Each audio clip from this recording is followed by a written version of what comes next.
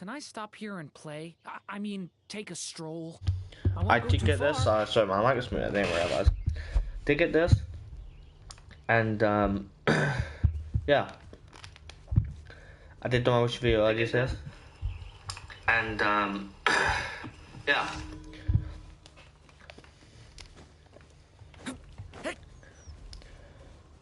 Now, I don't know how hard the said bosses can be. So, yeah.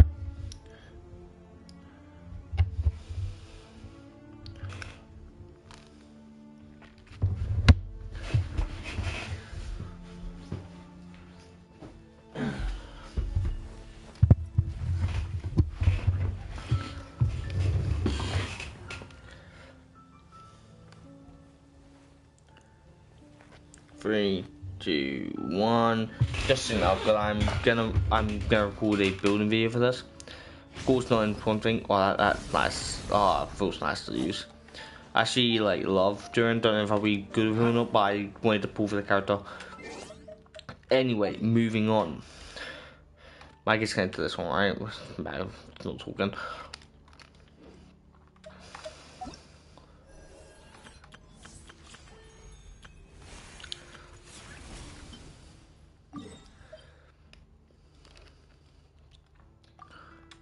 This is the main one I need to get. I feel like leveling up is the better way. I do have a lot of the actual things, and they aren't that hard to get either. Like, I remember getting them quite easily from what they are.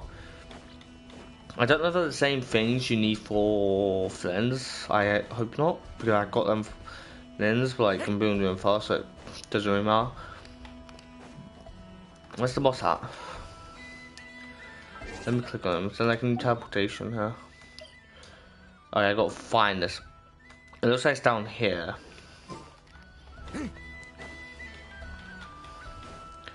So there's a new teleportation thing that's right with the boss.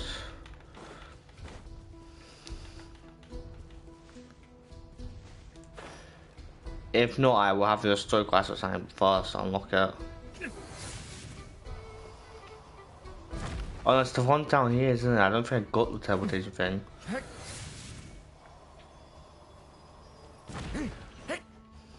I've been there before. I'm pretty sure I thought it was supposed to literally for an event, for a story class. No, this is a new boss though, so I don't think it is. But at least I have this place for easy. You know. I should not have had Duran here. I should have had my Farina on. That's something I'll admit. Time to testify. Got to avoid that. I said we have my Farina on 100%. Literally. Also, the one reason I want to do it is just simply the fact that he's just easy to get. I mean, he's a fire character, and I need more fire characters on my team because fire characters can be a lot. I'm literally using them again. Hunt them down. Loaded.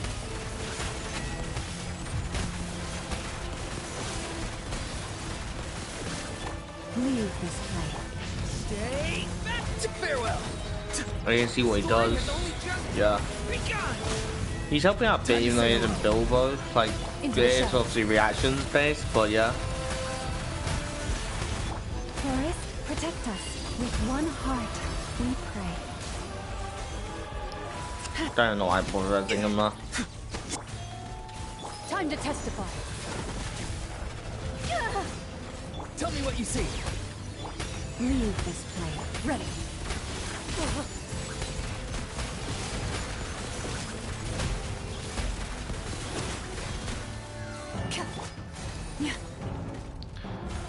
Forest, protect us. For the everlasting forest. Okay. Not too far now. See you Oh. in the night kingdom.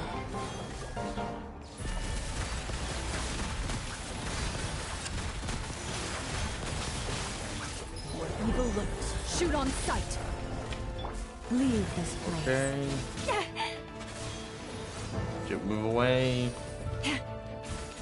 Ready.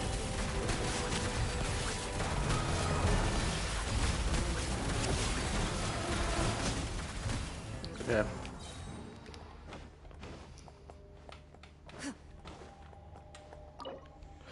Forty resin. Yeah, 3 of those. Go here.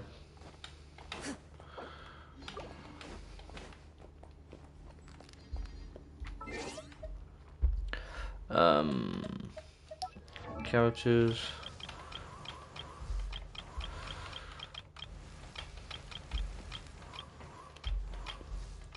Where is he? Because he hasn't.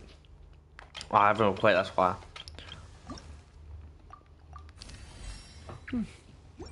I should have a lot of books. I shouldn't need any books during this.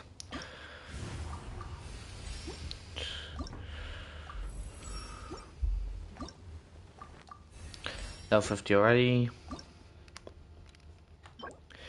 These, but these also. I will be getting some during the actual thingy, like you progress stuff that will give you these like building parts, which is great. I'm doing this before I have to have farm for artifacts, because limit cameras can be more annoying than farming. Farming's like it's annoying, but at the same time I can farm like occasionally. You won't have to like go and like bang out my farm to my day farm and then go off. Yeah, that's for you know. I knew you'd miss me. The question is, do I keep doing this, or how much stuff do I get for the event?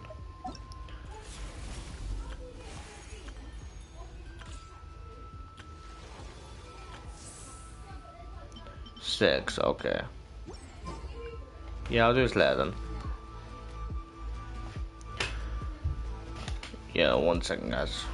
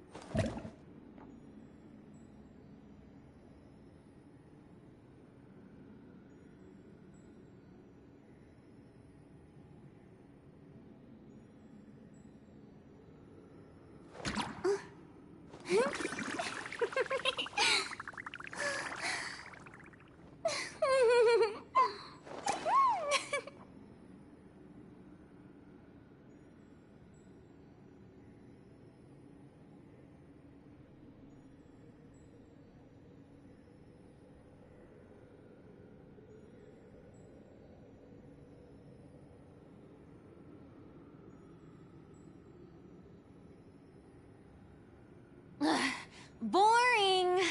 Isn't there anything else more interesting to do?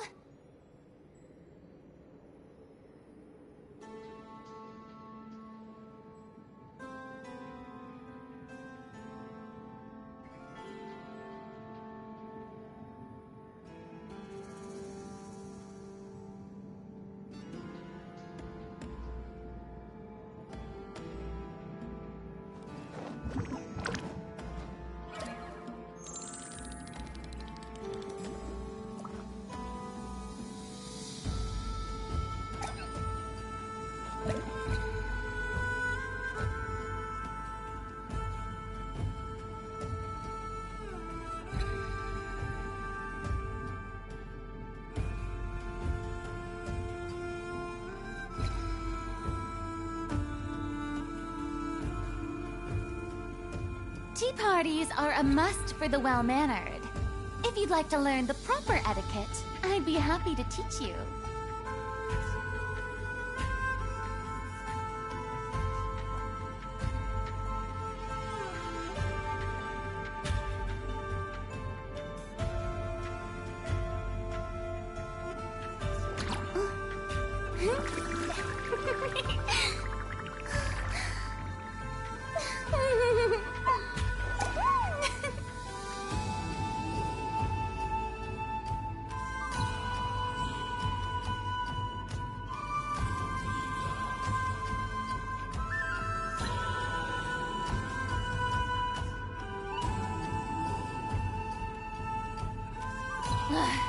Boring!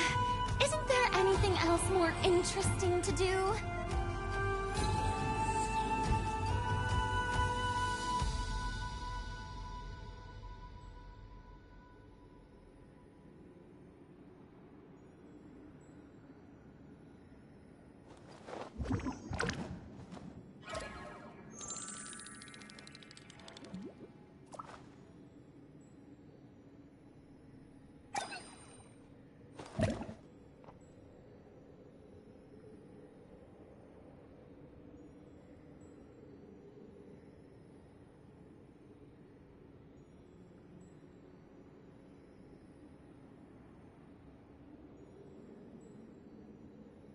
Tea parties are a must for the well-mannered. If you'd like to learn the proper etiquette, I'd be happy to teach you.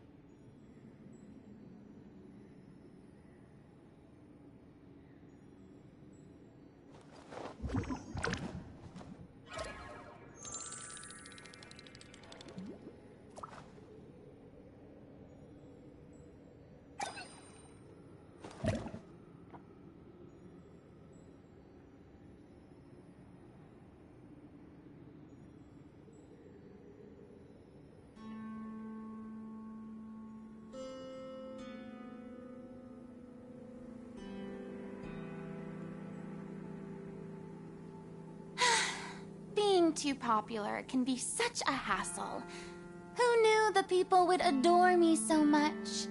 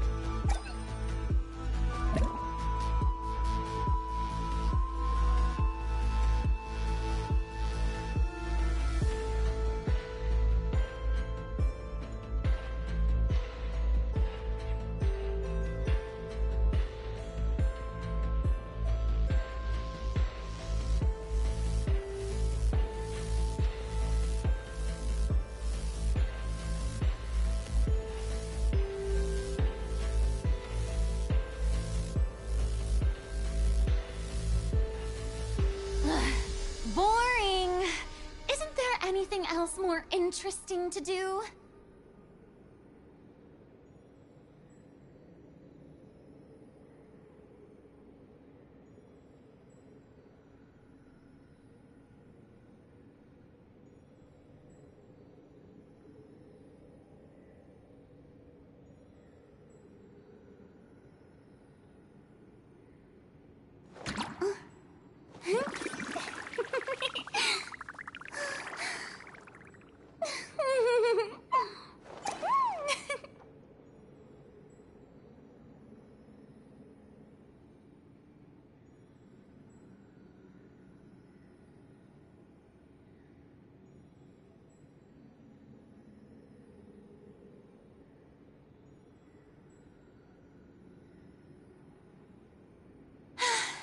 Being too popular can be such a hassle.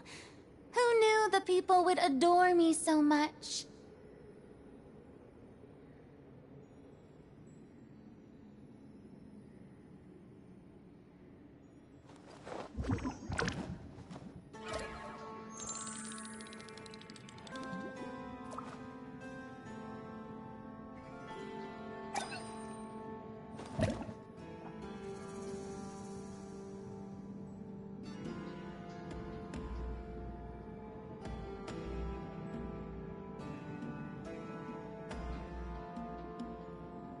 Tea parties are a must for the well-mannered. If you'd like to learn the proper etiquette, I'd be happy to teach you.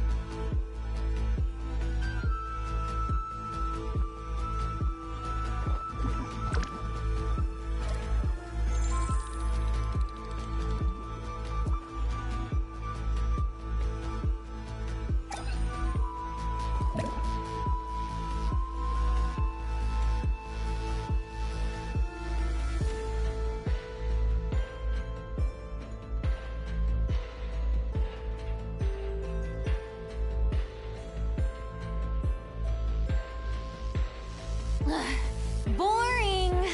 Isn't there anything else more interesting to do?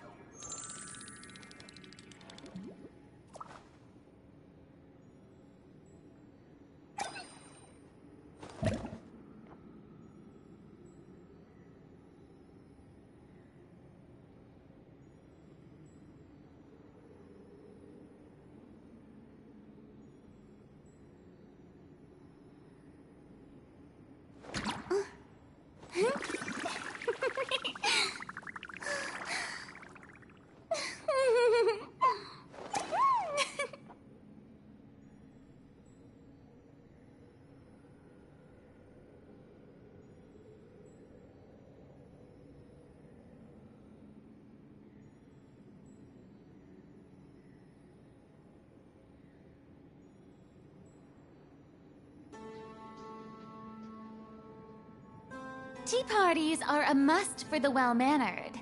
If you'd like to learn the proper etiquette, I'd be happy to teach you.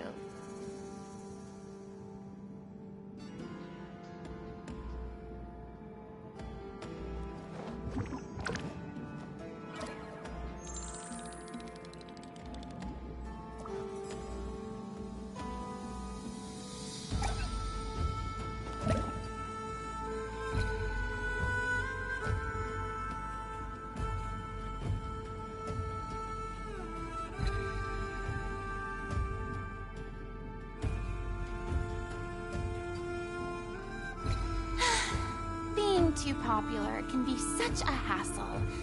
Who knew the people would adore me so much?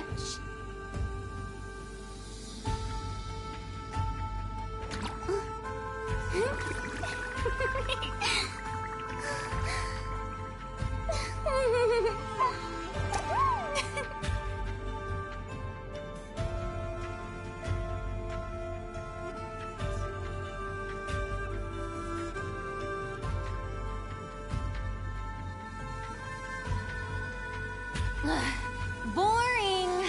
Isn't there anything else more interesting to do?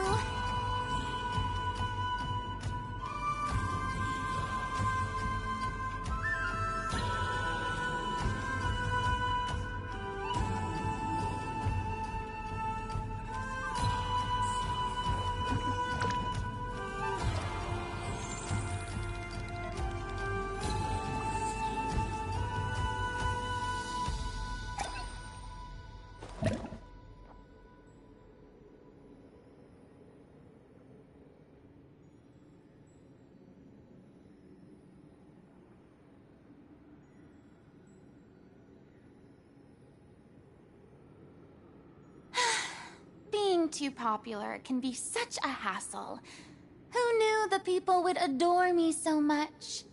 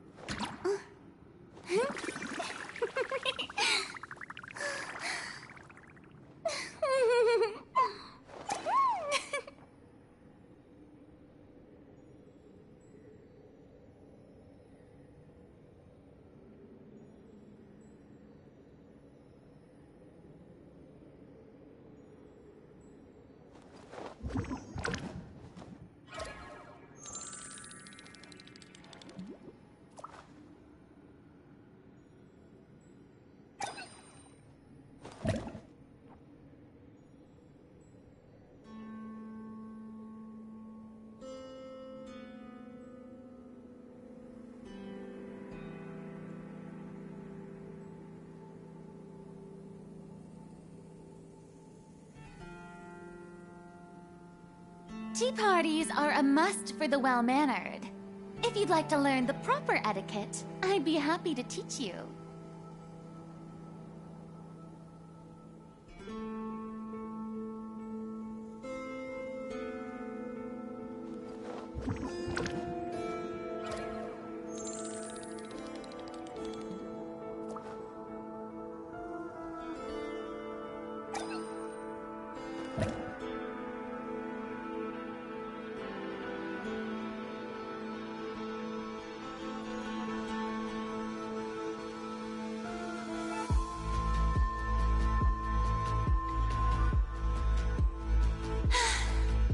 Too popular can be such a hassle. Who knew the people would adore me so much?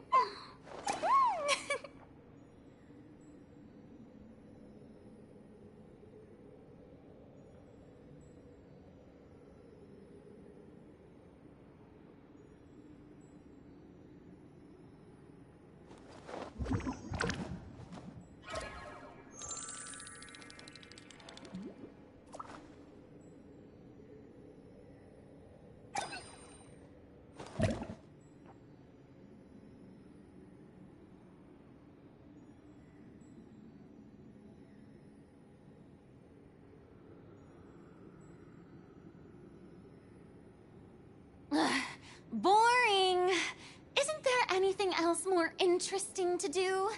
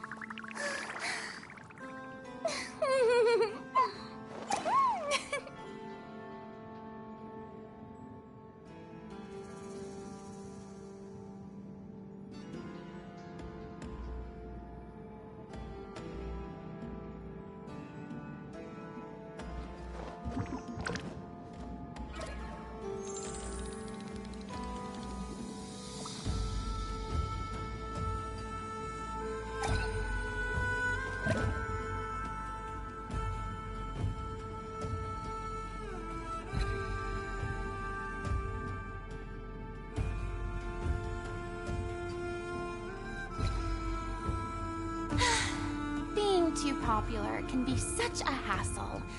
Who knew the people would adore me so much?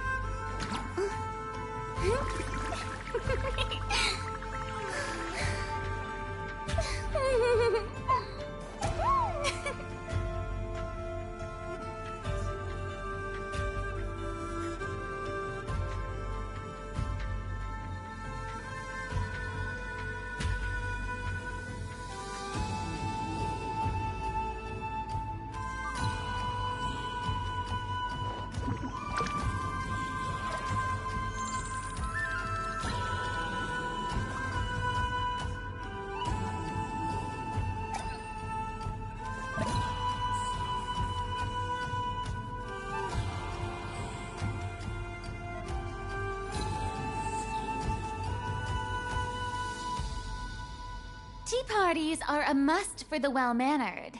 If you'd like to learn the proper etiquette, I'd be happy to teach you.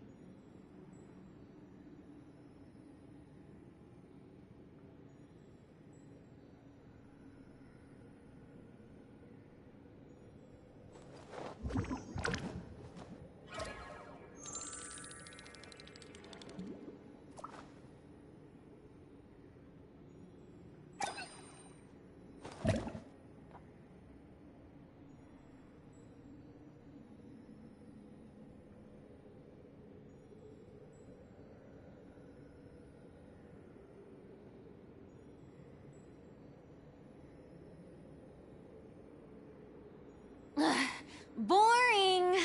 Isn't there anything else more interesting to do?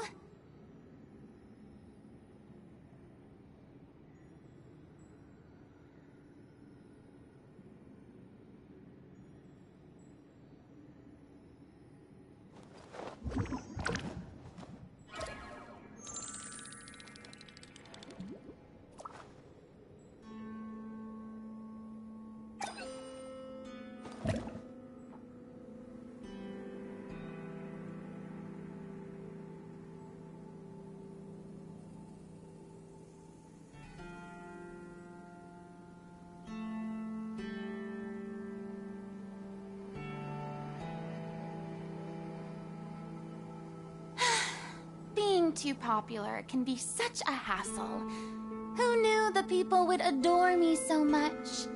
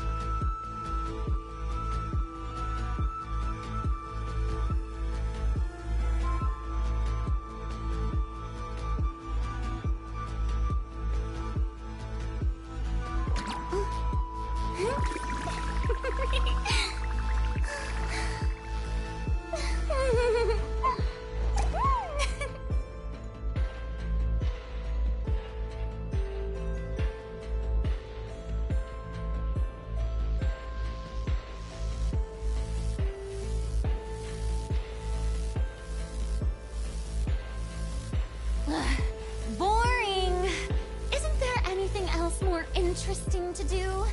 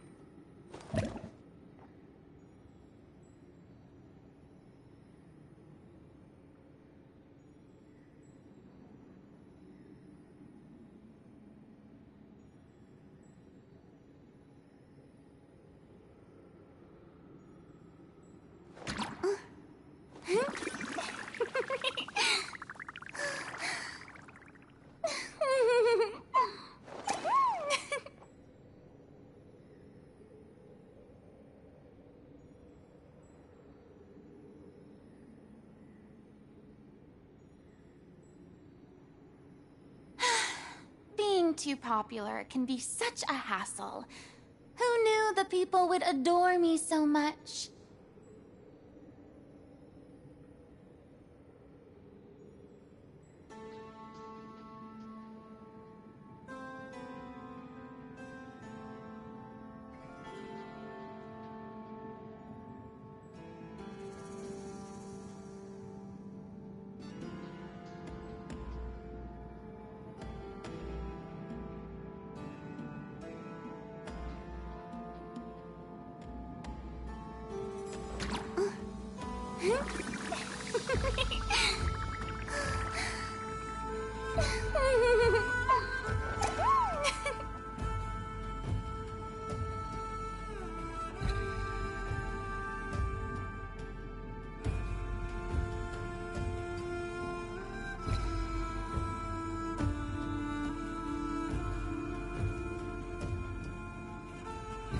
Tea parties are a must for the well-mannered. If you'd like to learn the proper etiquette, I'd be happy to teach you.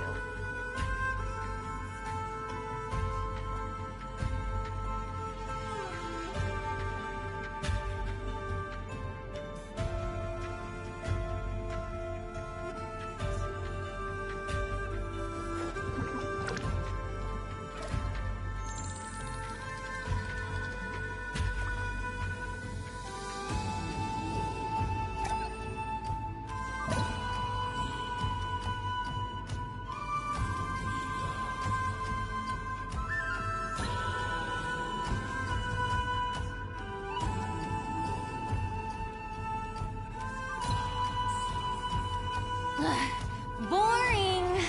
Isn't there anything else more interesting to do?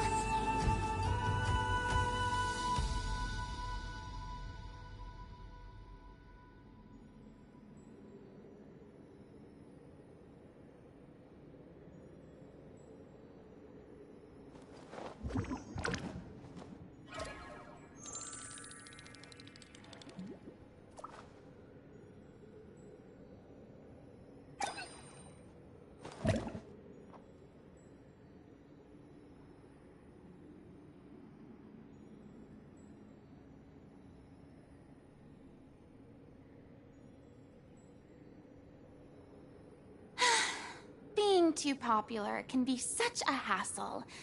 Who knew the people would adore me so much?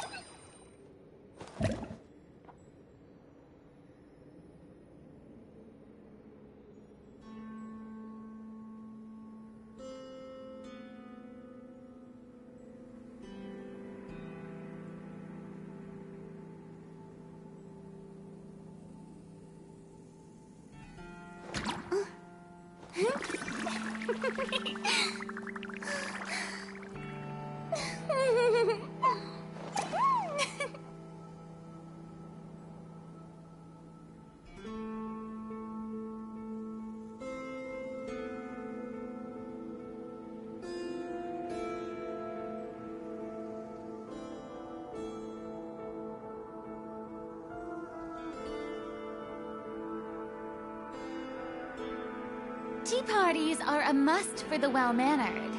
If you'd like to learn the proper etiquette, I'd be happy to teach you.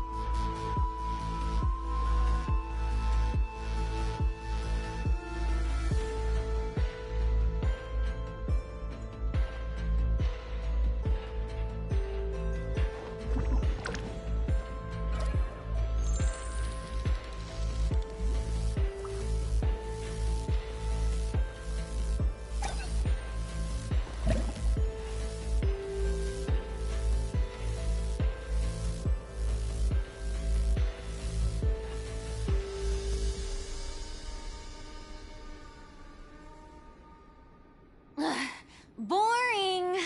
Isn't there anything else more interesting to do?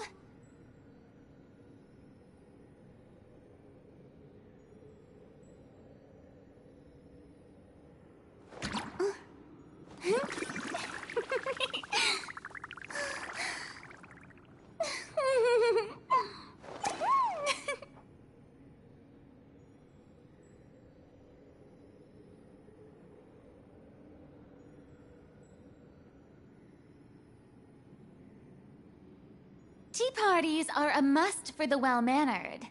If you'd like to learn the proper etiquette, I'd be happy to teach you.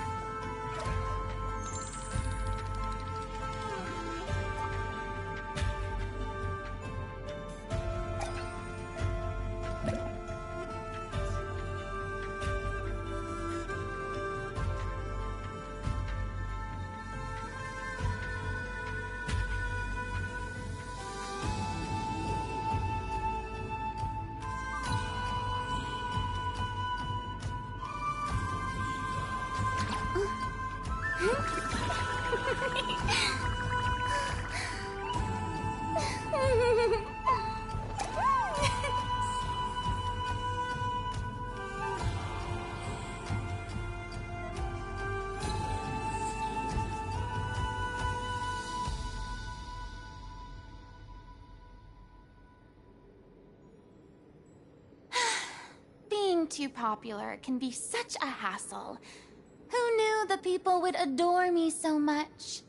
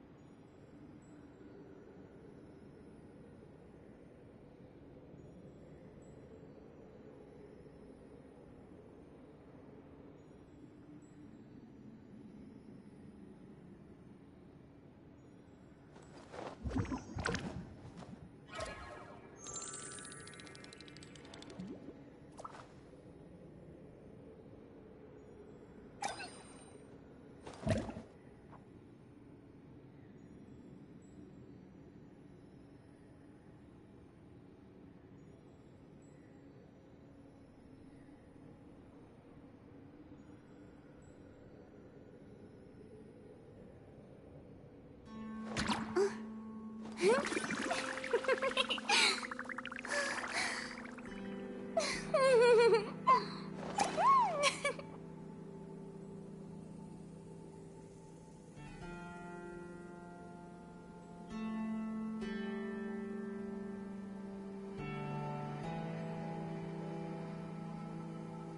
parties are a must for the well-mannered. If you'd like to learn the proper etiquette, I'd be happy to teach you.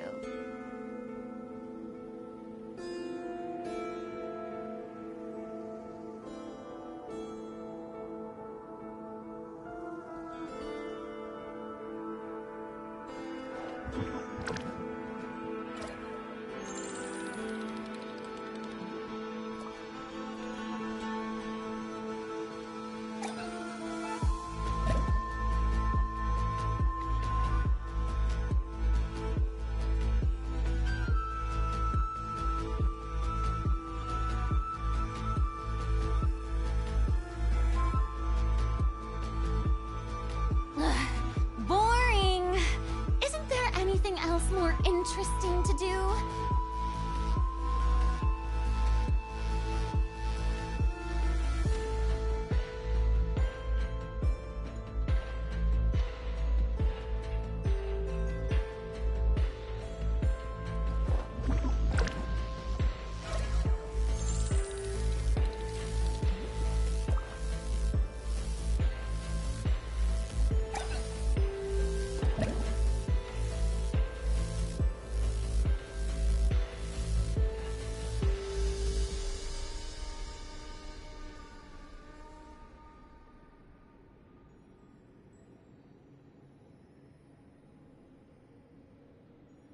Tea parties are a must for the well-mannered.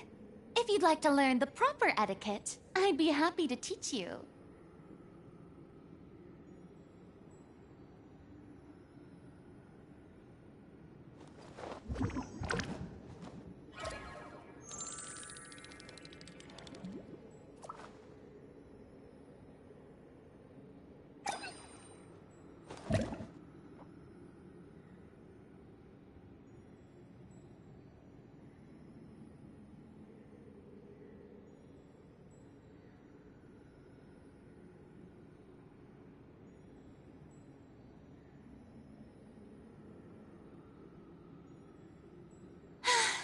Being too popular can be such a hassle.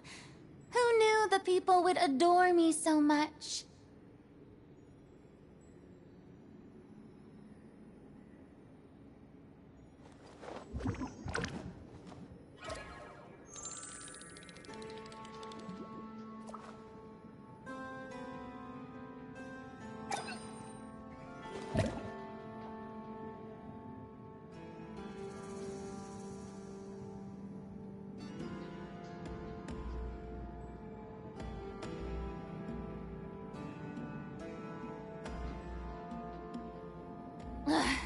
Boring! Isn't there anything else more interesting to do?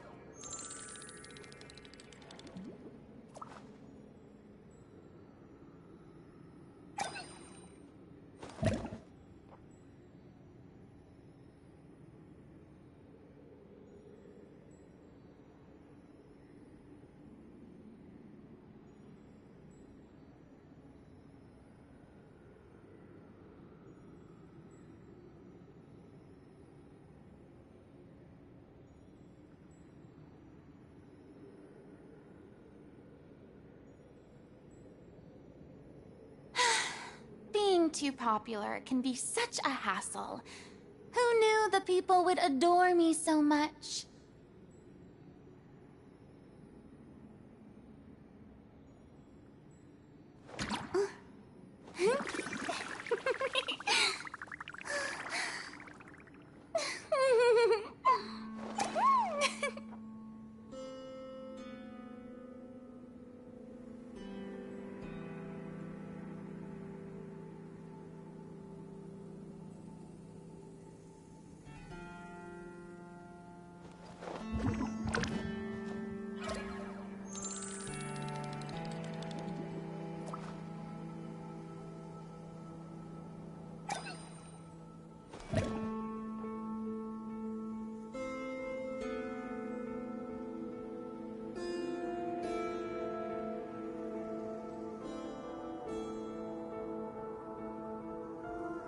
Tea parties are a must for the well-mannered.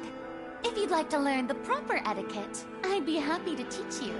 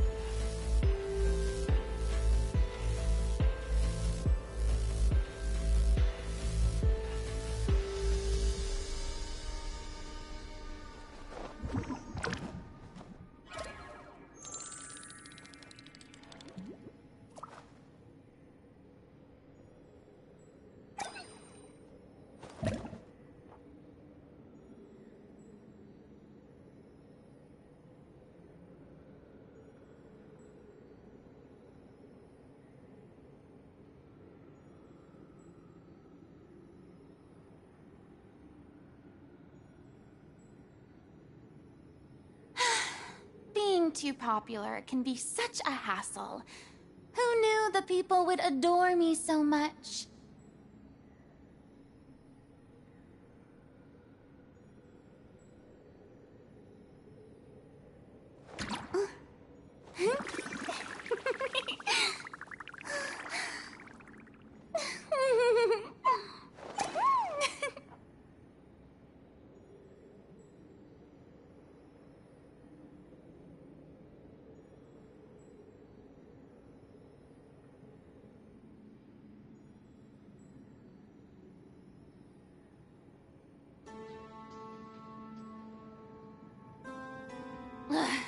Boring.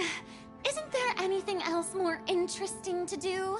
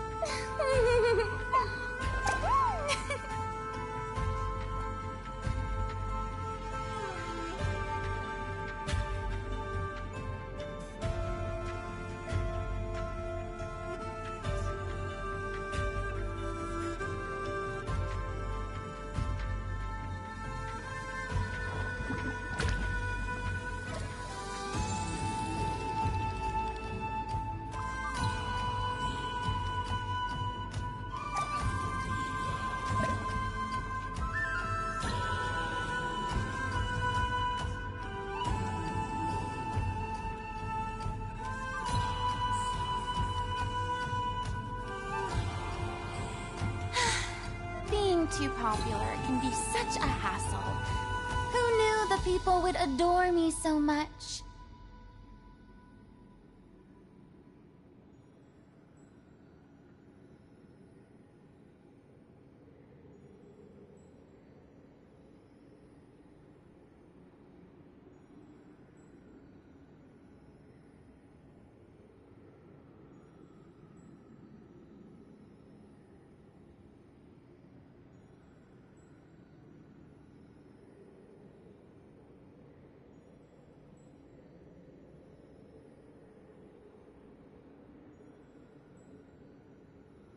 Tea parties are a must for the well-mannered. If you'd like to learn the proper etiquette, I'd be happy to teach you.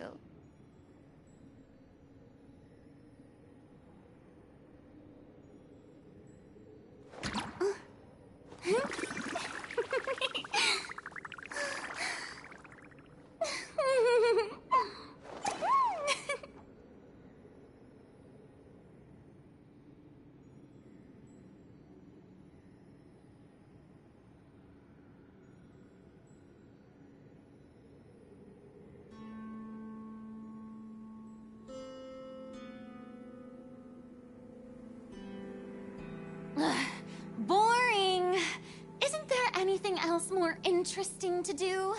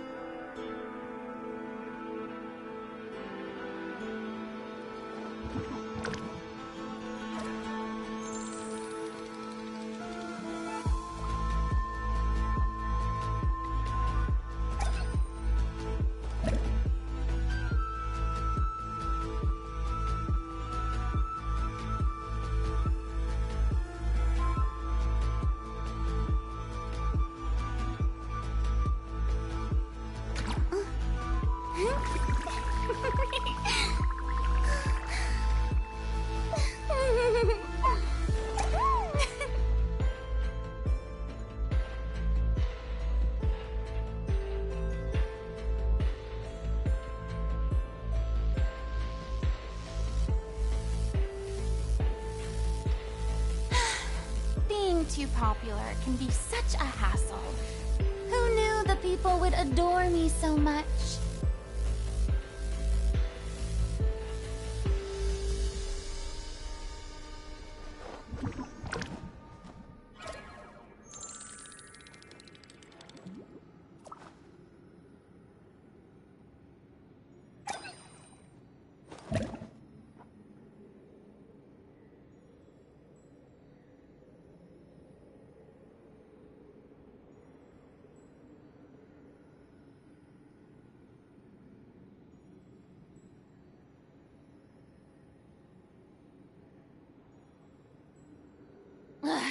Boring!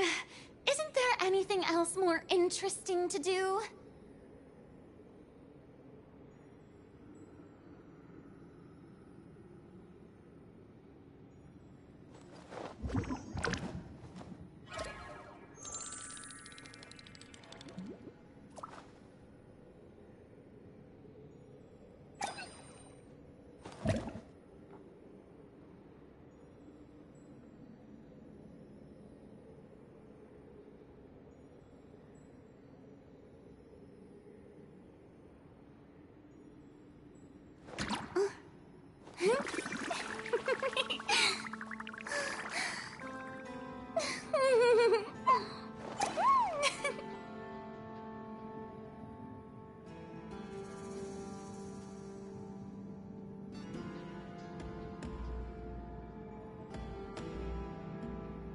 Tea parties are a must for the well-mannered. If you'd like to learn the proper etiquette, I'd be happy to teach you.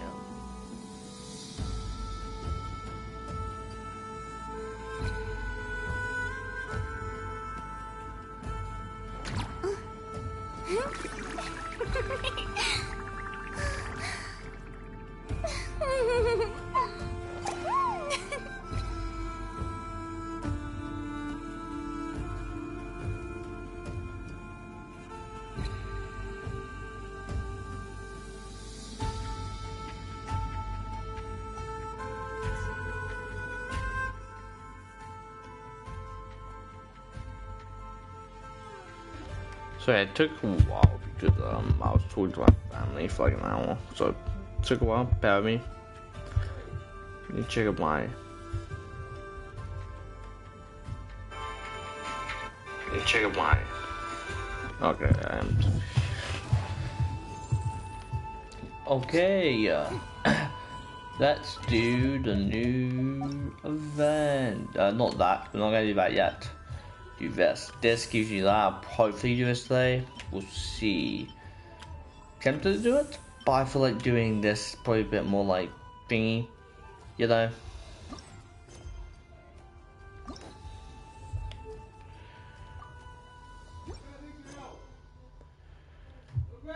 One second.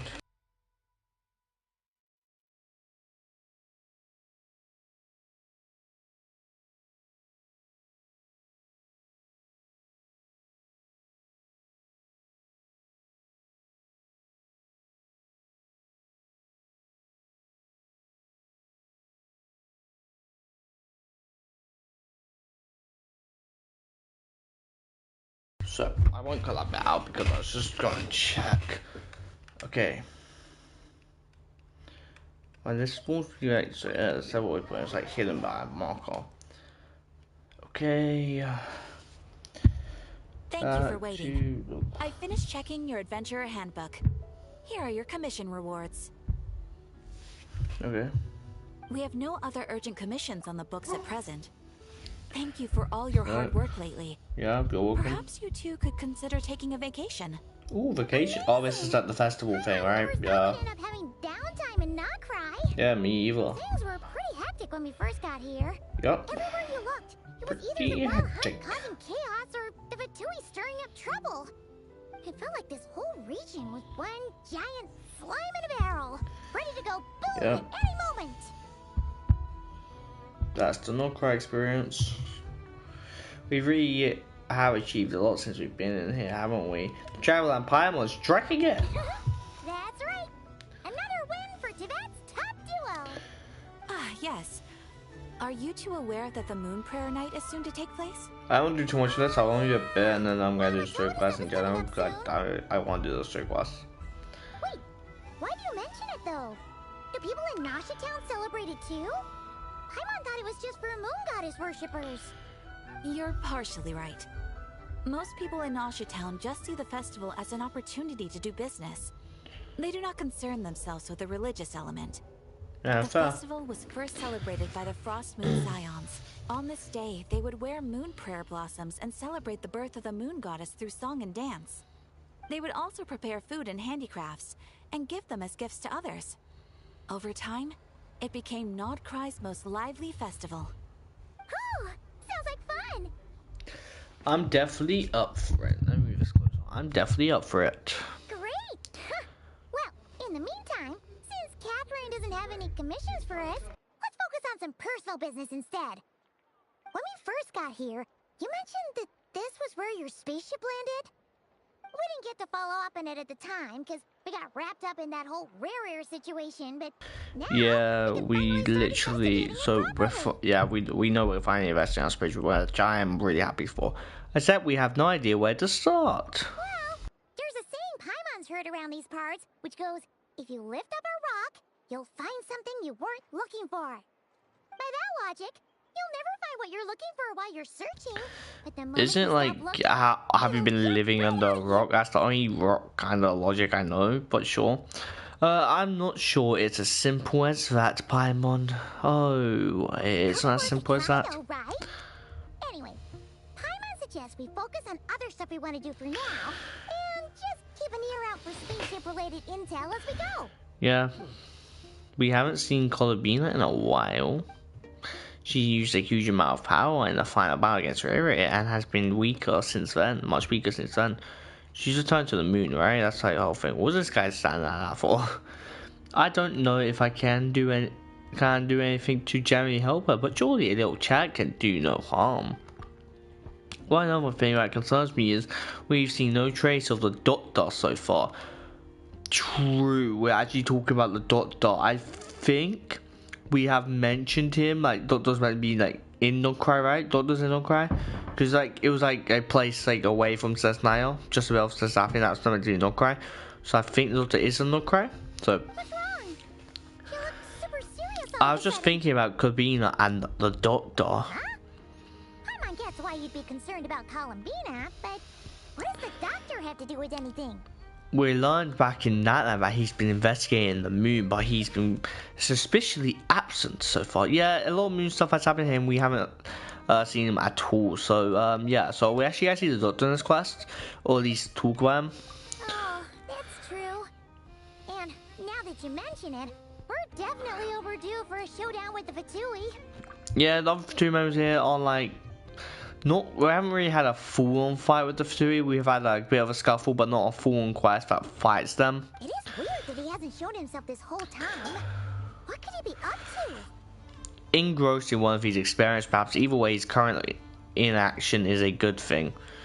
Probably not, because that means he's probably up to something, so technically not a good thing. True. Paimon would much rather deal with Marionette anyway. She says the meanest things, but when it comes down to it, she doesn't seem like a bad person. I'm pretty sure she's a robot, so that doesn't really apply. But yeah, Marinette is more technically reasonable than the Doctor's just like someone who actually enjoys evil, I guess, or at least like exploiting other people. Maybe it's the pressure of being a Fatuse, especially as a Harbinger. Does she feel like she's gotta act tough to keep up appearances or something? Maybe. But then, every time we headed out with Rarier, she always wound up having to repair Polonia and her other robots. Yeah. That's gotta sting. Losing face always hurts more for people who care a lot about their image. She's probably Paimon, still furious about it. Paimon, I have a feeling that she might have heard that. What? Relax, she's not even here. Huh? What's the matter? Nothing. Sorry, we'll be on our way now. I do love the fact that we're probably not gonna talk. We probably won't talk enough, hopefully not much about stuff like this in front of what's her name? The magic lady. Forgot her name. It's on top of my head. Catherine. Much something from Catherine, because obviously we know that she's Marinette's like one of her like robots, I guess, right? Or puppets. So it makes sense we're not going to talk about her in front of her at all, hopefully. In general, it would be stupid if you do talk about anything related to the Fatui. Or we can use here to get a message to Marinette also, I guess, right? Where are we again? Oh yeah, Columbina. Right. Yeah. That's fine, a little interesting. I thought she was going to be behind us, but I remember Catherine, right? A nocturne of the far north.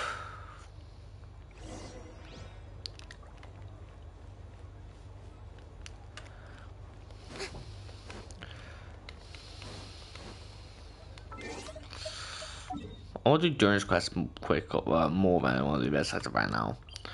Now, I'm going to talk to Columbia and I might end it to do Endurance Quest, because I'm more excited. I just want to get Endurance Quest done with all the materials. Ooh.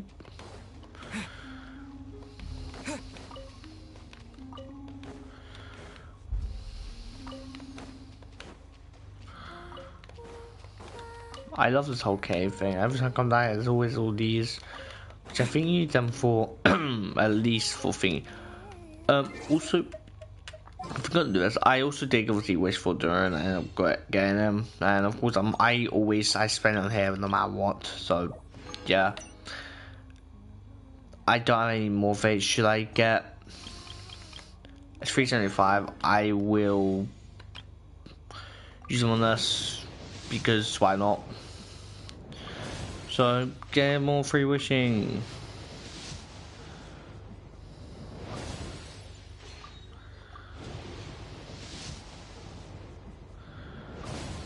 Probably last push this year. Actually depends, because I obviously do challenging to get thingy.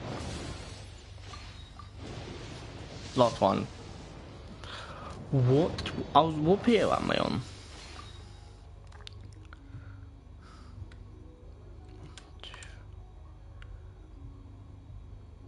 At 8p, that's 8 wishes, so I'm 2p now. Oh yeah. Just wait till we do that. Maybe a bad idea, a stupid idea though. But we'll see. Hey, she's sitting up. Is me sitting here a rare sight? No, we just thought you'd be Oh, resting. talking. Perhaps I would have been, were it not for the sudden arrival of some unexpected guests. I do love the fact we're talking more in this class. No, we just thought you'd be resting. I hope we get to do that more in other quests. Like, of course, we're not talking everything, but we're talking more. For example, I'm playing Where Winds Meet a lot with my friend Lionel. I'm playing Where Winds Meet. I'm pretty sure literally every time we talk, majority of the time we are talking.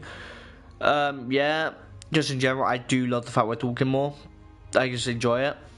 Just a small detail, like this whole like no cry thing. We've talked more than we have like throughout basically the whole story at this point. Not that I consider it a disturbance. After all, you are the only ones who are free to enter. Would it not be a little unfriendly of me to lie down while we speak? Have you done that before? I didn't realize you put so much thought into little things like that. It is unsynced, and but that's because they don't really try and sync it up with because it's obviously Japanese. I think it's Japanese. I could be wrong about that.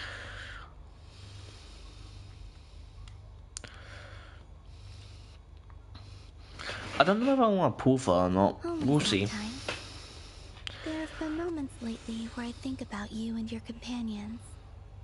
Yeah. They are warm, mysterious, and cozy memories. Very few of my past memories are anything like that. Sick. They say that travelers return home bearing bags full of souvenirs. But my luggage was empty, and I believed it would stay that way. Return home? So, you're still planning on returning to the moon? Yes. This planet continues to reject me, reminding me that I do not belong here. Yep. This must If I suck. remain in Teyvat, there will come a day that I disintegrate. And I don't mean reduced to dust. So is she gonna Turn like? into food for the flowers.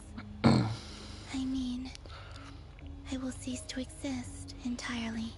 So is she gonna like try? Is she gonna like break through the fake sky into the real sky? Because the real sky is basically Teyvat. Is she gonna break through there and go to return to the world? I have no idea. Alright then. She turned to a moon, but aren't the moons destroyed? We're sure gonna miss you. I don't know. But it sounds like we'll have to say goodbye. Yeah. How do you intend to Talking return? again. The moon We'll have to planet say is soon to goodbye. arrive. Yeah. Yeah. See what I was trying. I was walking. The moon will be closest to Teyvat. Okay. The I used to tell Kuvok other Island moons, will I know, reach its like- peak at that time. I merely need to grasp the tide, and with relatively little effort. Oh, Paimon gets it. It'll work like a slingshot. Is this gonna be the last time we see her? Unless something goes wrong and she fails, or at least maybe she's able to stay into that. If not, this might be the last time we see her. Although I have a feeling the doctor's gonna intervene, because if the moon's gonna be closest to Teyvat, it makes the most sense that he will intervene. So yeah, I can see us find the doctor, and maybe we kill him. If I did that, I suspect I would crash into the false sky. Yeah. I will be using a much gentler approach. But I do like the analogy. It's fun. I find it weird so many people know that there's a full sky. Of course, it makes sense for the damn select to know, but like, there's so many people knows there's a full sky at this point. Like, it isn't really the most kept secret in Genshin. Especially after that land, right? She gets Paimon's sense of humor. In the blink of an eye, the time has come to part ways. I will say, I'm going to guess, not now, or maybe not even since now, eventually the fake sky will just fully fall apart and we'll see the real sky with like it being destroyed or something on the outside. It does feel that way, doesn't it? Time seems to fly fastest when you are Well, people enjoying have it. escaped the fake sky before, so it's not I've like always impossible thought at of all, myself as a or even wanderer hard on this maybe. earth, and it has never Hey, expressed any desire Wanderer! to keep me here. Also, that's just gonna be really hard because Wanderer, I think, is getting this Arkham quest, or at least during Story Quest, I think the Arkham quest. And I'm really happy to see him back because honestly, Scaramouche or Wanderer is such a great character. I think the last time we saw him was Sumeru. I like Arkham quest wise, and about Story Quest or stuff like that. Arkham quest wise. Yet, just I think. as I plan to depart, It tugs at my arm. Oh, we're also seeing Is Alice. this a gesture of So affection? much stuff I'm happy Or is the world mocking me? to look forward to. Ah. Oh. Were you hoping I can answer that? Yes. You are a traveler, so you must have a lot of experience in this area. I am a traveler.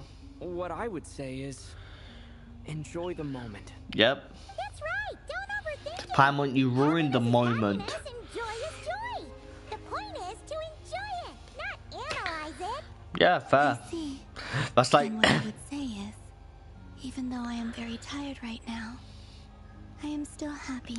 that's like telling someone to literally just watch a show and not analyze every goddamn frame of it. So meant to enjoy the goddamn thing, not analyze every single thing. Like this means that.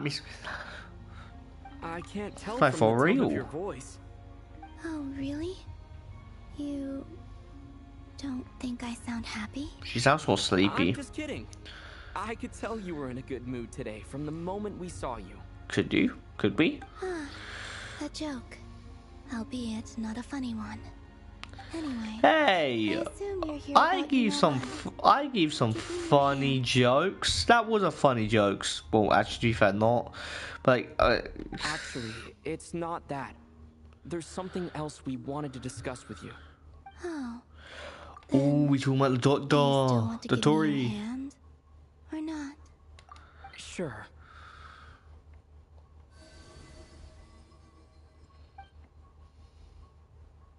Thank you. So, I've heard that in the moon prayer nights of the past, people here would hold celebrations in the moon goddess's honor. In your Since you honor? helped so Wow. much in our fight against the Rehir of Solnari, I think you deserve a farewell party before you return home. I haven't asked everyone else for their opinions on this yet, but I'd like to invite you to join the upcoming moon prayer night. Oh yeah. I've never joined a moon prayer night before. I'm not sure what I would even do. Oh, don't worry about that. We take care of everything. All you need to do is show up. I hope she says goodbye to Marinette because I like that little like dynamic. I thought I would have hated Marinette, but she's actually an alright character. Don't know about the future, but yeah, normally I hate a lot of story thought. So Arlecchino is a cool character. Don't mind her sometimes, but I know it's happening in the story event quest when I play it. I am not looking forward to that when I actually eventually have to finish my story quest. But in general, I do enjoy Marinette as a like, Futurika member. Child can be annoying, can be fun. It really depends. The doctor's just I don't. That Samara thing. What the doctor did was not nice. Of course, there's no need to force it if you're not feeling strong enough. It's just, this kind of felt like a golden opportunity. Honestly, the way this is like set up, it sounds more like an event quest instead of like an Arkham quest. But I'm assuming something's gonna happen at the moon thingy. Out for me. I shouldn't appear in public right now. I'm assuming the doctor's gonna go and capture Marinette for his little experiments. Yeah, there will definitely be complications, but I'll make it work. You have my word. Yeah, we got your back. Well, he does. Paimon's actually not too sure what he's planning. All right, if you're sure. I will not refuse your invitation. Marinette needs to show I up. suppose Go it on. wouldn't hurt to pack a few more sights from this world into At least my I was gonna do the thing suitcase quest, but I now before kind of want to finally see, so learning we'll what see. my homeland looks like. Oh, if you see Lauma, please tell her that my answer to the question she asked me is neither yes nor no. More question. Rather, it is. There is no need. Maybe it was like, do you want? But sure. Guess it's between the two of you. We'll pass along the message. Bye for now. Maybe it's something like, will you return to being the moon goddess or something? That sounds like a good question. The doctor's gonna appear.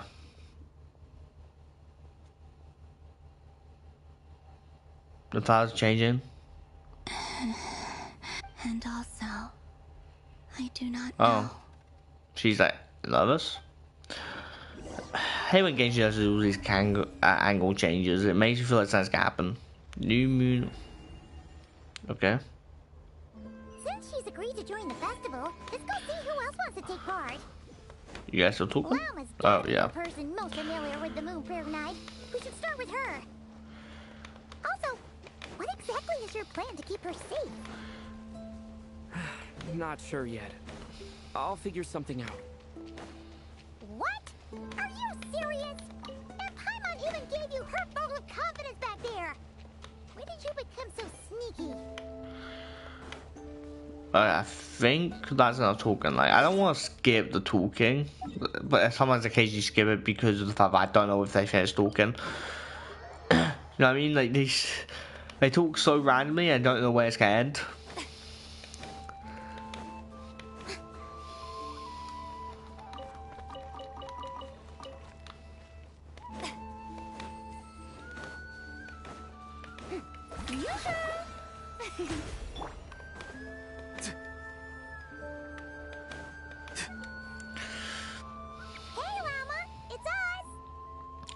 Fuck off. What are you doing here? Also, the reason I wanted to pull the Durin because I'm wearing the male character that I will occasionally use because I have friends now there. Beats me. But like, I had a bit too much to drink last night, and when I woke up, I was on Hisi Island. oh, Vark actually Mr. Varka is passed helping out to from oversee drinking. That must have been a Market lot. Town's preparations for Moon Prayer Night.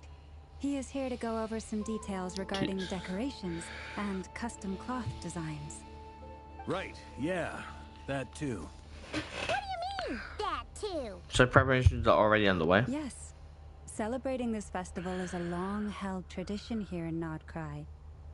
On this day, the crescent moon at the top branches of the verdant crest turns into a full moon, and the moon prayer blossoms bloom with a special radiance. Our people take these to be blessed omens. It's an especially welcome event coming off the back of all that nasty business with Rare. Yeah. Everyone got put through the ringer recently, and now they're looking to turn their fortunes around. The big shots in town all agree that a big, lively celebration is just what we need to rebuild people's faith in this place. Yeah, it makes sense. Like everyone was like Catherine doing said so that much people weren't havoc. so bothered about the religious element. That's right. It's become more of a local custom by this point.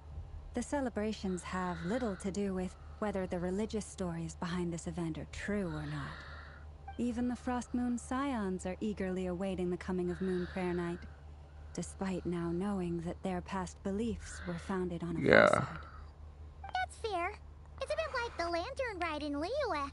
It's a chance for people to enjoy themselves, not debate the existence of the Adepti. Yeah, although I think the Adepti, like a lot of people know their existence because of their help. Although in their case, Adepti definitely do exist. Yeah, like I said, we've met plenty of them in our time. One other thing, we just went to see Columbina. We went ahead and invited her to take part in the festival this time. Hope it's okay. Wait, so... you mean she agreed to it? Huh. That's quite a surprise. Then I suppose that she intends to return to the moon on that day. Yeah. Oh yeah, it's kind of a complicated process, but basically, it's like a slingshot. She probably shouldn't have endorsed your metaphor. I understand. In truth, I had a feeling that she might make such a decision. Well, if Kuthar has decided to participate in the festival, we should prepare accordingly. Yeah, exactly. She was saying how it could be risky for her to show her face in public. We were wondering if there was any way we could hide her. Unfortunately, the people who carved the statues did an excellent job of capturing her likeness. It will be very challenging to hide a goddess whose face everyone is so familiar with. Darn! We may have bitten off more than we can chew here. Nah, don't sweat the small stuff. We can handle that. Yeah. Are you saying you have a plan? Put in armor or Not something. as such, no, but the most important thing with a festival is to keep the mood light and your spirits up. If she's talking about the two, I'm You sure like can't go Vark or preparing someone for a guarding it will be festival with okay. those long faces. You'll never convince anyone to enjoy themselves. The Mondstatter spirit is strong with this one. As it happens, I agree with Mr. Varka. Let's start by making our appreciation for Kutar the beating heart of the festive atmosphere. And who knows?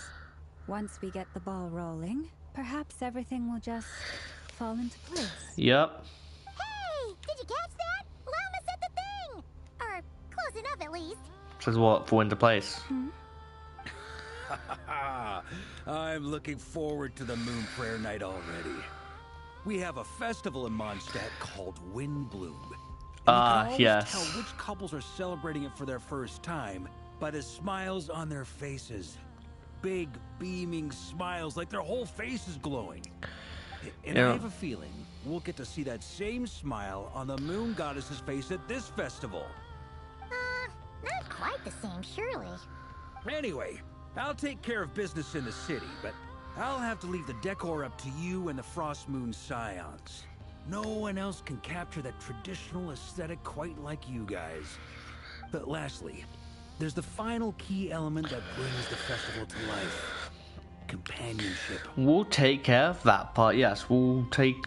Before you leave, let me show you something that we've been preparing. Mr. Varka had asked to see it already, so you may as well tag along. Also, I have some further questions about Kutar's decision.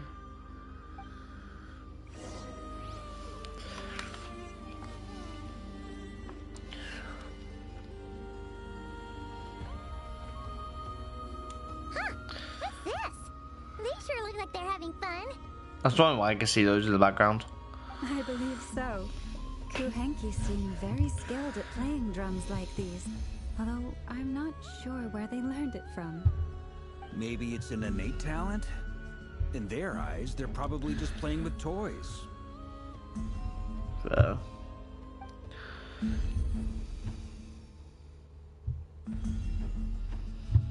Wanatar!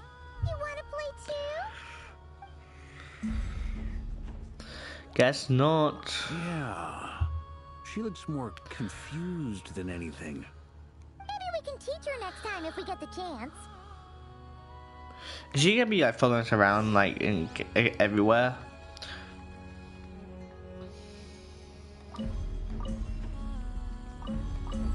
Yeah. Oh yeah, anyway. What are these floaty things? Balloons. Moon veils. We hang them Oh, from buildings in the city during the festival. When you look at the sky through them, Oh. Everyone seems hard at work. they're preparing items for Moon Prayer Night. For instance, the sculpture being made over here. Mr. Varka and I were just finalizing the details. Wasn't that already there? Or am I like... Ah, there she is. I didn't know the finished article would be so large. Not to worry, though. All the necessary arrangements have been made. Just let me know once it's ready, and I'll get some people to ship it over. You have my thanks. And over here, we are preparing a very traditional confection. Oh, look at all these colors! It looks great! Can Paimon try one? Of course. I have a feeling you'll like it a lot. You bet! Sweets and treats are Paimon's favorite! Okay. If you included those in the Feast of the Moon, I bet Paimon would have joined the Frost Moon Scions by now. There will also be I'm pretty sure there was like crests something this similar present to that in when we were talking to during like the Mona or someone like, oh, if you include food in there, Paimon would have already been there. The timing or something. of Moon Prayer Night is not completely set in advance. Yeah. We make a rough estimate, then observe the changes in the verdant crests and moon prayer blossoms to guide us.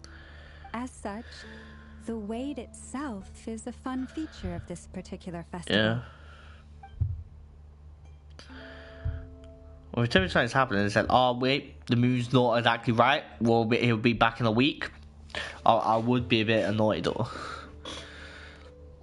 Ooh, the moon's at you. To be fair, if I saw that and then the moon thing, I wouldn't have realised who she was. To tell I the can't truth, lie. I am very surprised to hear that Kutar is willing to Well, it's participate us in who the are us, festival. man. I once asked her if she'd be willing to stay with the Frost Moon Scions. I could introduce her to everyone, and we could be a family to one another. She did not answer. but she has not appeared here So it since. is something similar to what I thought. I took this to mean her answer was no. But if that were the case, she would not have accepted this invitation. Speaking of answers, she asked us to pass on a message. There is no need. Ah. I see. Maybe she is right. Maybe the Frost Moon Scions of today no longer need a moon goddess. I mean, if you like god power too much, or like gods in this time, I guess because gods of the are for her to come here and be worshipped. gods are like, you know, I simply wanted to offer her a place to stay. Because in general, gods like, you know, are real into that, right? Like it's pretty obvious like no one would not believe in a god when there's literally gods there. So in general, if you rely on the gods too much, you'll probably come, like, you know, you probably won't be able to rely on yourself. I'm sure she believes that showing herself here might invite Fatui intervention. Yeah, that could be the she case. does not wish to cause us trouble. It is a peaceful place, sir. What really pains me about all this is that this is her birthplace. She ought to belong here, yet no one has been able to grant her shelter. I think I'm qualified to weigh in here. When someone's about to depart on a long trip, what they need is blessings, not burdens. We should wish her the best, not make the journey harder than it already is. Maybe, I'm assuming this is coming from like placement, because he had to depart here from Mondstadt. All we need to do is simply respect her decision. Yeah. I see your point. Yes, she will soon depart after all. Our job is to leave her with some happy memories. Besides, who's to say her journey to the moon is a one-way trip? It's not like she can't come back and visit if she wants, right? Paimon agrees wholeheartedly. Yeah. Festivals are all about having fun, so let's keep it simple. I can see her going to the moon, coming back every so often, because because the moon to recharge her power and make sure the world doesn't erase her. All right.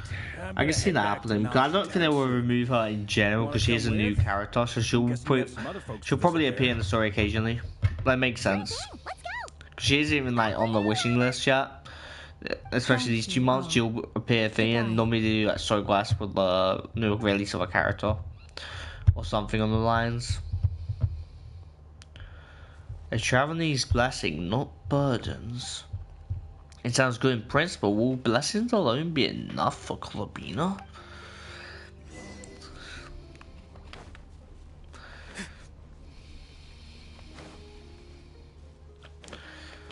Let's see, because there's a thing up here. It's up here. Let's see if there's like...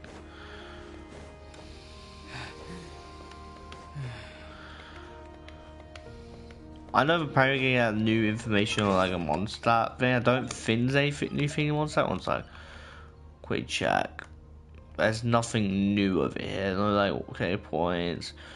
We'll get information on a new region Mondstadt, which we could get a new region Mondstadt next update, which I'm down for if that is the case. Mondstadt to expand like over like here or here.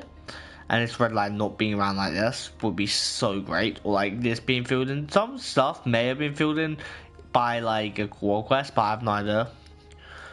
Yeah, I wouldn't mind that.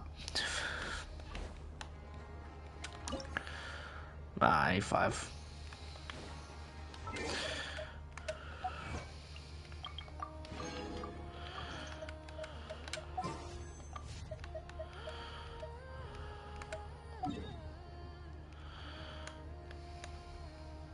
So, I know the things there, and I want to do this just so I'm gonna spam it. Bear with me for, but I've already Quick one is domestic. Bingo. Okay. Here. Knuckle Barely knuckle. Wrong. did this I before. see. Of course not. So I don't know if it counts if I say it again. Just like I'm the one. Understood. I don't know if that'll count. I remember doing that before.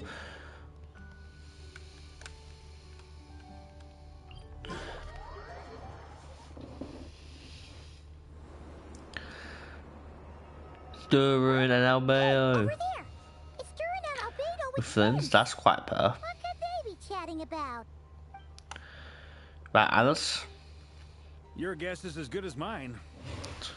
Ah, Grandmaster, and the Traveler and Paimon. Hello there. It's been a while. Sure has. Perfect. We have some new volunteers for our investigation. Sorry, what investigation? Wait, let me guess. The righteous Lightkeepers are finally ready to hunt down the Abyssal Dragon. The Abyssal Dragon? Yes, that too. Yeah, right. Oh, wait. Why does everyone keep saying that too? Well, to be precise, the facts match, but not the causality. Wait, so I guessed right? Half right. Don't act so impressed with yourself. Maybe I can explain. We ran into Mr. Flint's north of Nasha Town. At that time, we just noticed a few abyssal creatures out in the wild, but the strange thing was, I didn't detect any traces of abyssal energy on them at all. On closer inspection, we realized that they were not real monsters, but something akin to reflections in the water. Or perhaps a mirage. So this is one other thing. Huh? The reflections reveal the future or like the past or something like See that. them, but not touch them? So this is pretty what it is. It was very peculiar. They roared and tried to attack us, but we could not make any physical contact with them. I think I've heard of things like that happening in Notcry before, but I don't know much about it. Yes, it's a known phenomenon. Mirage-like illusions tend to appear in Nodcry in the run-up to Moonprayer Night. From a distance, they appear quite real. I myself thought that Misters Durin and Albedo were locked in battle with abyssal monsters when I first arrived. But after sharing intel and investigating a little further, we can confirm that these illusions are harmless. I see. There is no great cause for concern. I see. I'm glad they weren't real. All the Mirage stories I've heard are either animals, rocks, or small houses. Abyssal monsters, though? That's a first. It's a first for me, too. So I'm planning to look into it further just to be on the safe side. I intend to inspect a few more locations. What about you two? Any plans? Alice contacted me a few days ago. Oh, She'd like me and Durin to assist her with an experiment. sick. But we lost contact shortly after receiving the message. I'm sure that comes as no surprise to anyone familiar with her. We don't know when the wind will blow, yet when the wind blows, we will know. That, in a nutshell, describes how Alice operates. Yep. Yeah, that tracks. Okay. Well, I suggest we investigate this Mirage business in the meantime. It's piqued my curiosity, and I'm pretty sure I know someone who will already be 10 steps ahead of us. Well said. That Right? in that far? Whatever's happening in Notcry, she always Yeah. seems to be the first one to know. Let's go see what she knows. We can invite her and her staff to the festival while we're at it. Okay. Yeah, I thought it would be in that far. Makes sense. I hate running around Nosha Town, okay? So only trying to find locations, Can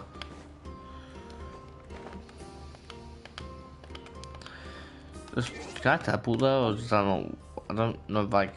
Oh, that is a teleport waypoint. Oh, thank God.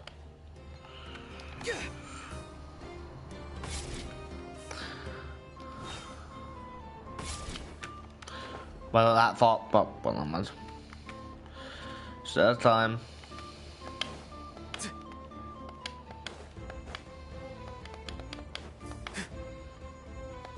much destruction written in the earth here. Nice. Yeah, I got it. If you're done slapping your lips, Interesting.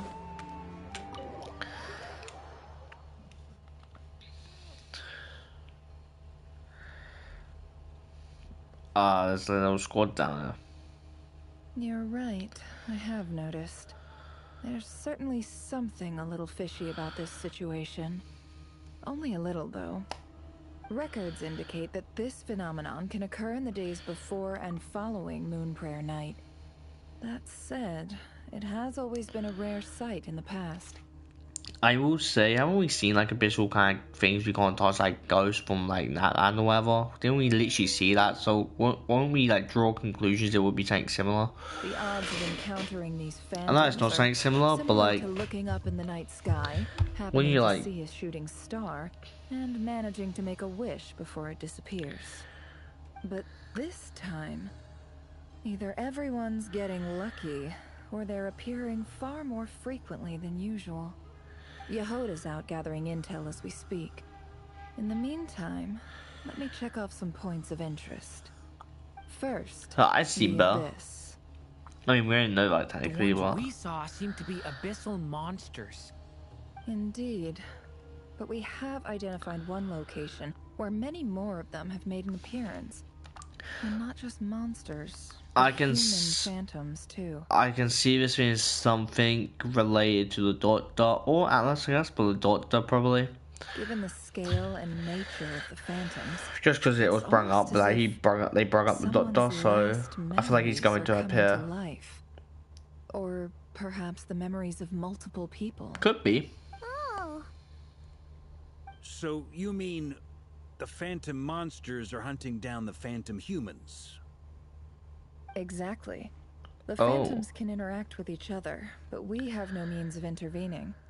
In addition, some of the human phantoms would seem to be from the very distant past.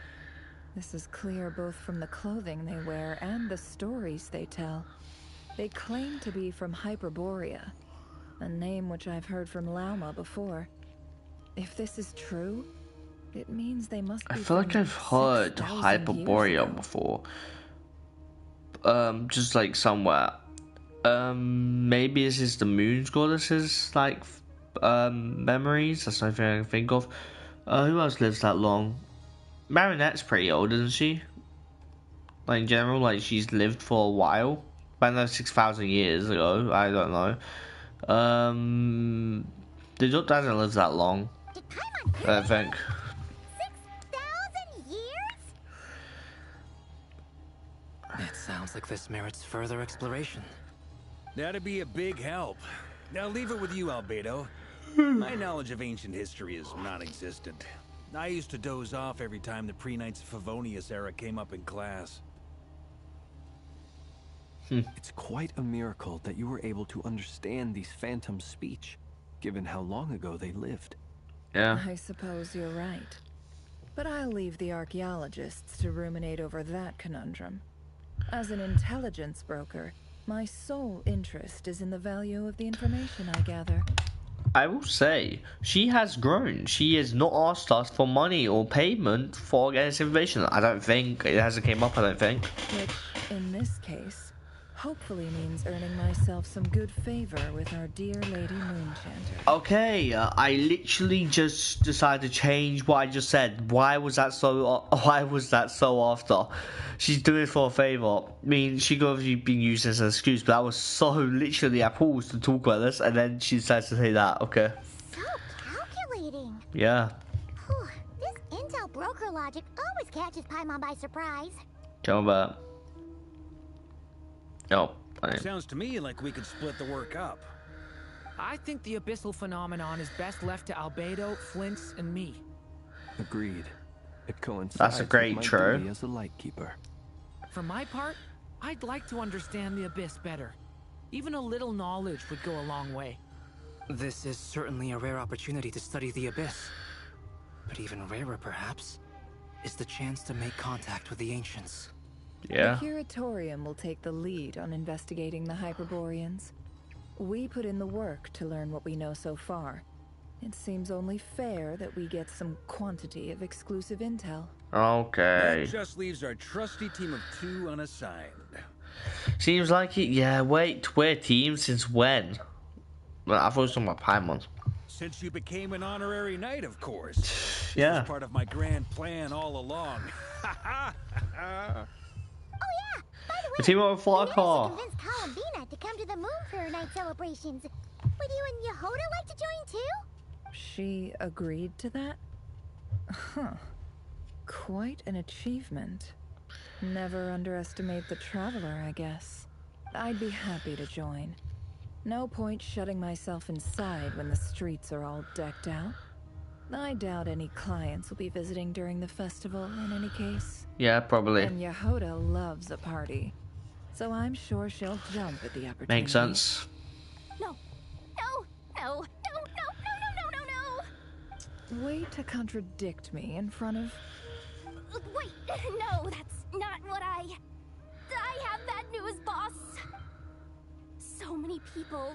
All right, everyone inside. Quick. Okay, well. She's ran fast. This is gonna sound crazy, but hear me out. I saw one of those phantoms at Star Sand Shoal, and it was some sort of flying ship. Like a spaceship? A spaceship at Star Sand Shoal? That's gotta be the one you came to Tibet in. You said you saw the same thing through the moon barrow, right? Huh? You already know about it? Ugh, I thought I was gonna blow people's minds. Turns out I'm the last to find out. Wait, back up. You came here in a spaceship? Now my mind is blown. What's it like on the inside? Was it like flying through space? Maybe. I want to know everything. Maybe that's a conversation for next time. This is still a huge discovery on your part. Yep, exactly. Huge discovery. You're the best. Oh, I thought something terrible happened, but like, okay, this is great. Of course. Wow. Really? Well, I don't know if I'm all that, but... I guess that decides where we're heading next. Come on, don't look at me like that. I know the spaceship doesn't have anything to do with me, but you don't want to leave me as the only one twiddling my thumbs, do you? Please? Fair enough. I don't know, like, especially music plays when that happened. In that case, let's meet back here to discuss our findings once we're done. I wish everyone a productive investigation. You too.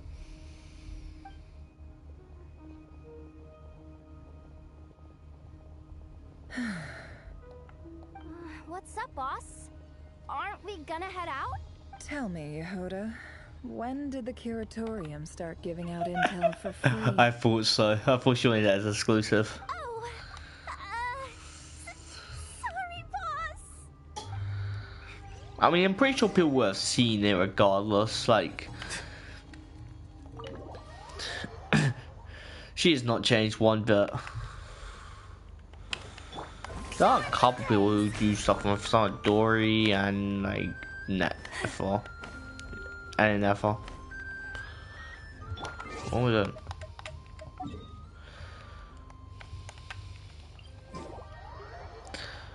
Where's my spaceship at? I certainly wasn't there before.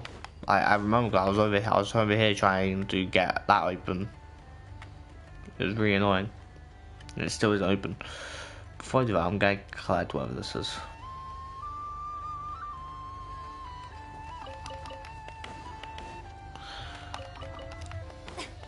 By the time I need whatever that is, that'll be refreshed anyway. There are people praying for the thing? Or is this what it, so there are people normally looking at it? Some fans, some not. Well, what do you know? Yehoda was right on the money. 6,000 years ago? Phantom really is your spaceship. Were we thinking? I thought it was 500 years ago. Was it 5,000 years ago? I know that this is 6,000. So weird. Let's only some of them. Is it some kind of projection? Or a ghost? Like, maybe it no longer exists. But somehow it left an afterimage? I'm not sure either. Maybe we'll learn a bit more what happened when, like, you know, Lumi wakes up. You're already here. Why are you here, Alma? What a surprise. I thought you were busy with festival preparation. See, clearly it's not hidden information, I man. was, until one of our people informed me that a strange sight had appeared at Star Sand Shoal. No one's ever seen something quite like this before. I thought I should see it for myself. Same here. Oh, so we heard that these things appear around the festival period. Any idea why that is? Unfortunately not. We have very limited information. Wouldn't it be better to ask the Moon Goddess? I thought like she would know. With, and no human phantoms have ever made an appearance before now. The most we've been able to deduce is that these sightings appear to be connected to the increase in Kuvaki energy around Yeah. this time. Let's look around and see what we can find out. Seems like that's all we can do. I feel like the moon goddess would literally. It's like no one gonna say, "Oh, let's go to the moon goddess and ask." I'm sure she would literally know what's going on, but sure. Maybe she doesn't, I guess. But either way.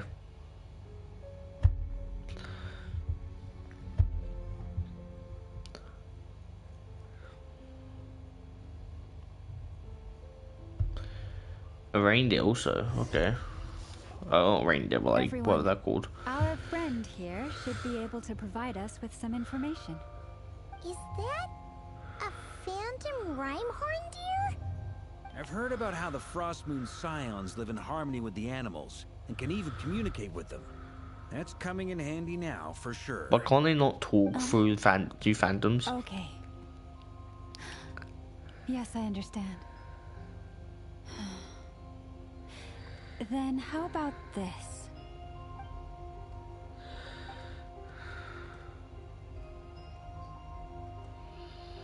Oh, it's leaving. It appears to share our curiosity about this giant spaceship, so I asked it if it wouldn't mind investigating along with some friends. In return, I told it about some nearby spots where the wild Don't we fruit literally grows know why abundantly. the spaceship was here? We may live Maybe, in a maybe not different the after era from image, these but phantoms, but I trust that the terrain, climate, and ecology here are more resistant to the effects of time than some things are. Let's give them a moment and hope for the best. after a few moments, right here, and the parents return happily. All back together? Must have been a lot of fruit. Now let me ask them some questions. Okay.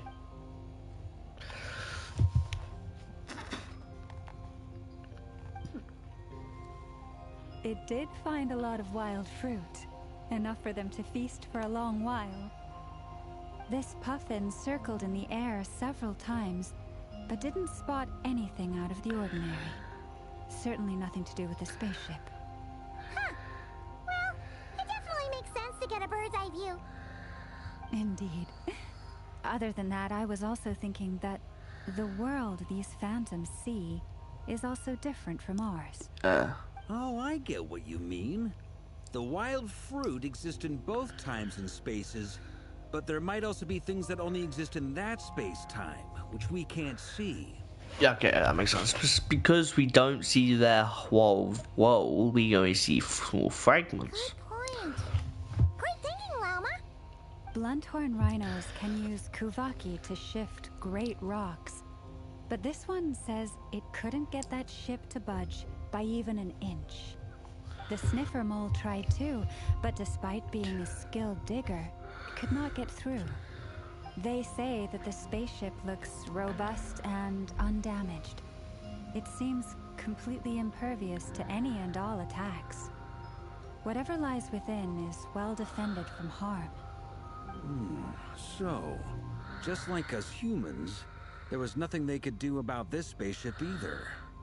Yes, still, they deserve our thanks. We are grateful for all your efforts, dear friends. Now go, and enjoy your feast.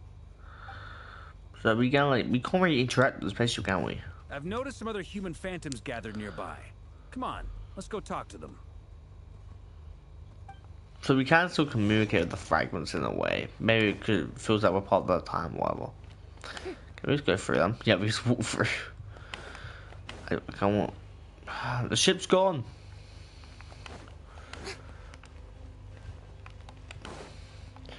Surely, like, maybe if we go inside. Nah, it would have been cool if we went inside. We saw us like sleeping outside, hibernation. Was that something down here before? Was this? Has that always been something down here? So I do not remember this area at all.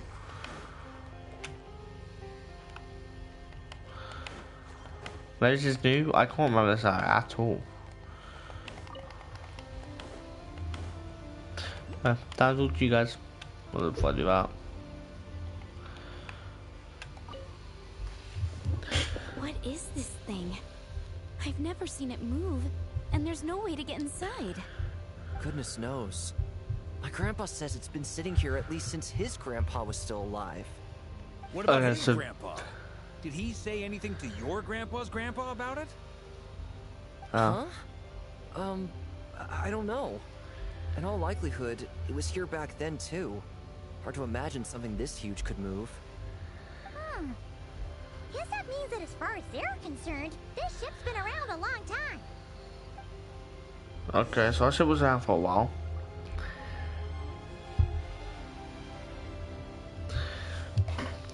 So videos I did like 5 and that's the 2 of that, so this one it was 6 hours, so this one's probably like 3 hours I would assume. Come on, brothers. Of course I'm talking a lot and pausing it, so chunk off of this thing, it's gotta be worth a fortune. Today is the day we strike it rich. Huh? You mean Paimon? Yes, brother, I shall join you. Let's make our fortune. We should go with them. What the? This thing is crazy tough. I can't even scratch it. What's it made of? Sorry, brother. Looks like we'll have to seek our fortunes elsewhere. Enjoying yourself? I was just seeing if I could influence this phantom's perception by playing. But nope, no dice. yeah, I guess makes sense. You can probably do film We're ads to all see. starting to build up an idea of what's going on here now that we've spoken to some of the people. These phantoms are reenacting real historical events in Nodcry. It's almost like we're in some kind of interactive stage play. We can talk to the actors, but the plot is fixed, and we can't influence it. It makes sense. History is set in stone. The objective facts of the past cannot be changed. I really want to see us as a phantom from the past before we met Paimon. It'll be really interesting. Because we obviously woke up and obviously a couple months later we found Paimon. And just see how when we woke up, or our sister as a past phantom, that would be interesting. Paimon totally thought you were just goofing around earlier. But actually, you were doing some serious investigating. Of course I was. Anyway, at this point, I think we're forced to conclude that although the Phantom spaceship is right there in front of us, we aren't going to learn much about it from these people. If only they showed the moment where my sister was searching for me, maybe then I could have discovered why she wasn't in the spaceship. Or if it showed the moment when it disappeared, I might have found out who was piloting it and where they were heading. Maybe they were piloting it obviously and hid it, I would assume, or they hid it with a cloaking spell? I guess not. Or maybe like see through, or like walk through and invisible, I guess. There hasn't been a pilot because they can't break it. But no such luck, all we've seen is an arbitrary moment in time during its long stay here. Don't be discouraged. It would have took super long, but I wouldn't. Proof of the ship's existence. I wouldn't be surprised if the Fatui has it somehow. And think about it. But then again, I wouldn't be surprised if our sister has it. Inside, but no one could get the door open. It's made of very tough material. To me, that says that we'll either find the ship itself or the story behind it. It's just a matter of time. Thanks, Volker. Huh. Every now and then, when Varka gets serious, he actually does seem like Grandmaster material for once. Yeah, tell me about it. I wonder how the others are doing. Let's head back for now. I want to know more about the ship. Also, drinks are on me if Team Knights of Favonius is the first to finish. Hey, we have a team name now? Am I in Team Knights of Favonius as well? You're very welcome to join. We've even got a cathedral ready for you. Isn't that technically blasphemy? You wouldn't dare make a joke like that if Barbados was in earshot. Nah, I'm sure Barbados doesn't mind a little harmless blasphemy once in a while.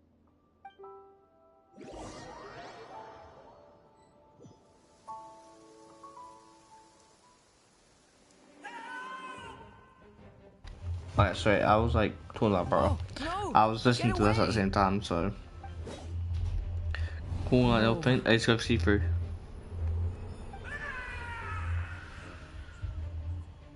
That must be horrifying because you're still seeing them die, right? And for during. To stomach, Mr. Duran. Yeah. But as I'm sure you've noticed, There is nothing we can do to intervene in that which unfolds before us.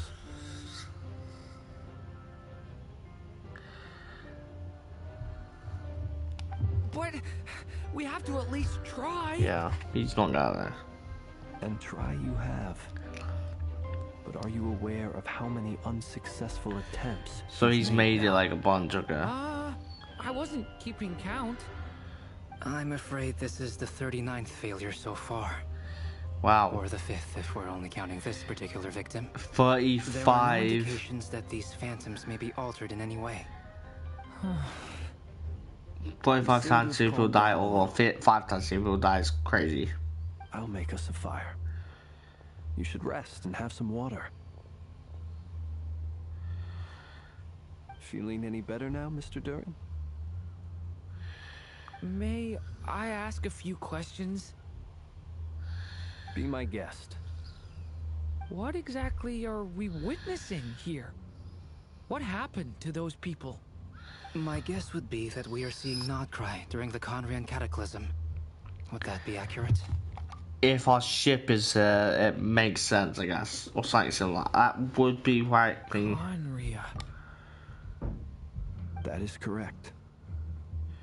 As you know, once the Abyss senses even the tiniest crack, it floods in and spreads like wildfire. Yeah, speak of that land. There was a time in the distant past when it permeated all of Nodcry, causing immeasurable harm. The people paid a terrible price to heal this land. Then, 500 years ago, the whole of Teyvat suffered an abyssal disaster. Once more, Nodcry was dealt a devastating blow. I see. In the face of the abyssal onslaught, all were like grains of sand tossed around by a tidal wave. Be they human, fae, or god. We don't really know much about Faes, I swear.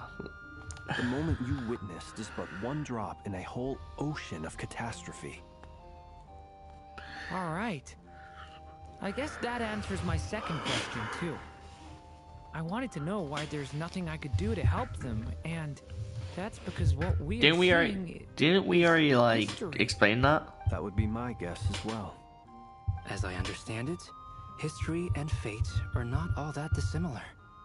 The latter may be unseen to us, but both are immutable. Yeah. Yes. Fate was determined long, long ago. I still have a couple of other questions for you, Mr. Flint's. You Go mentioned on. more than one abyssal disaster that has struck this land in the past. How can you be sure that what we're seeing is from the Conrian incident? And also, how are you able to stay so calm when you're talking about these events? From everything I know about you, you're not cold or ruthless, and you're not indifferent to the suffering of others. Alas, I am forced to show my age. I must be 600 or 700 years old by human measure. Yeah. Wait, so you... One is not easily moved by history when one has witnessed the truth firsthand. Flynn in general doesn't feel like someone like old. For some of the Adepti feel like they've lived a long time. Flynn's doesn't. So it's like, I already know he's lived for a while because he's like, I swear he's a fail or whatever. So yes. I'm sorry. You needn't apologize. Your passion is a good thing to have. Treasure it. Because someday you may find it in terribly short supply. Now, at the risk of offending you, I have a question in return. I'm gonna be back.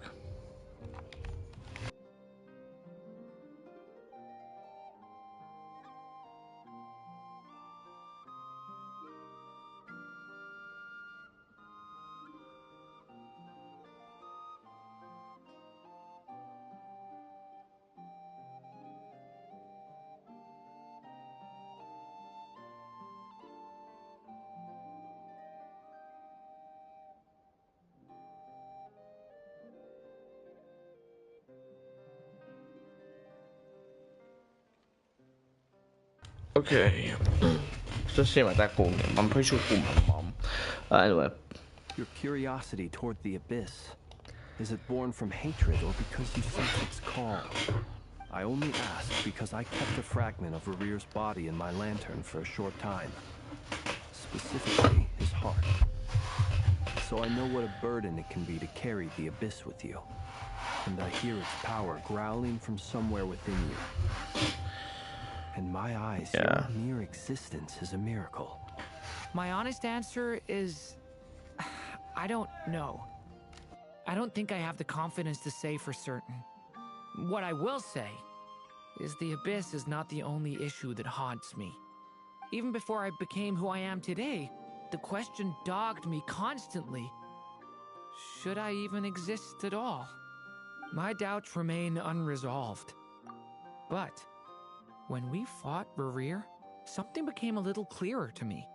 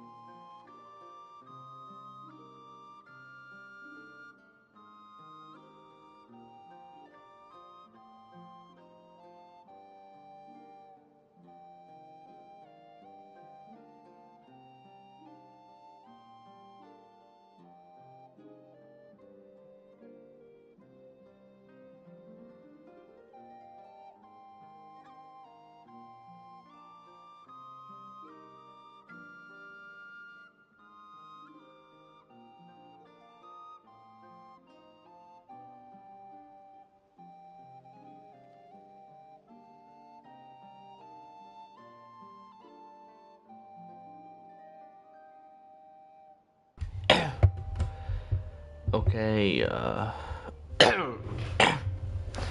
drink. I went to eat and all three.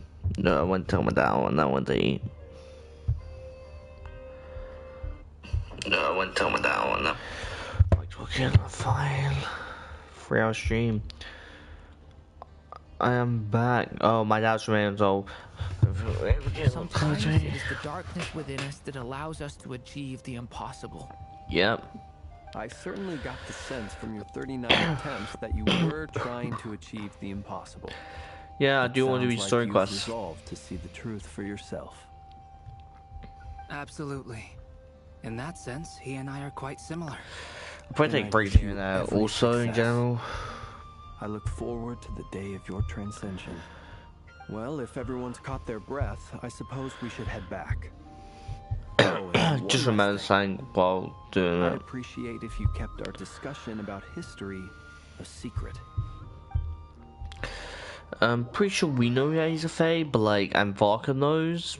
But those two don't know. Oh, well, we're here. Investigations led us all to the same conclusion. Hooray for consensus! Yeah, but we barely learned anything, though. Yeah. We totally thought this would be the mother lode.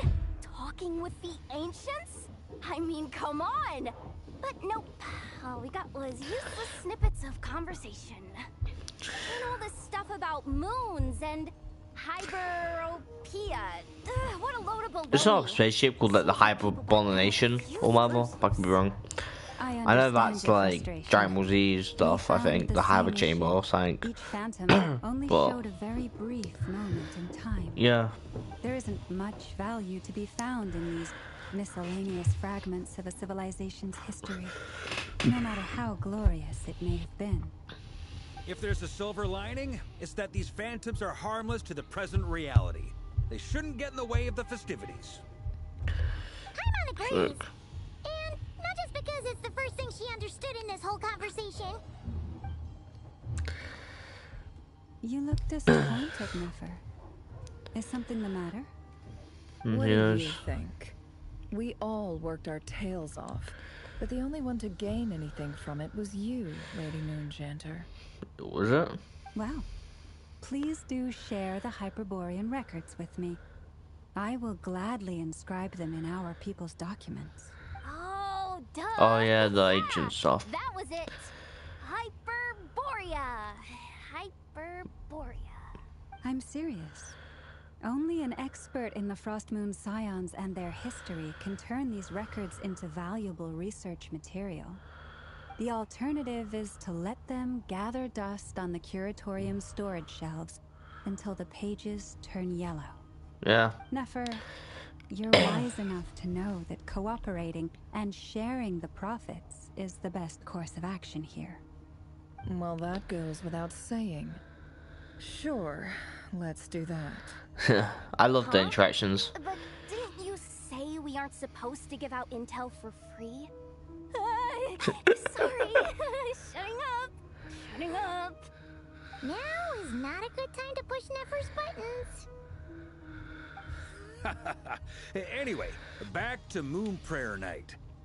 I'm thinking that we should prepare something a little special, aside from the usual decorations and so on. Yeah. You mean a parting gift? Yeah. Nothing wrong with food. I don't have drinks get this. Is there a stand like? Does food go bad on the moon? I probably will. Perhaps a lantern would be a better choice. It might be dark up there. It could prove difficult to light a lantern on the moon. Magical stones might serve that purpose better. What about a clockwork mecha model from Fontaine? I've got a whole bunch at home. I use them for fighting practice in my free time. None of these sound like things she would be even remotely interested in. Yeah. We don't interact with her enough to know what she likes. Yeah. It would really save us the guesswork if someone could find out what she's into. We're gonna be looked at. Yep. Great. Traveler, they're all looking at you. Yeah. Okay, I got it. I'll find a chance to ask her, okay? Leave it alone. Great. Haha, problem solved. Now, I need to stop by Dora's. Gonna need her help sourcing a bunch of stuff for the festival. That's nice. I do like how we see more Dory. She can be annoying, but her Japanese voice is fun. Also, she obviously knows Alice for some reason. Second of all, yeah, my video is probably gonna be a long time. You just consistently pause it to talk. Then let's leave it there for now. Yeah, there is the only one just standing on the stairs. Traveler, if you find out what Kutar likes, let us know right away. Gotcha. If you Sorry, I'm just like making sure my voice is on. Let us know right away. Gotcha. Yeah, okay. Just wanted to make sure. This one. She'll probably like something to do with the moon or her homeland. Most likely. She likes tea, right? She likes the tea pies.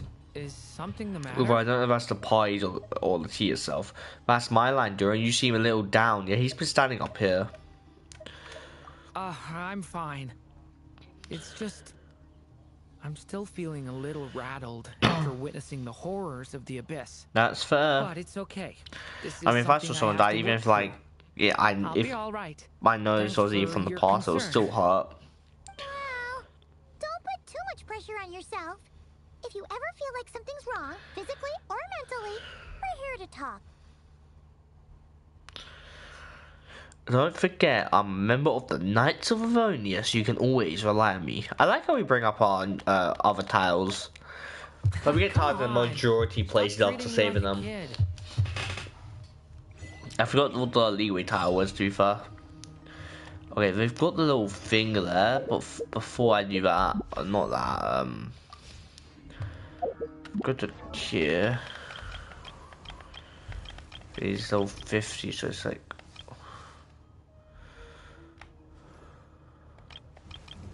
Probably top of it is legend. And maybe I'll get a...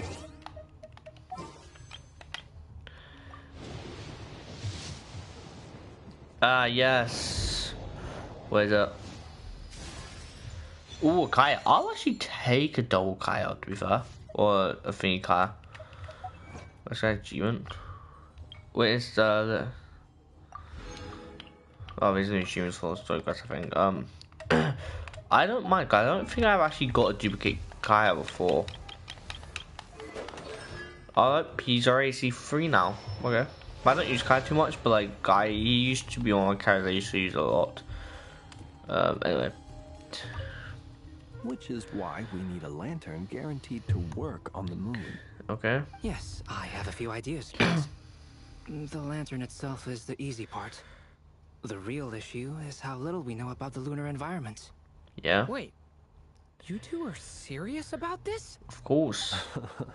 Let's just say I'm intrigued by these shining magical stones that Mr. Alberto has mentioned. I love the little interactions, personally.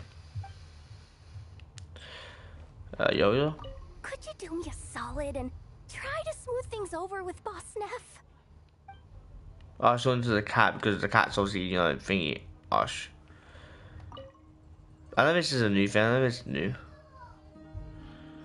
We are busy, to be fair. We are in an event quest, so it makes sense. Oh, almost didn't see them. Miss Lauma, would you accompany me into town? I think it'd be best if you saw the Frost Moon Scion's decorations for yourself. Very well. Let's go. Vodka's massive. Still building Cloran. I'm gonna go look at free inside film. So I'll do this.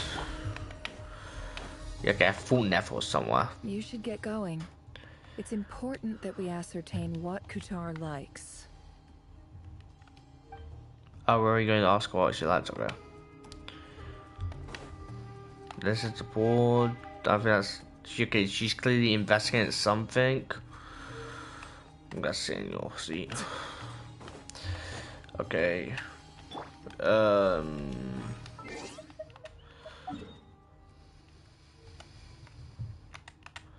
Probably shooting his temple straight there, right?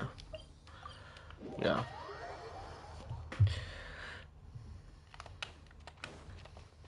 There's no chest in here. I doubt there is. I'll do it again. Nah.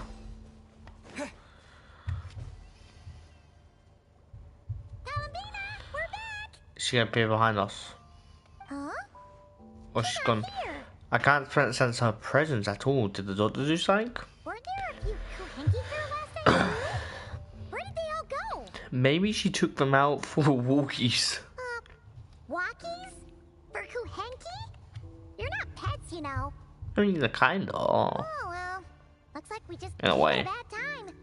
Let's try again tomorrow.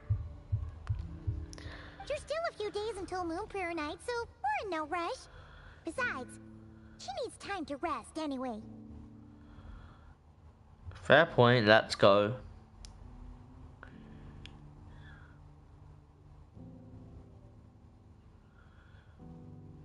Kalamina, are you back yet? Oh, I thought we're gonna have to like do that manually. Oh, Something has. looks like she still isn't here. Something is going on. I feel like the doctor's done something. It makes sense if that is the case. This is a bit odd. Right? It's not like her to spend so much time outside. Especially since she's worried about attracting unwanted attention. By the looks of it, she hasn't been back all day. What about Luanatar? Luanatar, you there?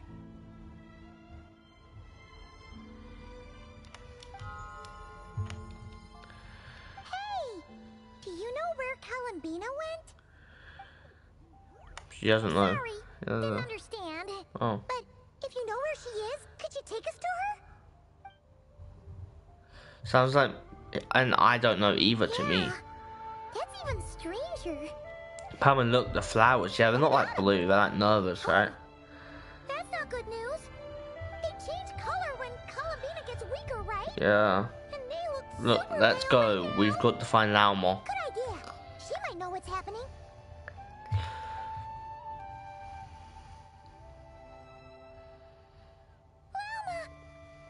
Ah, it's you.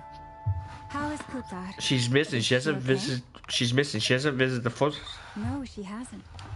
I came here to check on her after I noticed the flowers had changed color. Based on past precedent, she... Oh. Even getting up to walk would be a struggle.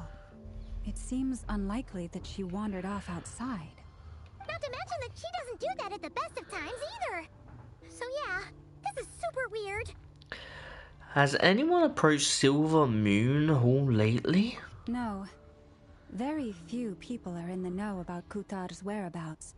And if anyone suspicious had visited, they'd have left some sort of evidence. Come on, let's go to Nasha Town. If anyone has seen her, someone there will know about it. It's not Kai's information hub after all. Makes sense. Let's go. I feel like it's something with the doctor. Or she's just actually gone out by herself. But I feel like I'm more inclined to believe the doctor's the same because he's researching the moon. Colomina seems like a reasonable research subject, right? Why am I running? Just by elimination, that does seem the most like plausible.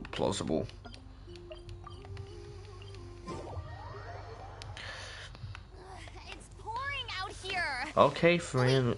The water levels aren't rising, are they? Like when it actually rains, that's always she always says, isn't it? Always gets to when she's because she's still scared. She's scared of the protein and all that, you know. Wait a moment. Is it just Paimon or is this stall kind of suspicious? It's never been here before, right?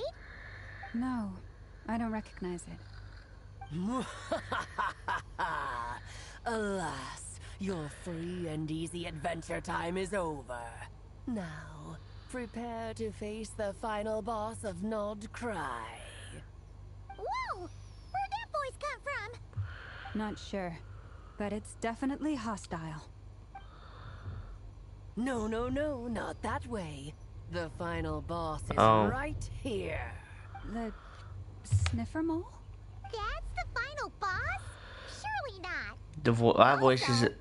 That voice is also a little familiar. Okay, the Okay, jig is the up. I Alice. stopped teasing you.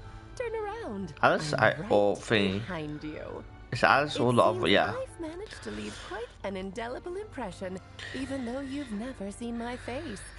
Oh, nothing could make a great mage more pleased with herself. The king, defender of old monster, etc. But most importantly, mother of the most adorable Alec. Mother of the most adorable Clee.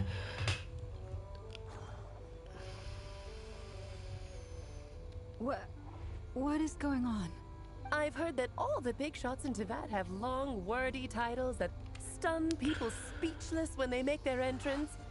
Unfortunately, none of them are affiliated with the Hexenzirkel, and we ourselves keep a very low profile. The notorious name-dropping doesn't quite work for us. Still, I, for one, think I'm really quite amazing. Okay. So that didn't stop me from coming up with a title anyway. Alice? It's really you this time? Not a lantern or a dodo but Alice in the flesh? Oh, that's right. So, what do you think? How does it feel to finally meet me? You look just like Clee. You look so young. Oh, that's the first thing you thought. A little surprising, but that actually makes me very happy. I mean, she just leave Clee. That when Clee grows up, she'll be just as stunningly beautiful as her mother. So she's a friend of yours? Well, quite a friend. A mother of a friend. A friend's mother. This is actually the first time we've seen her in person. I see. Madam Mage, that was, quite a powerful entrance. I certainly won't be forgetting it anytime soon. So, we can also ask about, thingy. She played it. We'll do the honors. This is Alice from the Hexenzirkel. She's a friend of ours. And of Marcus, too. She's helped us a lot in the past. That's right. She's a good person. Just We already know. unpredictable. Weird. She said weird power. Well, what is the human heart if not unpredictable? If we could not do as we please, how would we differ from machines? I am Lauma, Moon Chanter of the Frost Moon Scions. It is a pleasure to meet you. Oh, I know. Before you got here, I spent a good, 15 minutes getting up to speed on Nodcry's present situation. In other words, I've read the whole in the last episode part, so we can skip the pleasantries. Okay. Fair enough. Well, Miss Alice, I can already tell that you have quite a unique personality. You'll get used to it. Paimon sure is. So anyway, what are you doing in Nodcry, Alice? Oh, I thought I told you already. This time, I'm the final boss. No. And what a formidable foe I shall be. Powerful, confident, decisive, and good luck finding my weak spot. You will never succeed. I'm going to send a formal request to for Jean to put you in solidarity.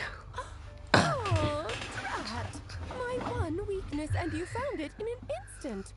Fate has been dealt a devastating blow. Thus falls the great Dodo King. Why are you playing along with this nonsense? It's fun. For funsies, of course. Yeah. What's wrong, Paimon? Are you disappointed in me? Am I a gigantic letdown? Actually, No, it's just you seem like a busy lady. And this is the one time you've shown up in person. Paimon figured it would be for something more high stakes than just goofing around. You're quite right. I'm here in Nodcry because something big happened. Something big enough it caught the attention of the Hexenzirkel.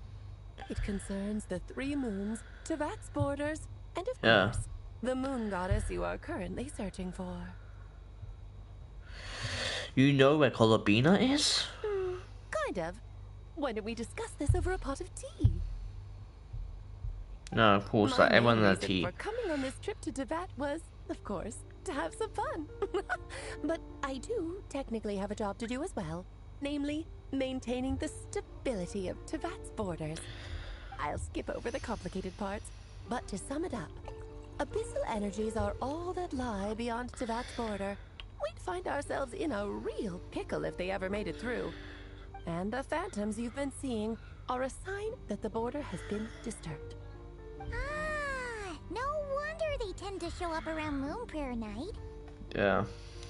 Is it because the real moon is now so close to us that its power can cross the border? In part. but only a negligible amount passes through. Just enough to influence the verdant crests and so on.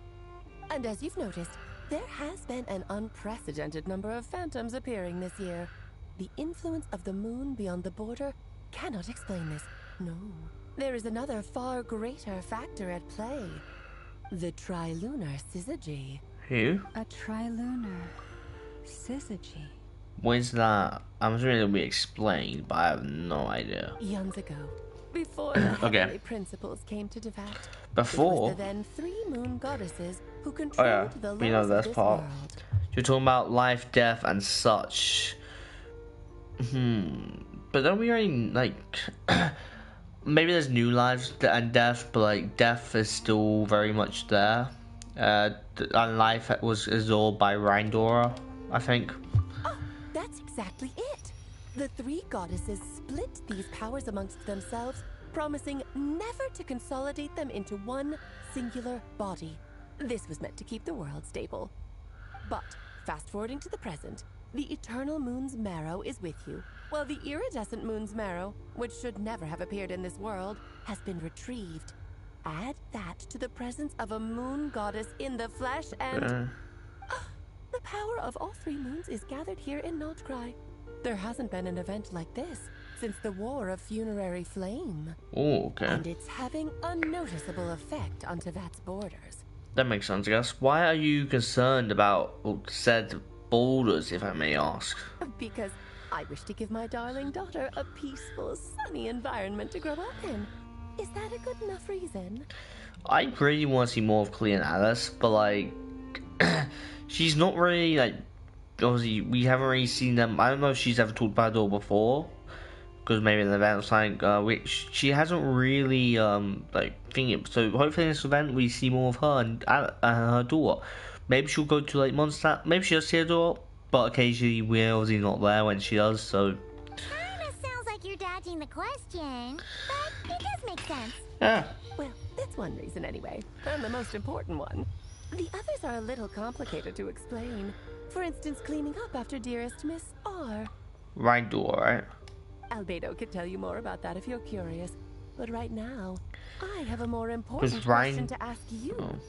Why are you collecting the moon marrows? Oh, something she doesn't know. But Rindor did, like, I think absorb the life or something like that. Goldbean wants to use their power to return home. I see. Nicole told me about that legend once. Nicole? You mean Nate Anne? Oh, so you remember. We heard her voice in Fontaine. She helped us out quite a lot there. Yes, of course. That was the story about fate, her area of expertise. But back to the story of our dear moon goddess. I'm afraid her intended method of returning to the moon is unlikely to work anymore. Huh? What does that mean? She may be missing, but she hasn't gone anywhere. She has disappeared. Oh, what? Huh? No, one... It's the Phantoms, right? They're here for, like, her. My body is so... heavy. Wait, no. It's... my mind that's heavy. My arms and legs are as light as a feather. What's... happening to me? I feel... drowsy. Like I've been asleep for too long. Okay. Is it daytime or nighttime? Who knows? Is the moon out? I think I'll go for a walk. Are we gonna, like, play as her for a bit?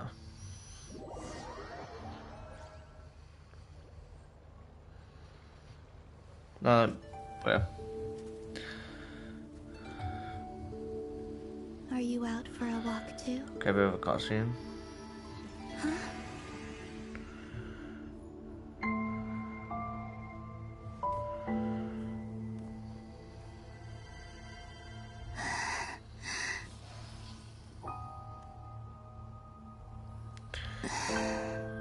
The day has come at last.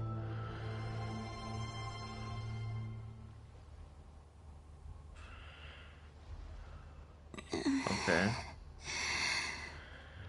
So if she's now a ghost, I'm assuming we can probably find her. And maybe restore her or something with our moon power, and with Arlecchino's help also, because she has she has one of the moons inside of her. I'm assuming Arlecchino and the Marionette would help because they still care about the Damselite, aka Golubina, so we'll see. Have I grown so weak that I can't even sustain my physical form? But Moonprayer Night is nearly here. I was so close to returning home. Aww. Death is near. Is this how it ends for me? Will I return to the moon after I disappear? Or... I don't want it to end like this. This is the saddest I've seen Golubina or the Damselite, whatever you want to refer to as, ever in this game. So far, at least, I still exist. Even if not physically, I can still feel. But as my power wanes, I'm sure that too will fade.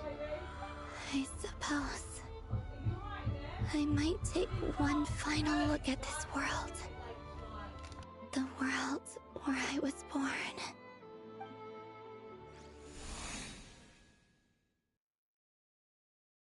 This may be your last chance to visit the world game. Come on, come on!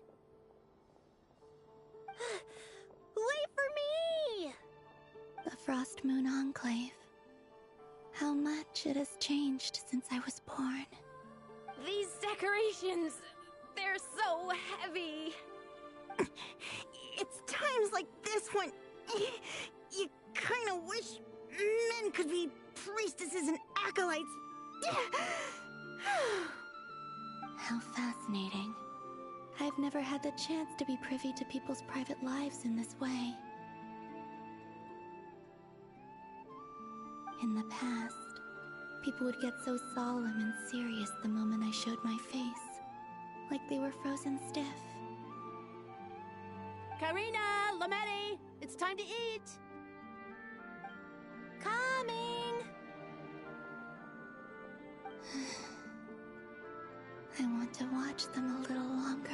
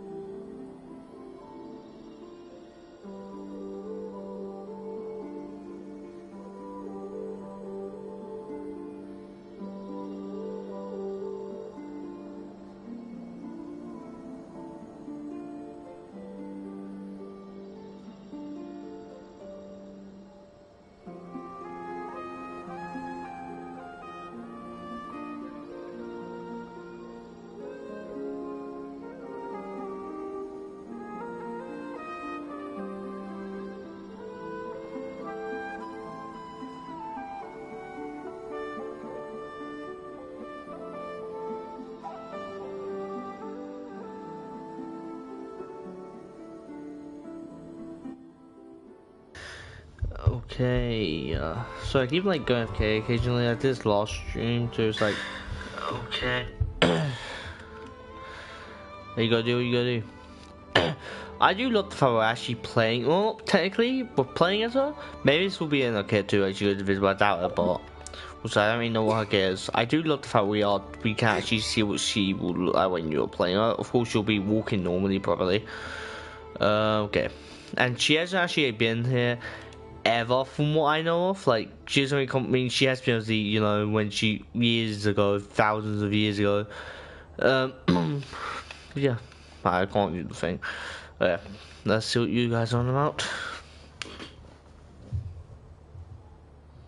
So just fill these balloons with air, right? Yep. Try a couple now to test things That's out. a Fontaine person, I think. Till Moon Prayer Night.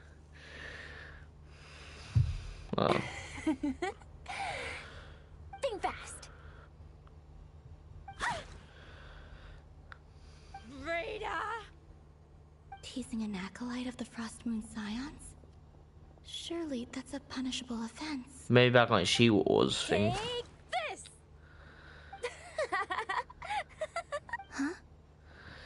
Yeah, Shields of Evening when a lot of the stuff was a punishable offense. All right, enough horsing around. Lady Lauma gave us a task. We should get back to it. The task is just to check that the balloons don't leak, right? Doesn't matter if we fill them with air or water. Yeah. Okay, you got me there. And you got me there. But still, we can't use all the balloons before the festival even starts. We won't use all of them. And as long as Lady Lauma's trusted acolyte doesn't snitch, this can stay as a little secret between friends. A couple more can't do any harm, right? Oh, you menace. Then think fast. Is pumping a balloon full of water really so much fun? Is he gonna pop like and they're gonna I'll get that one. This is gonna I'm assuming she's gonna actually want to try these events when it, when they do it. Oh my gosh, jumping. Jump, jump, jump, jump. What are you saying, Granny?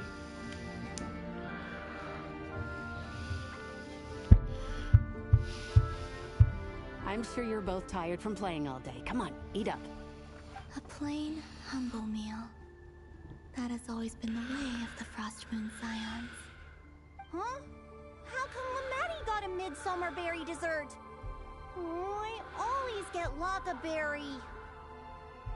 Can I share? I don't mind sharing. Yeah, thought so. You can have a bite of mine if I get to have a bite of yours. Hmm? They're sharing food? I've never shared food with anyone before. Even at the Harbinger tea parties, everyone just ate off their own plate. Yeah. And when I couldn't finish my food offerings from the Frost Moon Scions, they'd leave the leftovers out under the moonlight for the animals to claim. Hey! That was 2 bites! Oh, then you can have another bite of mine. Oh, you too.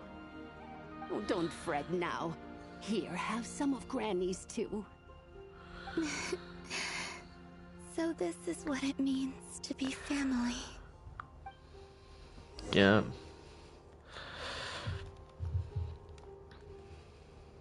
Is she gonna run past us?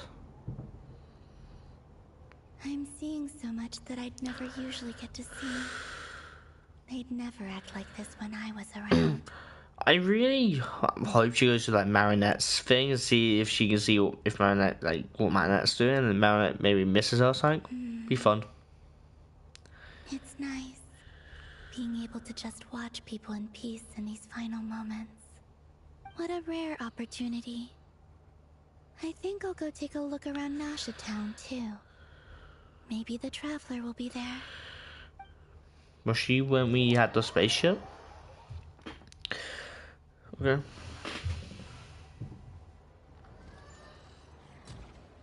After the War of I feel like Funeral Alice Flame, would be able to the censor. moon goddesses were no longer recognized by Tevat. They lost the whole foundation for their existence.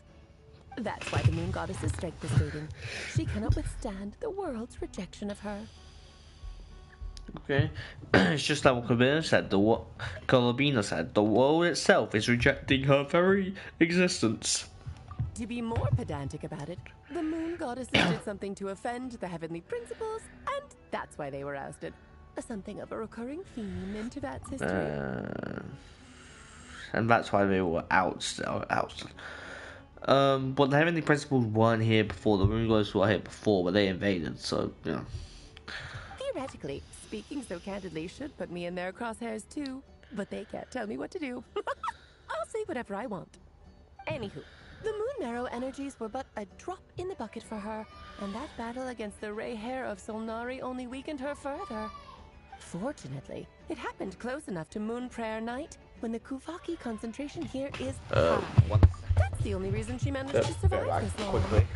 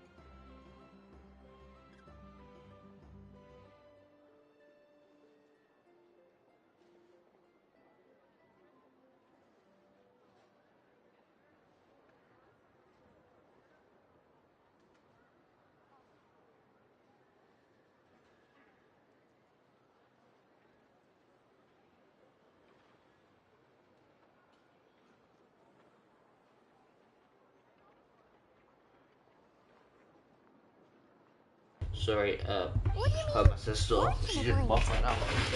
Okay. We're too late. Sister. Okay. What a headache. I thought this was all common knowledge. I guess I have some more explaining to do. Okay, buckle up. We can bring it back. Yeah, another we know. lecture. Because Genshin doesn't like to kill the characters. We already know this. I mean, eventually, they might kill the characters eventually, but as of right now, they probably won't. Earlier that the moon goddess Especially has lost new the introduced foundation for characters. their existence. The reason for that has to do with the natural order. Yeah. Basically, the rationale for their existence in Teyvat was lost.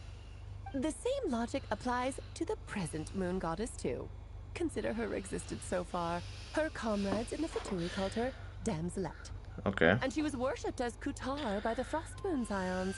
But these connections have now been severed, whether by her hand Okay, yeah, or to be fair, she doesn't she have a So decent connection the to us, though? rationale that once sustained her existence is now gone. We did that to her? Oh, well, strictly speaking, yes. But let's not start pointing fingers, shall we? I'll only end up as the big bad villain, and that's not the kind of final boss I want to be. If you're making light of this, hopefully that means you have a plan. Of course I do. I'm only the greatest mage in the whole entire world. Now, if you wish to find your moon goddess, there are two problems we need to solve. She's a bit too full of herself, to be fair. Firstly, we'll need to strengthen the connection between her and Teyvat. At least enough to sustain her until Moon Prayer Night. Strengthen her connection. But does that mean I'll have to rally all the Frost Moon faithful behind this? I'm afraid a bygone faith and a former home won't be of any help to her now. Do you know her name? Her name? Oh, yes.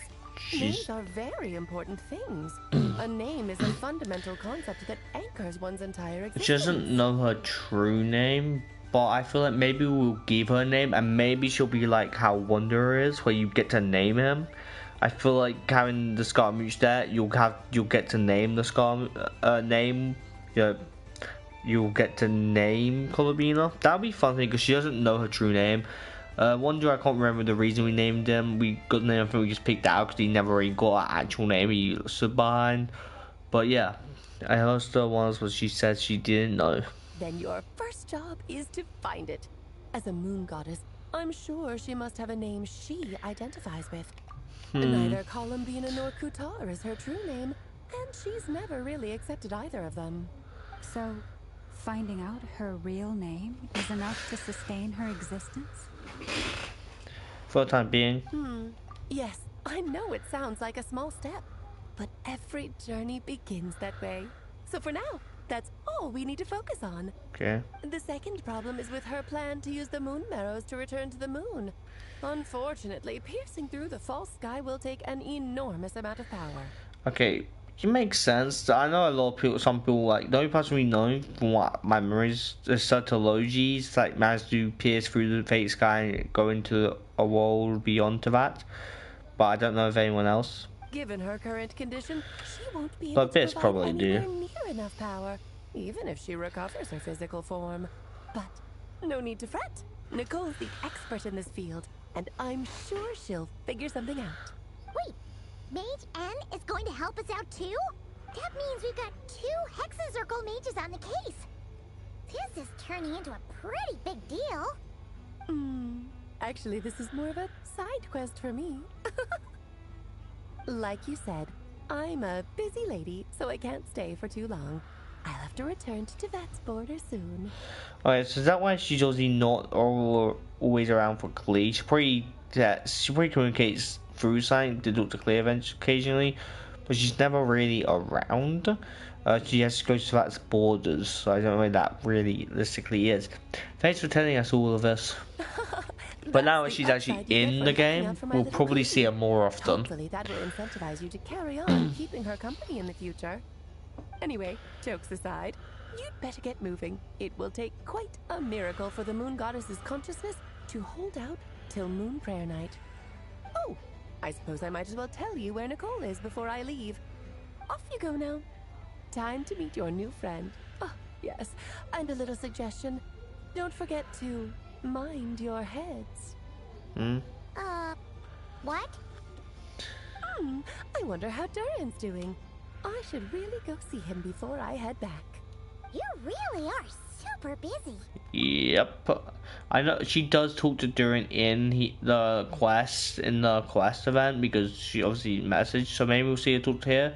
I know she talks to him in the story quest. I'm pretty sure. So we'll see more of Alice in other quests. So many children I Luckily, have to keep tabs on just in Mondstadt. Durin, Albedo, Venti, Varka. going Venti and Vodka children. Okay. Well, someone can spell the names in there. Klee didn't make the list, huh? Of course not. Klee is my pride and joy.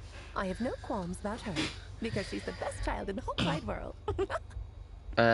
You kind of are right there. Klee's a little angel.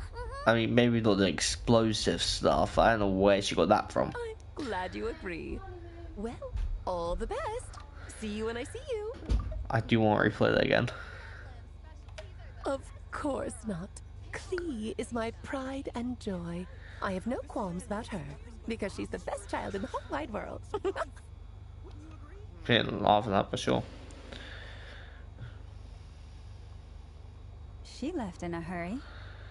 Yeah, she didn't pack up her stall. Should we handle it for her? I doubt that's necessary. A major part of it doesn't need our help. I must say, I'm now very curious about her daughter. Klee, wasn't it? What's she like? Explosive. A long story. Come on, we'll fill you in as we go.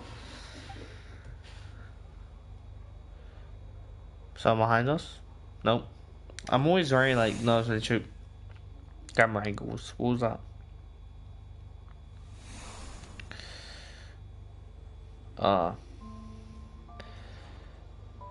What a lively place. I've never experienced Nasha Town like this before.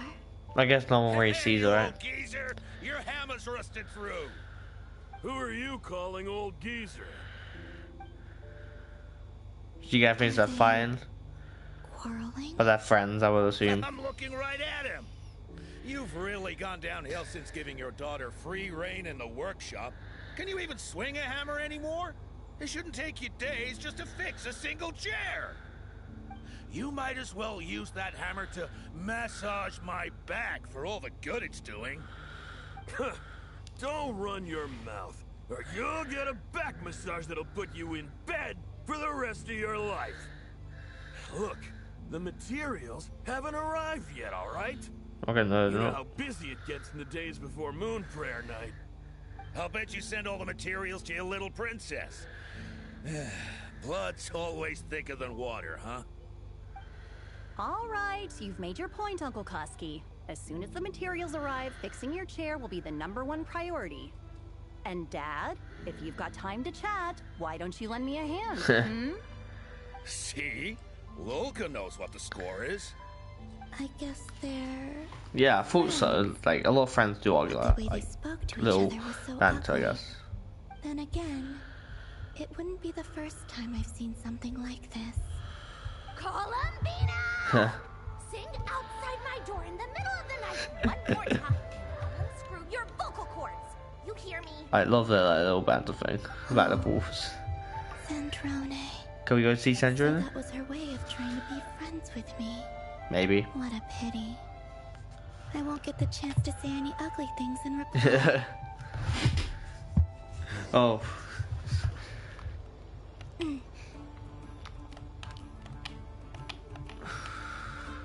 Oh, we can't go past this area. Got like Venture Catherine there, come on.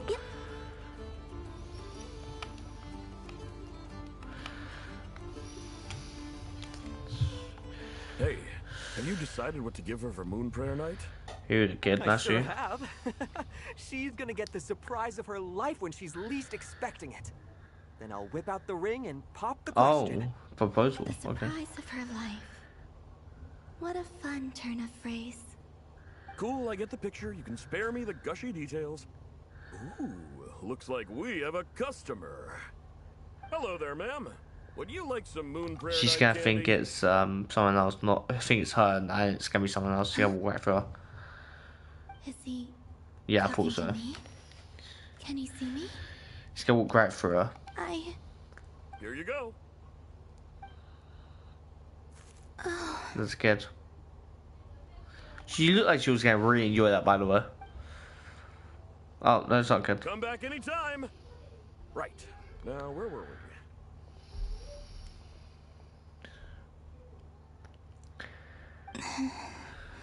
I don't know why, but I still held out hope.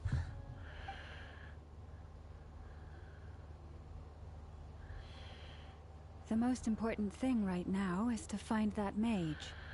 This name thing seems super important. We gotta walk through her, or we gotta censor. Where do we even start looking? I'd better go pay the Fatui a visit.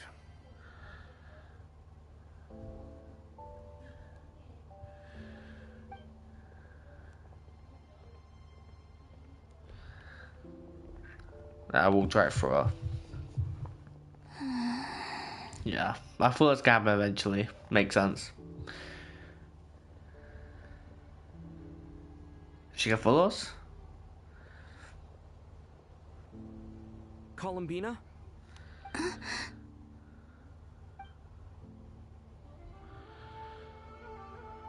Ah, full sensor. Like, I was holding on, we're gonna censor.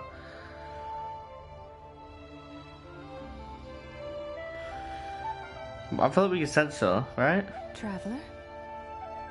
Let's go! This is no time to be spacing out! We can censor, we just don't know what, I guess, right? Or where.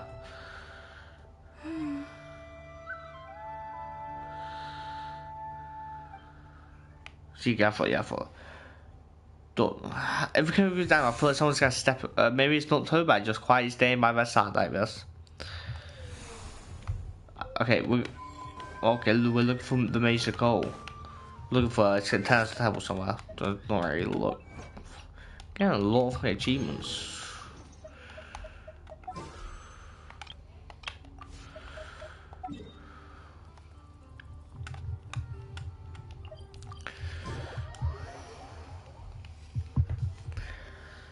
Where are they going? They mentioned a mage and a name? So, Mr. Varka, are you acquainted with this Nicole? Or should I call her Mage N? Ah, not really. We've never met, though she has come up in conversation. From what I've gathered, Alice kinda took Nicole under her wing. Taught her how to speak in a more ladylike fashion. That kind of thing. Okay. Huh. Hard to imagine Alice as an etiquette coach. Thought we were just ignoring her. Yeah. Alice is a larger-than-life personality, I'll give you that. But then again, that's why she's able to draw such an eclectic mix of people into her inner circle. If I remember correctly, being an interesting person is actually one of her main entry requirements. Okay. So, if you ever wanted to join the Hexen Circle, I'm sure you'd both be eligible to apply. Put on mages. Don't go around making promises on Alice's behalf. Yeah. I wouldn't dare. I'm just trying to paint a picture of the Hexen Circle for you. Okay, sure. Anyway, since none of us have ever met Nicole, how are we supposed to find her? We can't just go up to every woman in sight and ask, "Hey, are you Nicole?" Maybe something she's wearing will give it away? Like a wind bloom pinned to her chest or something.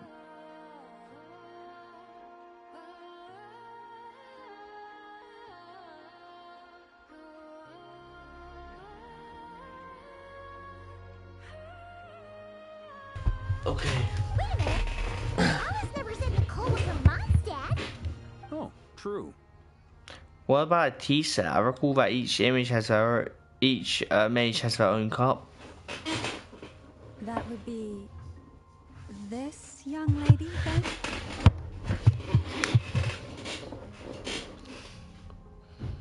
She's gonna be able to see Sorry to disturb you, but Columbina.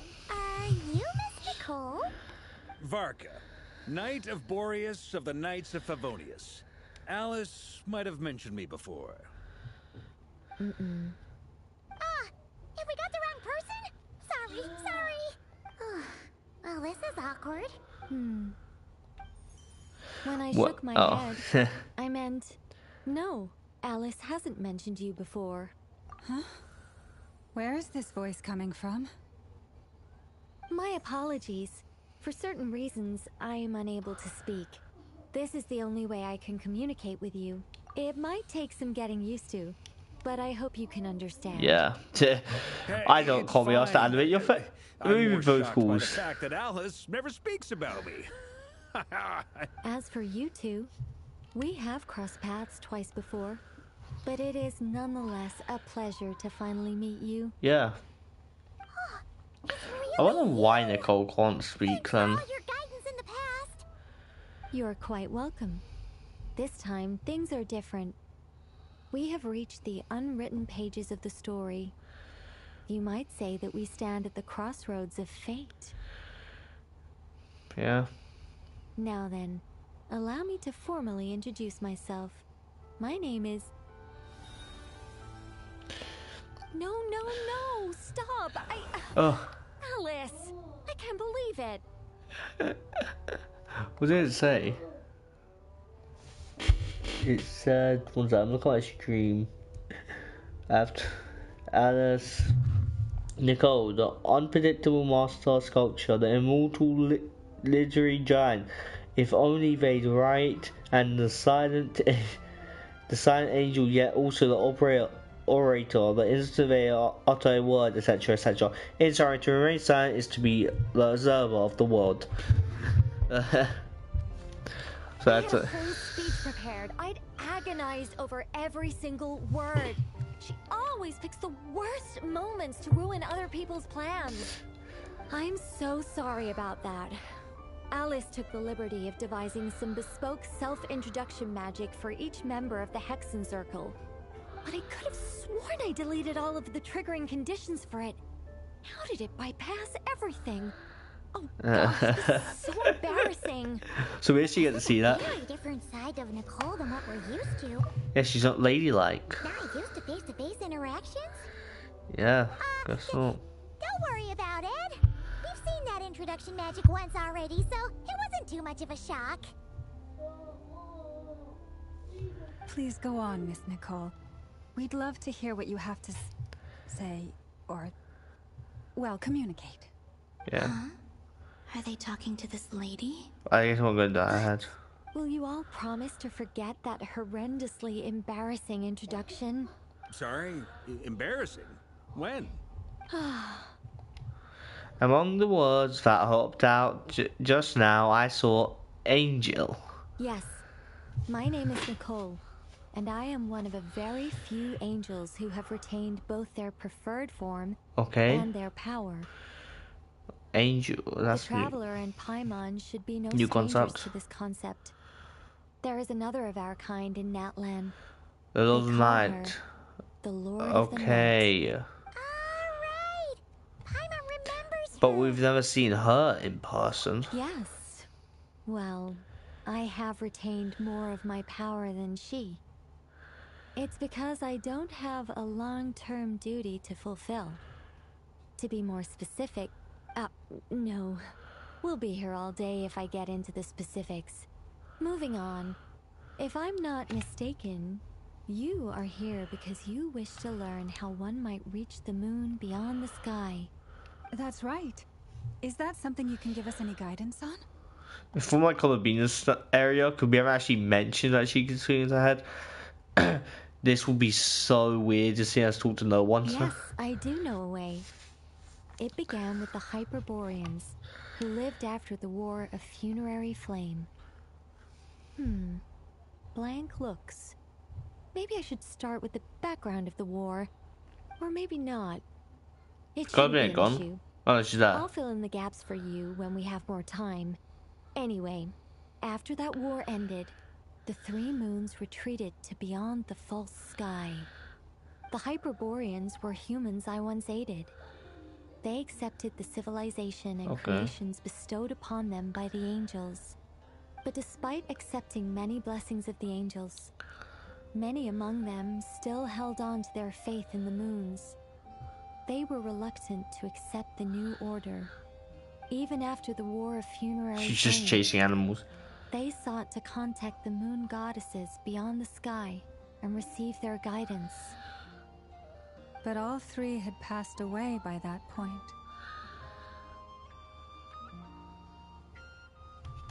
This mage has a unique method of communicating. Is she talking about the moons? Yes, but they did not know. And so, still they prayed for the moon goddess's mercy. After building titanic structures that consumed vast amounts of Kuvaki, at last they glimpsed the moons and heard their Okay, that's the voices. sun, but sure. But of course, they were gravely disappointed. For it was then that they realized the three moon goddesses were dead. Oh. That's such a sad Yep. story. Depression after It is. depression. Humanity was in a very sorry state at that time. The angels who had once aided them were gone, and the war of funerary flames had left them homeless and destitute. Just a second, I gotta ask. How relevant is all this history to the task at hand? Well, I mean, it's... Okay, it seems we've drifted into irrelevant narrative waters. It's been a while since I've had the chance to speak inside someone's head. As soon as I got started, I lost control and the words just flowed out like a waterfall. What I'm trying to say is... Right, yes, that's it. I love The her personality, to be fair. is the ritual created by the Hyperboreans. The fact that they bypassed the false sky and saw the true moons implies that they successfully built a connection between Teyvat and the outside world. Which means... If we can see the true moons, that will be destroyed, of and a course. sufficiently stable connection, it should be feasible to send one person over the border. Okay, so they built some kind of portal? I mean, we already know Sertologi's outside of Teyvat, so... Oh, yes. A portal. Yes. Is something wrong? You sound disappointed. I just didn't expect you to summarize it so well. It turns out I could have said all that in one word, if only I'd managed to think of it. No, please, it's fine. This is invaluable knowledge. I'll be sure to record and preserve everything in writing. Oh, really? Well, in that case, I suppose I could backtrack and add some more detail. I did gloss over a few things so far. Whoa, time out. Let's summarize what we've got first. Yeah, Rocket does not want to listen to her at all. To use this method, right? So we somehow need to find whatever structure they built and make sure there's enough Kuvaki to power it up. I feel like the thing they built is gonna be the moon statue. I just have a feeling it's going to be the moon statue. If it is going to be the moon statue, circle back around and I'll clip this as a short. Luckily, we have the moon marrow of both the eternal and iridescent moons. She's just sitting there. So we're all good for Kuvaki. Which means the key issue we need to focus on is finding the place. Am I right so far? Yes. Although, I expect the structure is long gone by now. That said, what if we could take advantage of the phantoms to travel back to a time when it still existed?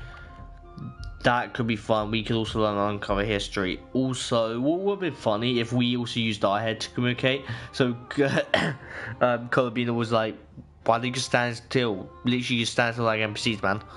Would be pretty funny. Travel back isn't quite accurate.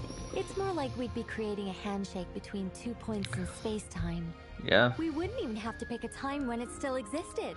It could just be a time when it still appeared in phantom form via projection, or we could project our own phantoms, fold them together, and...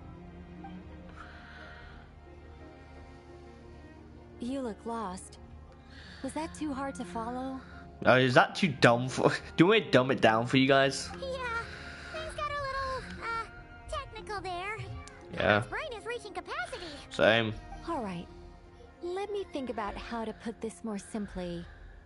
Okay, got it. Over the next few days, I'll search for phantoms that we can use.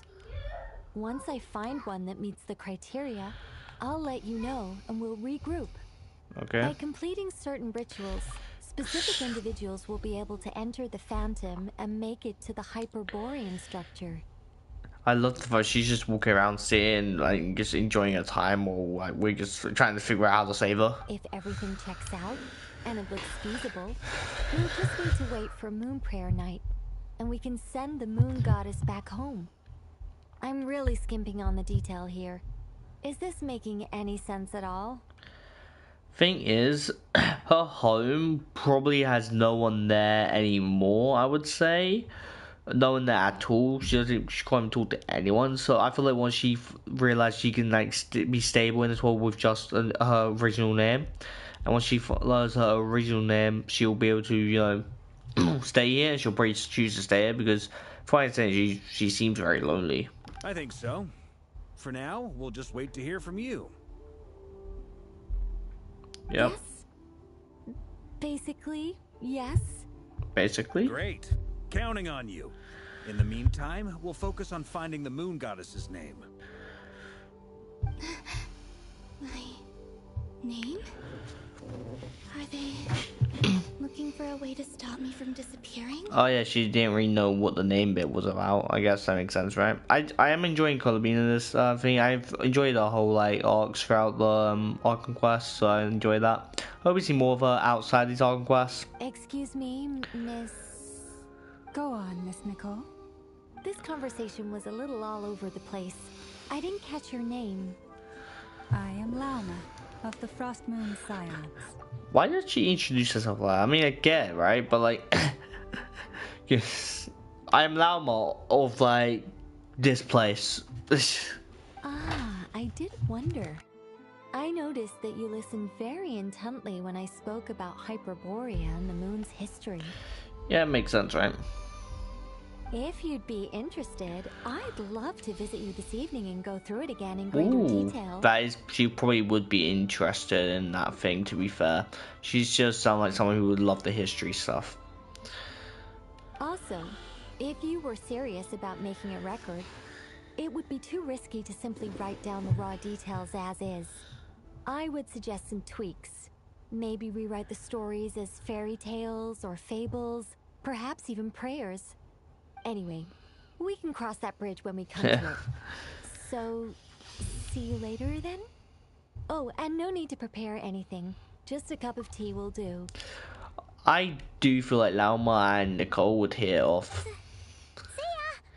Although people in the Frost Moon side will probably think Lauma's gone crazy, he's talking to herself while someone's sitting next to her. That shit explains it. Friendly. It's just... It's so nice to find someone who's actually willing to listen. I've been dying for a chance to finally go through all this systematically from start to finish. Any longer and I'd probably start forgetting it. Now Paimon gets why Alice told us to mind our heads. Yeah. I tell you, a lot of quirky people in Alice's orbit. Makes sense. Now then, the next order of business is, where do we start looking for the Moon Goddess's name? Maybe the rest of what Nicole has to say might give us some clues. Once I've heard her out, I'll summarize the salient points and share them with you all. I'm also inclined to review our other documents. Yes, our faith was first established by our Hyperborean ancestors, but many of the more factually accurate records are from after Kuthar's birth. I have a hunch that the Fatui might know something. Sounds like we're gonna follow Calabina's journey through Tibet, huh? I will say, I'm assuming the Doctor will show up in this act or the next act, just because he was just randomly name dropped. I get like when we knew he was gonna be here, but he was just randomly name dropped. So I would be surprised if we don't show it at least once. The Doctor here once at all. In that case, we'll start by heading to the Frost Moon Enclave. Sounds like a plan. Take this with you. I'll see about getting in touch with the Fatui. It'll probably just be Arlecchino and Sandroni again. They're the only ones who would want to help. Thank you, Mr. Varka. The other Fatuis just seem to mind their own business, or like on like large scale events. Let's appease their interest. Don't mention it. I can see the Doctor Honestly, I'm more comfortable helping dealing with just so Fatui than he prying can take into advantage details of the a young lady's situation. childhood. Catch you later. I should follow them, just in case there's some way that I can help. Yep. Good idea. There's a war quest on there. Don't know where it is, but there's a war quest on there. Okay, so, but yeah, it's that right there.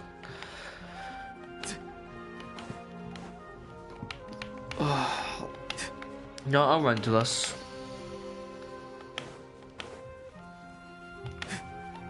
Yeah, it starts. I was gonna do like the first 10 minutes, 20 minutes, and do the joint story quest because I want to do that. Done. Will I get joint story quest done today? Well, I guess we'll have to see, won't we? There's a lot to do.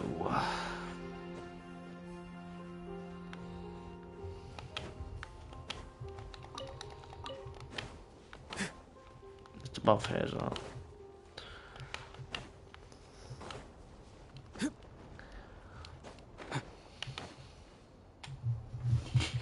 A while ago, I took the time to organize all documents in our possession that pertain to Kutar. What you see here is the material I consider reliable. Okay. You're saying there's unreliable material too? Yes. Most of the information we have was transmitted through an oral tradition. Inevitably, some of her stories were mythologized and deified over the years through countless retellings. That's why I organized them into reliable and unreliable. Okay, makes sense. There's no sense seeking answers in history unless we can ensure the veracity of the Sure. historical record. Sounds reasonable. Makes sense. You think Shady Palm was just me?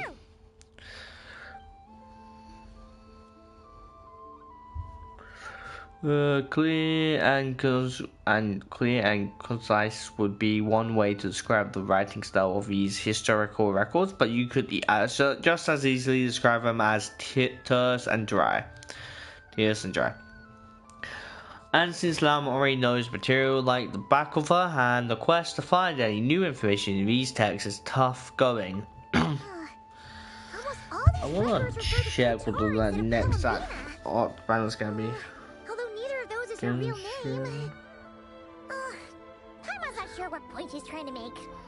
What we can gather from these records is that the Frost Moon Scions worshipped her as a god, placing impossible expectations upon her. Oh, if one can say it's Alice is coming out, so I don't know if I want to get Alice or Marco. Scarlet's also coming back. Because Bean is also going to come out. It really depends. I imagine that Which one I pull for. resonated with Columbina. It wouldn't surprise me if, even back then, she had already begun to reject the name Kutar and everything it represented. Lama speaks the truth. When I heard them call upon Kutar with hope and expectation in their voices, they may as well have been calling upon somebody else. Yeah. When you were organizing these texts, what criteria did you use, might I ask, Lauma? Well, that's a bit complicated. I looked at the level of detail, perceived authenticity, prose style, and how realistic their portrayal of Kutar seemed to be. Amongst the Frost Moon Scions of today, only I know of her existence, and Makes I alone sense. have spoken to her face to face. Yep. As such, I know that there are certain things she simply would never do. Of course. That being said, I know I that have there are sensed certain some things changes in her she lately. simply would never do. Changes? Of course. Me? Seems like this is getting us nowhere. For what it's worth, why don't we check the unreliable sources too? Sure. Give me a moment.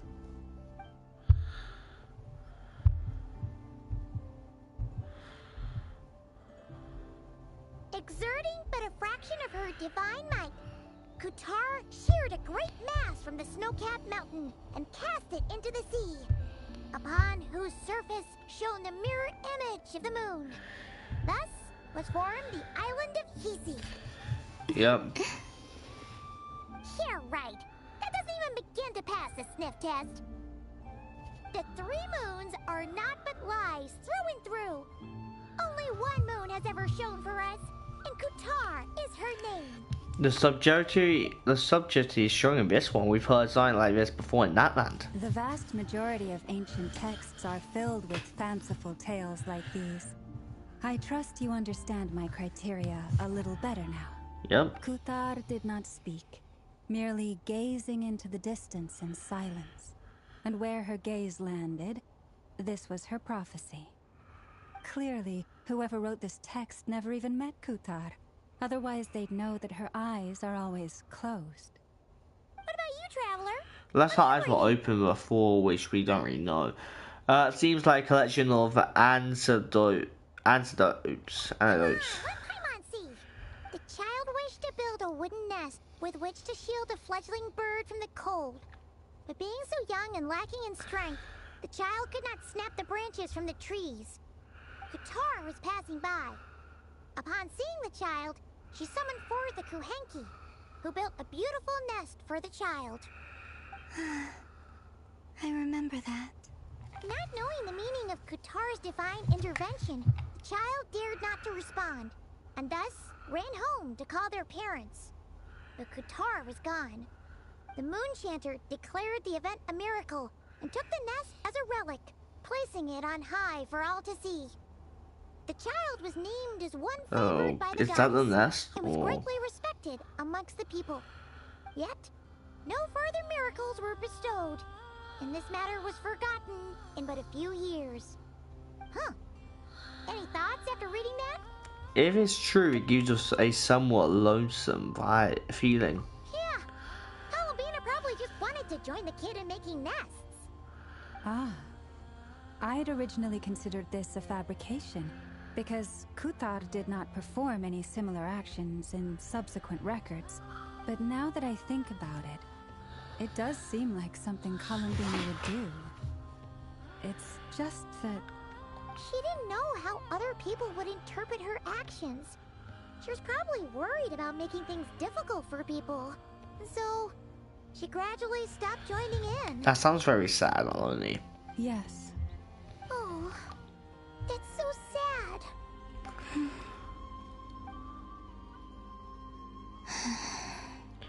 And now, I can make no such gestures of warmth, even if I want to.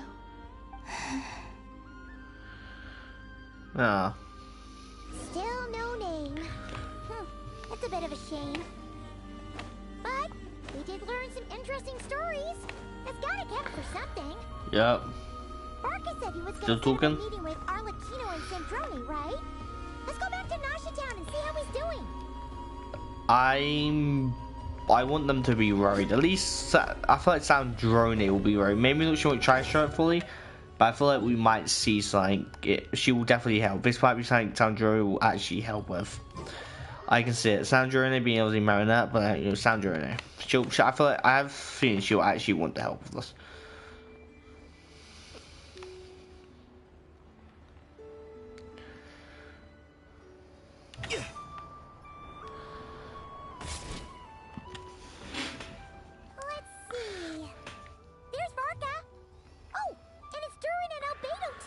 Talk about coincidence. We meet again. Yeah, Where's Flint? This is pretty much the same place we bumped into each other last time. I convinced them to stick around a little longer. We were all waiting on people, so I figured having a little company would help pass the time. Ah, so you've been waiting for us? Does this mean that you've already arranged things with the Fatui? Sure does. Now you're back, we can go meet up with them together. How'd your investigation at the Frost Moon Enclave go? Well, we didn't find out Columbina's true name. But apart from that, it went pretty well. Yeah. We learned some stories from her early days. Aha, just as well that I didn't tag along then. I'm sure our moon goddess wouldn't want every man and his dog knowing all about her private life. Still, desperate times, desperate measures, I guess. Someone had to do it. So, Barca was waiting on us, but what about you two? Are you waiting for Alice? Oh no, we already met. We're in for the Fatui members? We discussed that experiment I mentioned to you last time.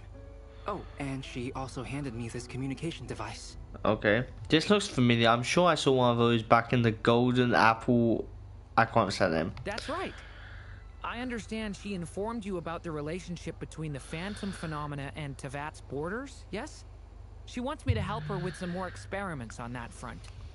She said that she'll contact me through this device with more information. That might go into during story quest. Ah, I see. I could Following assume. instructions and making observations. Pretty common research method. Takes me right back to Albedo's lab. Wait, then who exactly are you meeting? Someone you know. Albedo's met him too. But I don't think Miss Lauma or the Grand Master have been introduced. Introductions are overrated. Oh. Especially in case of incidents. I looked up Wanderer names and this was the one I had. There's Wanderer, I should have thought. It's not like the Academia has prohibitions against going abroad. Also, I applied for leave. I've been writing Does to he even Hat work Guy at the since Academia? attaining a human form. I've already brought him up to speed on everything that's been going on in Nodcry. Hat Guy? Turns out, I actually have heard that name before. Oh? Then why did you react the same way I did? I only knew the name, not the fella. But since we're all here, let's do some introductions for what it's worth. I'm Bart, Grand Master of the Knights of Favonius. Lauma, Moon Chanter of the Frost Moon Scions. And I'm a Driosh from the Vahumana Darshan of the Sumeru Academia. Hat Guy. Good to see you again, Mr. Guy. I believe we last saw each other on the boat ride here. So they came to Nodcry together? Mind you, the only reason I came here is because there's someone I want to look into. Who's that? The Doctor, also known as Dottore, second of the Fatui Harbingers. Just as I thought. From the tone of your voice, it sounds like there's bad blood between you. I was reviewing our archives and noticed that a lot of information about him was missing. I'm sure Colabina knows all there is to it. I'm sure Colabina knows of like Wanderer, right? Dottore. I want him to talk about him. Or Zondik, as he was then known. Once studied at the Academia, but he got kicked out before he could graduate.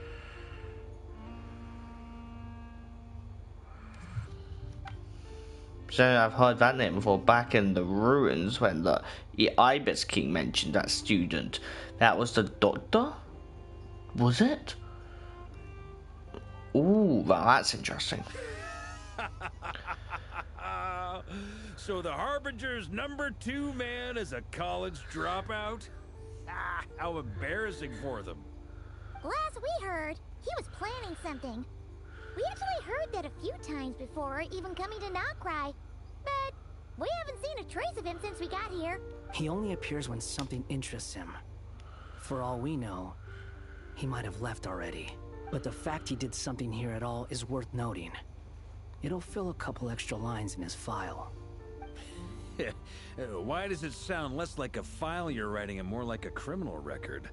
Anyway, we were just about to meet 2 of the other Harbingers. Please, come on, Wanderer. You might learn a thing or two about him there. Sure. No. Even though they're Harbingers, well, they're old acquaintances of ours, so, you know, when you talk to them, try to be... I got it. The Frost Moon Scions' relations with the Fatui remain tense. Forgive me if I do not attend. I want to see Wanderers. In that case, we'll continue assisting Miss Alice with her experiments. Good stuff. Everyone's having a fruitful time. All right, we better get going. I'll lead the way. Maybe the Fatui follow him, but I don't think so.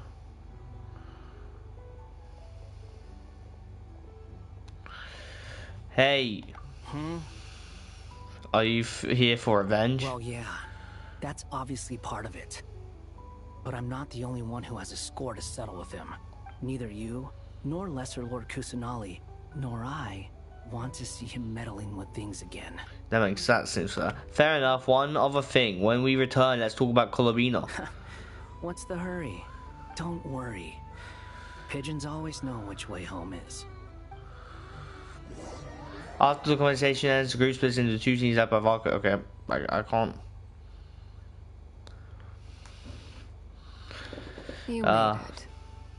Who is this? Oh, so we don't know. A scholar from Sumeru. They call him Hat Guy. He's an old friend of the Travelers. Wait, this is the academia representative you wrote about? He doesn't exactly look the part. I believe this will prove my identity. You'll notice it bears the seal of the Sanctuary of Surasthana. Well, what do you know? So it does. All right then. My mistake. It's fine. I expected as much. What? So as I mentioned in my letter, the Academia's got its eyes on Dottore. But this matter remains top secret. Apart from those assisting in the investigation, the fewer people who know, the better. If anyone asks, I'm here in Nodcry to pursue my personal academic interests. Gotta say, Martha, you did pretty well to keep all this under wraps for so long. Sounds like you got in touch with the Academia about this way back. Yeah. You flatter me. You all have. Just what reason would you have to disclose information about Dottore? Where do I even start? Remember that time we fought Rerir at Star Sand Shoal? He sure let me have it then, didn't he? I'll bet Dottore had that all sketched out, with me as his convenient little pawn. He could not care less about us if he tried, but hey! The feeling's mutual. Does Dottore really strike you as the sort who values his relationships with his colleagues? Fair point. Yeah. Definitely not. Which is why I always keep my guard up whenever he starts making suspicious moves. To that extent, our motivations align. On top of which, I consider you trustworthy people. Now, back on topic. In the wake of the Reikir of Solnari episode, Sandrone and I grew suspicious about Dottore's complete inaction during the entire affair. So we tried to find out what he'd been up to, but unfortunately to no avail. He never lets anyone in on his plans. The more he cares about something, the more secretive he gets. Indeed. Perhaps he believes that by keeping a low profile, he can avoid trouble. But that trick isn't going to work on his colleagues. What's with them not knowing thing? I know he was taking erased, but like, was he completely erased for everyone's heads? I don't know whether that exactly works. Because like, is he completely forgotten about in general? I don't know. Hat guy, is he completely forgot about? Like, because I feel like the two would know of him, but like, I don't know if he's been completely forgotten about. You know what I mean? Yeah, I mean, he's been researching the ancient moon's remnants, and he's been trying to get his paws on the moon marrows. Only an idiot would believe he doesn't have something more planned. With this in mind, I returned to Snezhnaya and relayed my thoughts to Her Majesty the Tsaritsa, entreating her to have him recalled. That's pretty direct. Did the Tsaritsa agree? Yes. I made it abundantly clear that the Fatui's business in Nodcry is almost concluded, and we do not need 3 harbingers in this territory. Her Majesty concurred. Accordingly, Dottore has returned at her orders. I imagine he is continuing with experiments, which no one besides he would ever have any interest in. Yeah. Common sense might mean nothing to him, but he's not stupid. He knows that no good can come from opposing the Tsaritsa. Smarts alone won't get him all the way. Yeah. He needs the Rooster's resources and Regrator's The Mora, Rooster's resources, okay. both of which the Tsaritsa can strip from him by waggling a finger.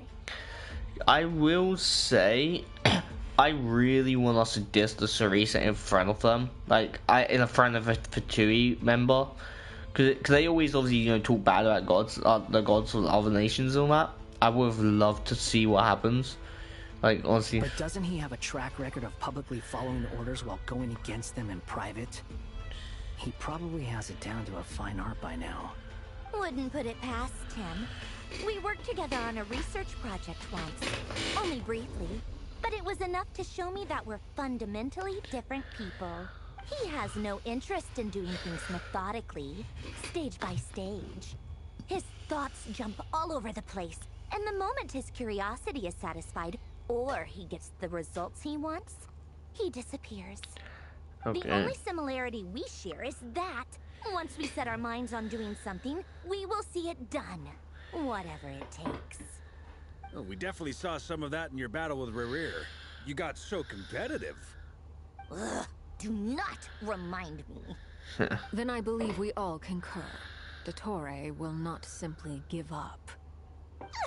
Fantastic. Now this is turning into a whole day of unpleasant memories. Ugh. Are you talking about the moon marrow stuff? He also strikes me as the kind of person to disregard experimental regulations, ruin all the equipment, and go way over budget. Then leave the first person he can find to deal with the fallout. Exactly. This one time, he was running some high-temperature experiment and the substance exploded. But does he care? No. He orders his subordinates to open the device so he can observe the results, which causes the gas inside to leak out. I will say, that's not saying he strikes. He also strikes me that he's obviously saying he knows that he's the type of guy. And Marinette is like, exactly, that's him. I wonder if they're gonna point this out on how the heck does he know? Because like I feel like only the two members will kind of know he's true. Of course, his personality is no big mystery, but like he's true, like how he truly acts in general. So I wouldn't be surprised. Although going against the Saritsa is definitely something he probably wouldn't do, just because in general, because he is a F2 member for a reason, for his fun and obviously inventions and stuff. So I wouldn't doubt him going against him, but against her. But like he could find a loophole to go against her, or Teresa call him back to Nordcry for something that interests the Teresa. Who knows? That gas was poisonous. If I hadn't been there, who knows how many people. So she does care about the two members, I guess. And after all that, in a way. he left. Well, I was still cleaning up after his mess. What a waste of time, he said. A waste of time? The nerve! He wasted my time! You've been bottling that up for a while, huh? Hat guy, I must say, you've been awfully familiar with internal Fatui affairs, especially when it comes to Dottore. Thank you, Lady Harbingers, for providing such valuable information. I have no other questions for now, so I'll be on my way. He just ignored the question. Wait, what? You're just gonna leave? You're welcome to join if you want. Ugh. Just when Paimon thought he'd finally mellowed out. He makes quite the impression. I'll say. I've met tons of headstrong people, but not many of them would join me in badmouthing the Tory. Anyway, back to the main agenda. Barca, you said that Columbina has gone missing? Or rather, disappeared. Yeah. We're working on building a connection between her and this world. The simplest method is to find out her real name. I've actually asked her that question before, but she said she didn't know. Considering our relationship, I doubt she was lying to me. She could have just given you a Pristoni. I don't know. What did she do while she was with the Fatui? As far as I recall, she was never dispatched by Her Majesty to claim a gnosis or anything like that. The Tsaritsa's plans had long contained a place specifically for her. It makes sense. Of course, like she's more, I'm pretty sure, older than the Tsaritsa. Maybe not older, but at least more kind of, not powerful. But you know, she's the moon, one of the three moon goddesses. I'm sure she had a specific more role to play. I always thought that was weird. What could she do that the rest of us couldn't? Knowing what we do now, it's probably something related to Kavaki, right? More than likely. When she first arrived, Columbina would often go to Her Majesty and ask when she could start the task assigned to her. But Her Majesty always gave the same reply. The time has not yet come. So she spent her days in Snezhnaya doing basically nothing. She's kicking her Tsaritsa leg. has summoned a beautiful blind maiden to be a harbinger, giving her the third seat by virtue only of her enchanting voice. It was a dumb and stupid rumor, but the reality of the situation made it hard to refute. And what happened after that? I imagine she stopped caring. She no longer seemed to care why she had been recruited, and Her Majesty never gave her any missions. So she just continued to sing in the flower garden. For my part, I was busy. So busy, in fact, that watching someone be that idol had me fuming. But still, I got the sense that she had long been used to a life of other people claiming she was needed when she wasn't. I just felt that having a place to stay would cost me something eventually. And so I waited quietly for the day that I would have to pay the price. And on the other end of that spectrum, you had me. Someone once told me that I had the lousiest work and the toughest luck. That's a good way of putting it. I forget who said it, but those words have always stuck with me. Sounds like Julia would say. No wonder. Okay, so they did forget. They did forget him technically. I forget who said it. And on the other end of that spectrum, you had me. Someone once told me that I had the lousiest work and the toughest luck. That's a good way of putting it. Okay.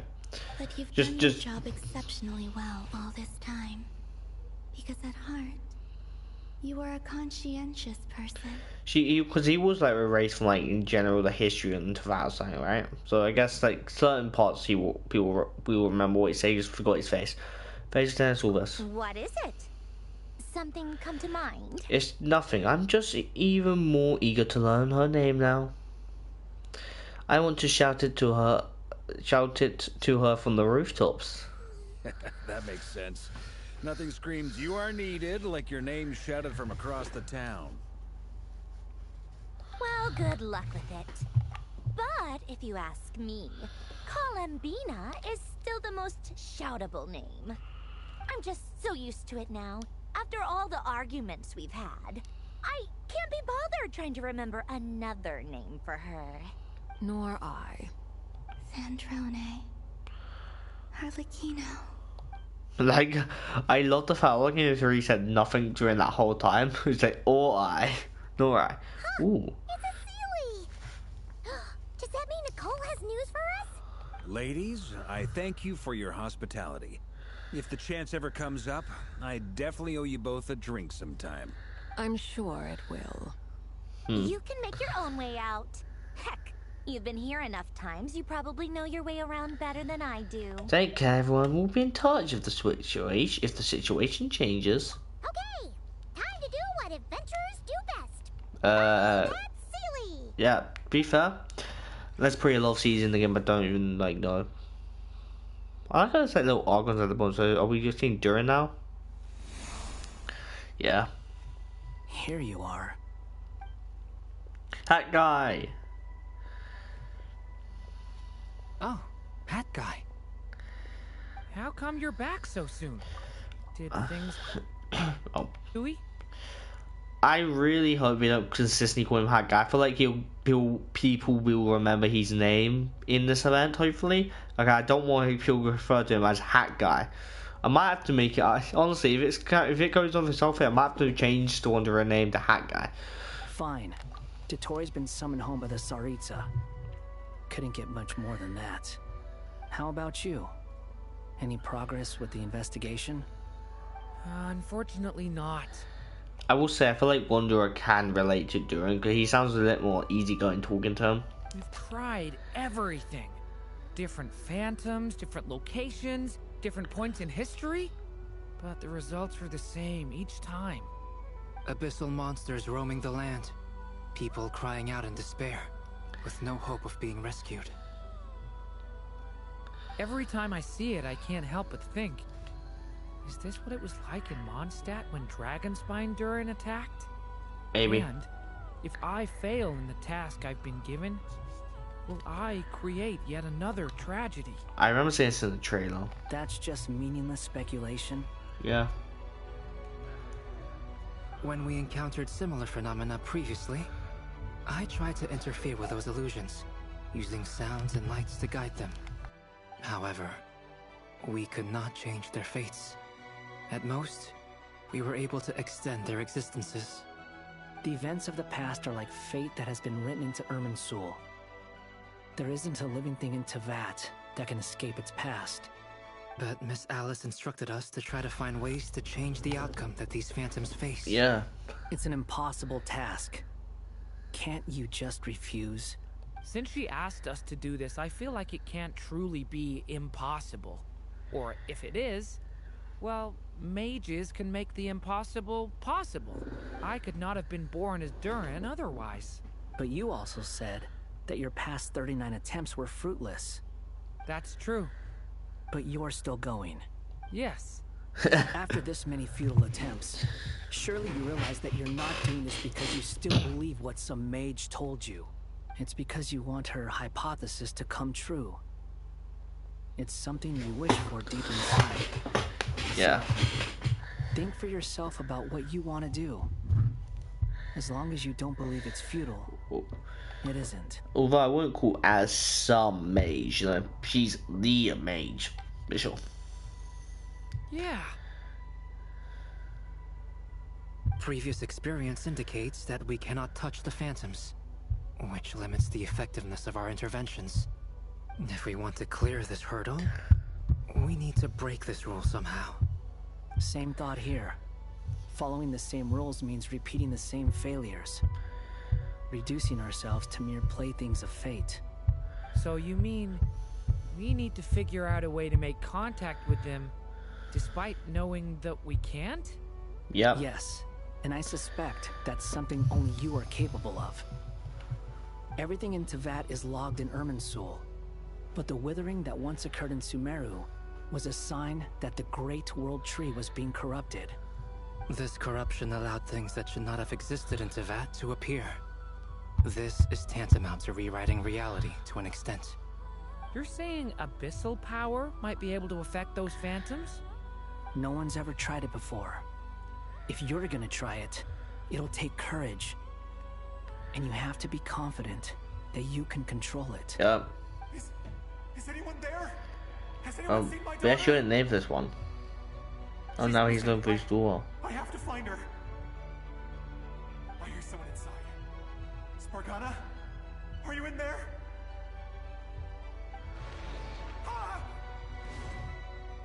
If I can use my abyssal powers to warn him that there is danger here, maybe it'll change his decision.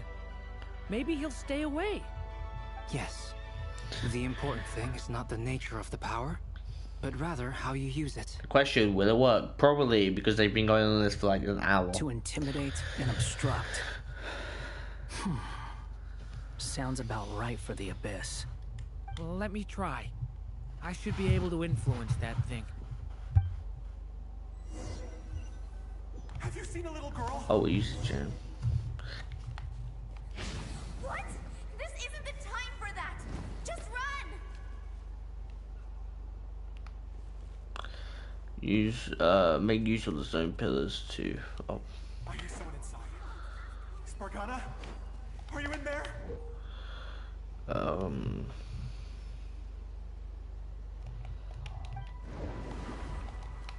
Watch out! What is this? Looks dangerous. I should get out of here.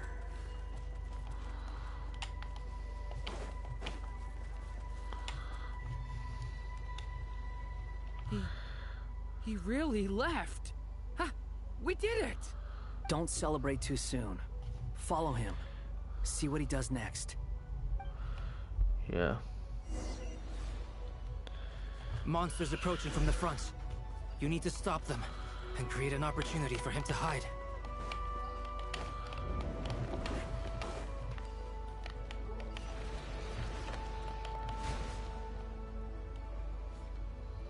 Help me! Okay. Monsters approaching from the front. You need to stop them and create an opportunity for him to hide.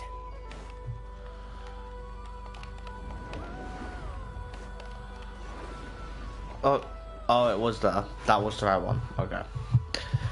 Understood. I thought he was in front of us.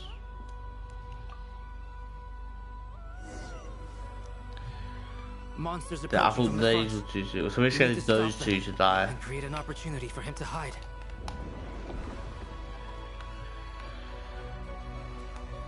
No, there's monsters ahead.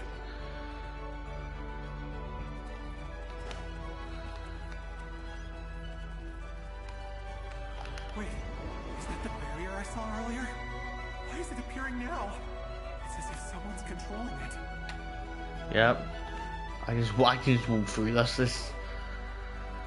Wait. Monsters still out there.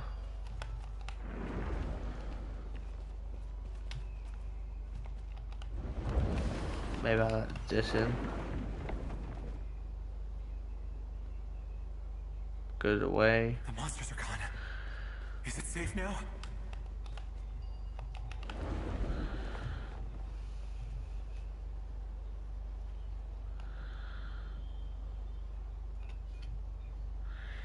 The barrier's gone too. How odd. Anyway, I guess I'll keep going. Quickly, let's keep up. I was wondering why I didn't give you a name, but this is why.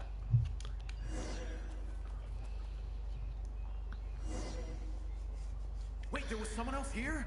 Don't go any further. We've got anti-monster traps laid out everywhere. But my daughter must just be up ahead. I have to go. He does have a health bar for some reason. This way's blocked.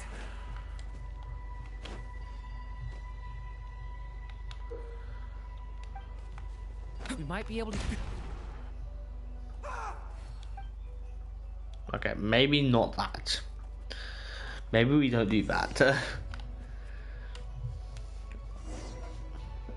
Wait, there was Oh, we actually have to listen to this whole thing. further. We've got anti-monster traps laid out everywhere. But my daughter must just be up ahead. I have to go. This way's blocked.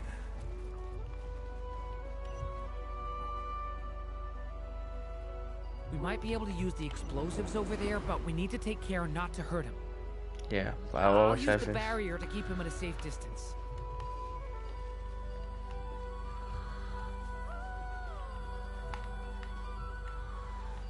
What's that? This barrier seems to be helping me somehow.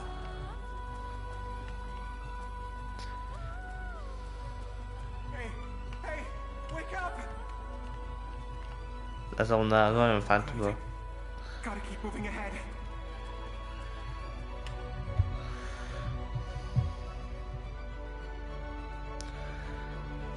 So many monsters!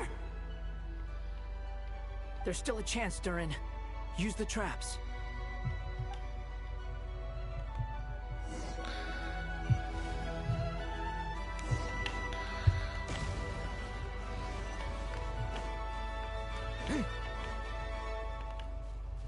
That's gonna kill him. That one's gonna add the timer. Okay.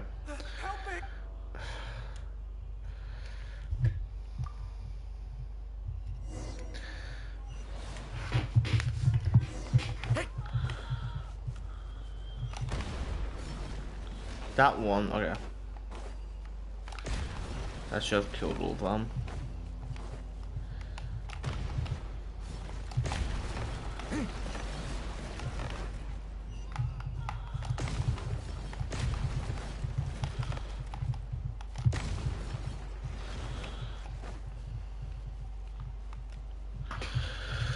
This is a new development. I've never seen this happen before. Okay. We might just be able to save this person. Technically not, because in real life he's like, unless you say an ancestor from his time actually appear. He look weird, but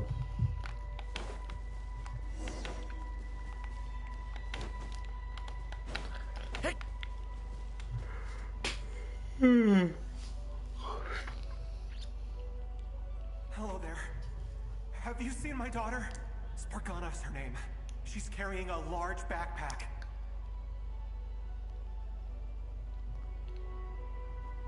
no. Get out while you still can, you fool. You won't find any survivors here. But I can't just leave her here. She must be so scared right now. Good father. Sorry. Wish I could help, but I haven't seen her.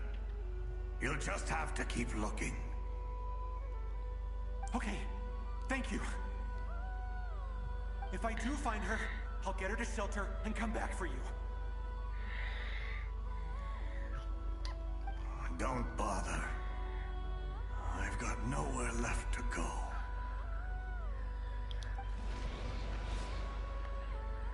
What's that noise?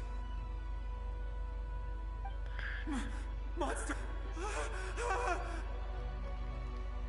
No, if he goes inside, he'll be walking into a trap.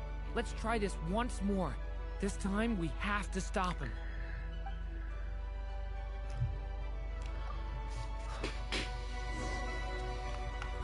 Okay, so we... Why? How will I know where Spargana's gone like this? You know what? I'll trust this strange barrier. It's gotten me this far after all. Yeah, trust me, man.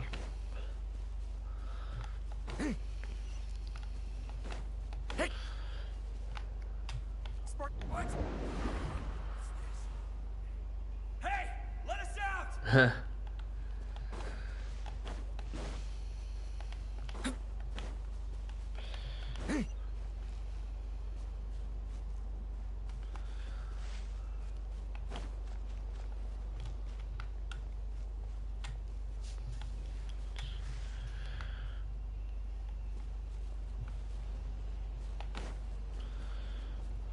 What was that? Continue exploring with fire.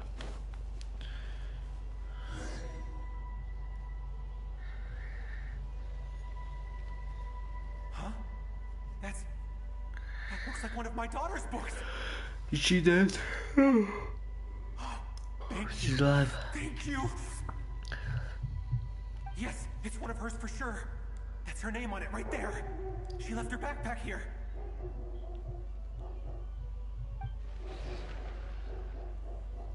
Durin, just like last time. Use the explosives. Why is that a bunch of explosives over here anyway?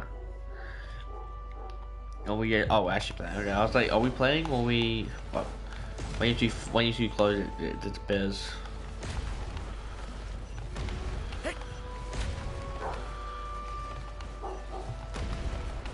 Can't see where the explosives are because they're disappearing. It won't work.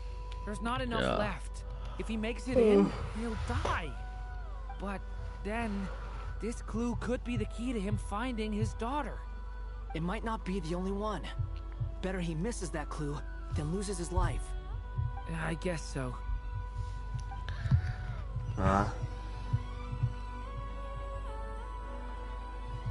Stop him, Durin. We can't let him get any further in. It's my daughter's book. She's passed this way. Why? Why won't you let me go in? I've searched and searched and searched just for this. But how will I find her without any clues?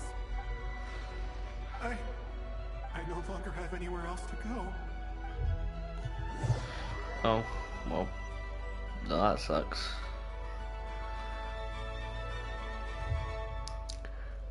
I'm sorry. I'm so sorry. He refuses to go anywhere else. Whether he opens this door or not, all that awaits him now is death. We couldn't change his fate. Albedo? Hat guy? Let's try one more time. I don't know how we're gonna do this, but I don't want to give up either.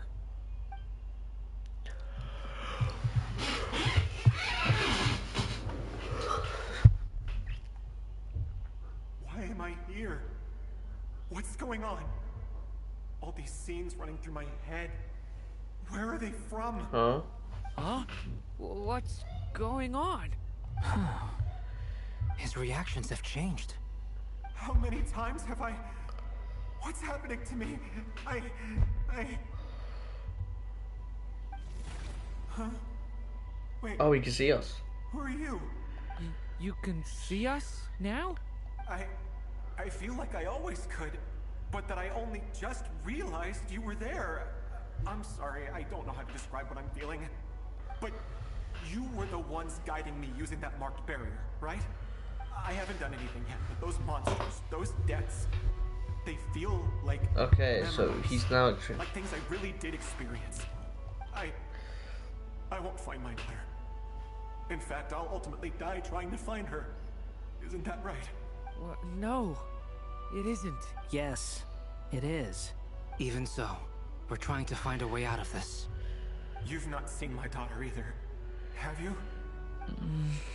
It seems she really isn't here. I'm sorry we couldn't help you. I'm just tired. Maybe this is destiny. Maybe it doesn't matter how hard I search. How long do I have left? Experience says 15 to 20 minutes. 15 to 20. Thank you for all your help. Let's rest a while. You look exhausted too. If he can see us, maybe if we see a past memory of ourselves or our sister, we can communicate with them. Would be interesting. Now's not the time for you to start pitying us. It's not pity. I'm just realizing that I've only. Unless you go into who have died, then that makes sense.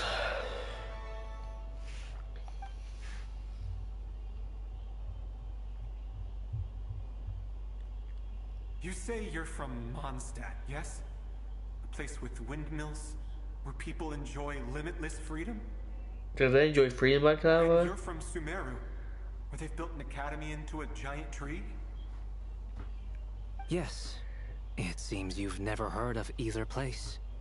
Those names are unknown to me, I'm afraid. Yes. Have you Yeah, heard of 6,000 years ago.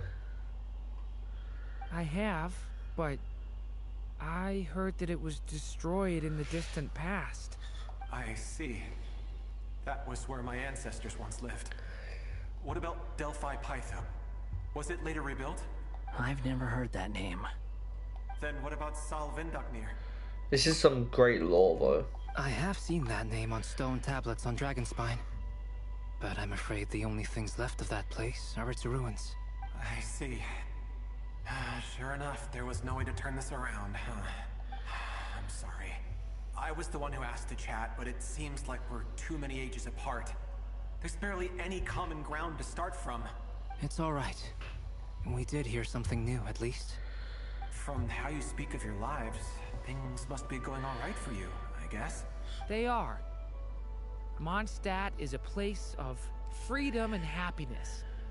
There's a lot of good people in the church and the Knights of Favonius, and even outsiders find that it's an easy place to feel at home. Yup. We have festivals a few times a year.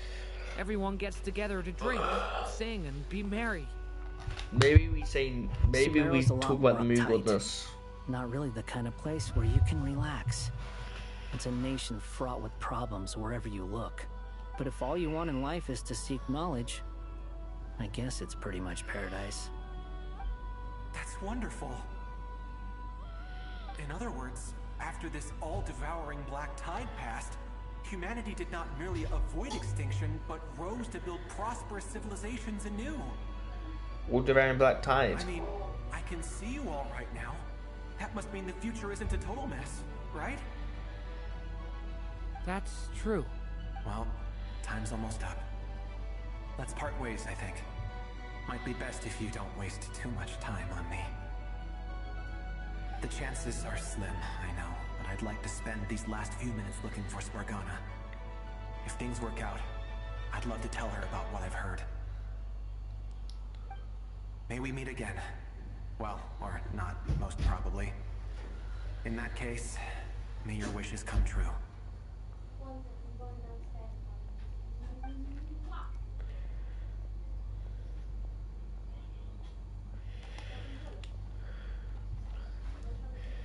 Honestly, he's gone. Great guy. In a few minutes, he will meet the end that was his to begin with. The ending of this tale did not change. We can also see, like, I guess Wanderer wasn't here. He may have actually went here before, and we see his past. But then again, his past was kind of erased, wasn't it? If only it were so simple. Hat guy, could I ask you a question? Yeah, what? You've never talked about your past. It seems complicated, and it weighs heavily on you, too. would you be willing to tell me about it? I mean, sometimes it's better to get things out in the open. Take that guy we try to help, for instance. At least he said goodbye with a smile, right? I know about Albedo's past. Our experiences are very similar, and he created me. As for you, you're my first friend, and you've witnessed every step I've taken. But by comparison, Hey, I know nothing about you. I don't know when they met, to be fair. I don't know if it was said. Babe, well, I would consider us friends, Duran, right? Either way, I mean, we're still best friends. But if I knew more about I feel like you, them two being best friends I makes understand complete your sense, thoughts to be better. honest. I've told you about myself. I'm a student at the academia. And what did you do before that? Prepared for the entrance exam? All right. If you really don't want to talk about it, I won't press you any further. I was a puppet built from the branches of a white tree, using technology left behind by the Conrian schools of mechanical engineering. A white tree? You mean an Irminsul tree? Yes. A branch of Irminsul that was once connected to the main tree. So you had a human creator too? Yeah. But my creator abandoned me after deciding that I was a failure. His creator is I don't know if his creator was like the well. After that, we gotta see the pulse again.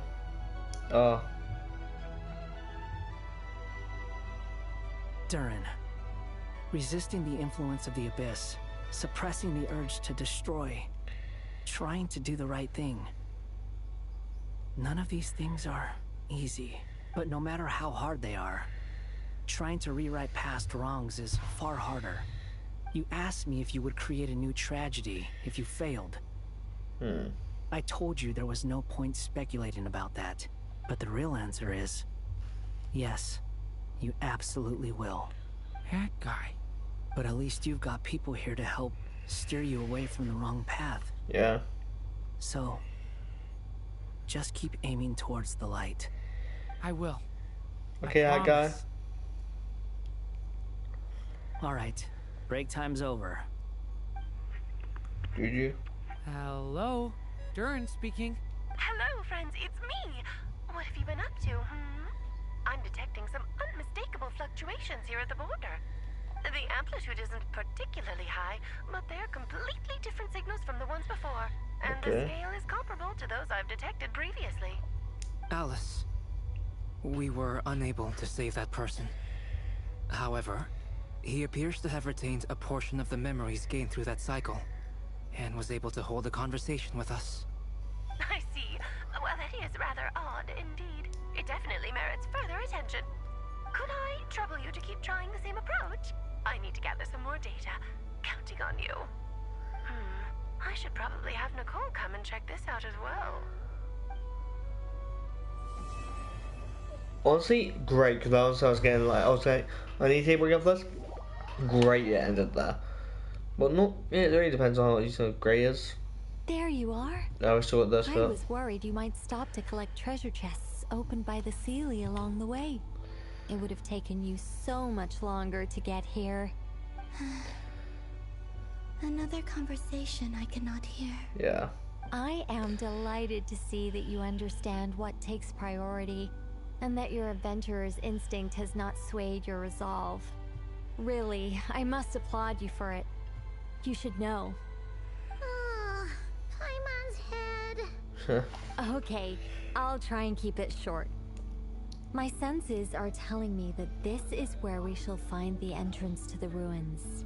Okay. Oh, cool! Well, what are we waiting for? Let's open it up and see!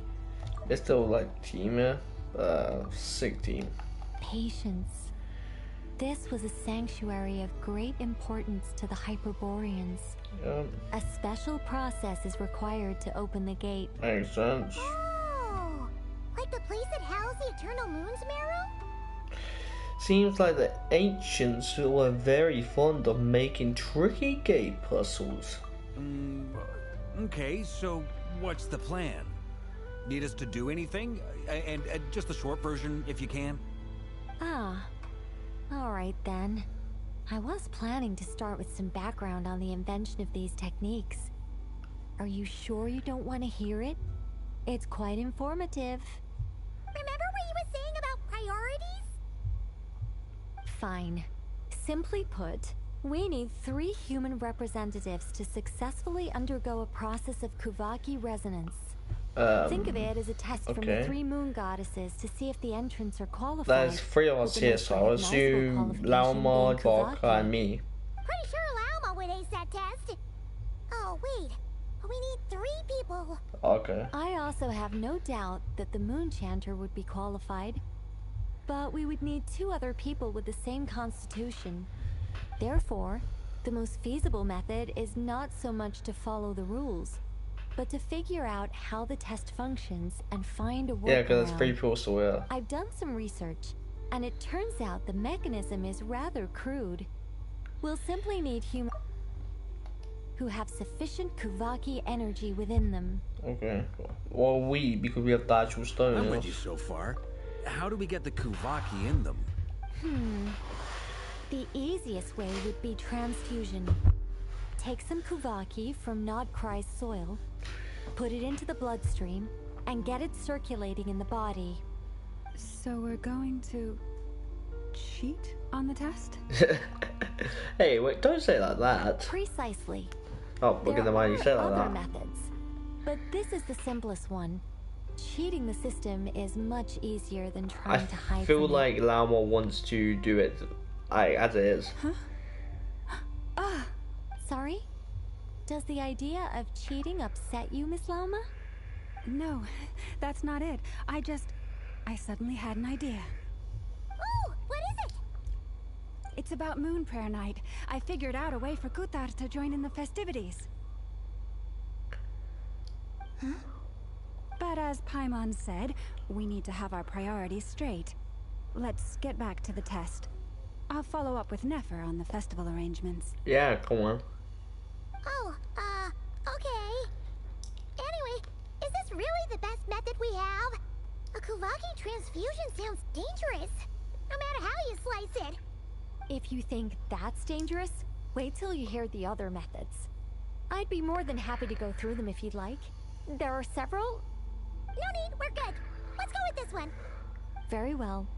Kuvaki transfusion it is. Now, I should mention that the risks can be greater or lower depending on individual compatibility. It would be rash to simply infuse the Kuvaki and hope for the best. If the body rejects it, the reaction can be quite severe. The symptoms are similar to another condition that some people living here suffer from, known as congenital Kuvaki sensitivity. So, before we execute our plan, I will perform a simple test of my own to see who is compatible and who is not. Once that is done, Makes sense. we will have to complete the resonance process as rapidly as possible. The participants must remain stationary while the Kuvaki circulates and bonds with them, and they mustn't eat or drink anything. Is this part that 2-1? Because I have no idea. Like, it's such finished, they put me straight in this without even doing anything. That's some hardcore fasting. They'll all be monks by the time they're through. How long will they have to keep that up for? A couple of days? 3 days. Oh, that's so long! And we still need to find 2 more people who are not just compatible, but also willing to volunteer. I feel like we're compatible. Fasting? What are they talking about? Sure. I'm willing to volunteer. Really? Don't you want to think this through? Haha, count Yeah, me in okay, I was two. like 3 people. Yeah, 3 2. days without food? I can handle that. Miss Nicole has made it clear that this is the easiest way. The way I see it, there's nothing else to discuss. It's time to step up. Compared to having Colabina disappear completely, fasting for a few days is nothing. Yeah, you're right. In that case, Paimon volunteers to be captain of logistics. To keep the fires lit and grab some spare clothes to keep you comfortable. Paimon would never go 3 days without eating food. Then we'll start with you first, traveler. Please step forward.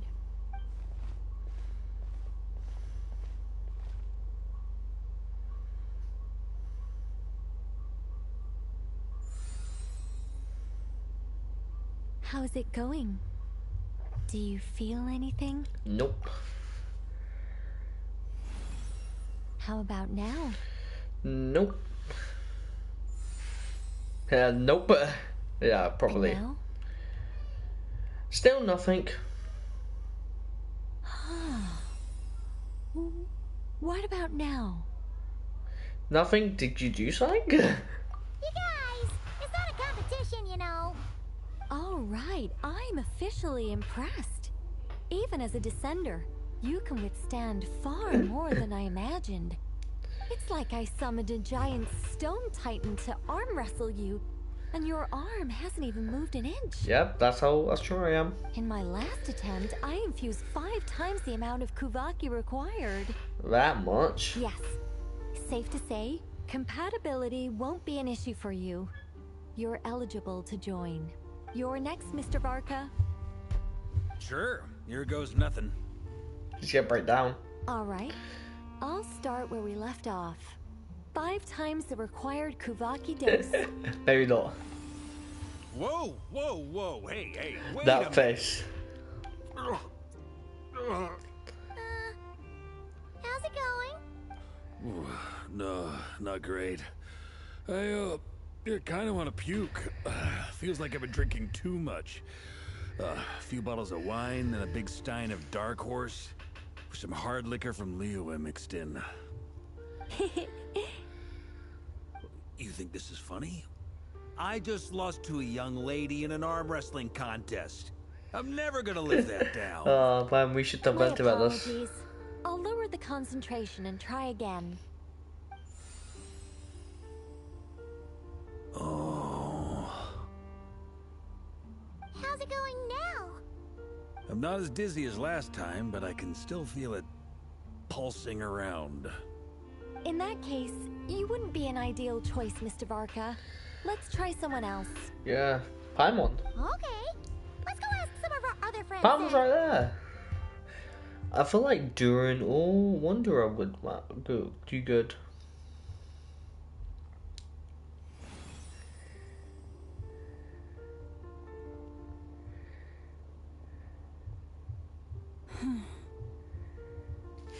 No surprises here, Miss Moonchanter. You're perfectly compatible. You may join. Never. I mean, in Never. I'm getting a slight headache. Shame. You were so We did try a lot of close. people. Whoa, I'm itching all over. Allergic reaction. We can't have that. Huh? Well, are you gonna start a what? The Hexenzirkel is an organization that cares for and protects children. We will not have them do dangerous things. Yeah. Not even tests. Makes sense. Hmm? It never sounds like someone. Is something the matter? The candidates have to be human. Oh. I guess that rules me out too. Huh. Everyone except the Moonchanter got beaten. Guess I don't need to feel so bad after all. I mean, looks like this isn't gonna be as easy as we thought. Perhaps Wanderer. I could ask for volunteers among the Frost Moon Scions. I'll see about talking to some trusted light. Actually, Wanderer and Durin aren't human though. To mine. Abeda In isn't fact, human I think either. We had some former Frost Moon Scions join our ranks recently. Can you give me the scientific explanation for how the test works? I can probably make some kind of test bot. Then we can just zip through Nasha Town, going up to people and pressing a button to check their status. Wouldn't that be way easier? No. Wow! No elaboration for once. How about I contact the Knights of Favonia's garrison in the Wave Chaser plane? Shame that Lohan's already left. And that guy's even tougher than I am. Strange. The moon goddess is clearly revered by many people. So why is she on the brink of disappearing? She mentioned that the world has rejected her from the very beginning.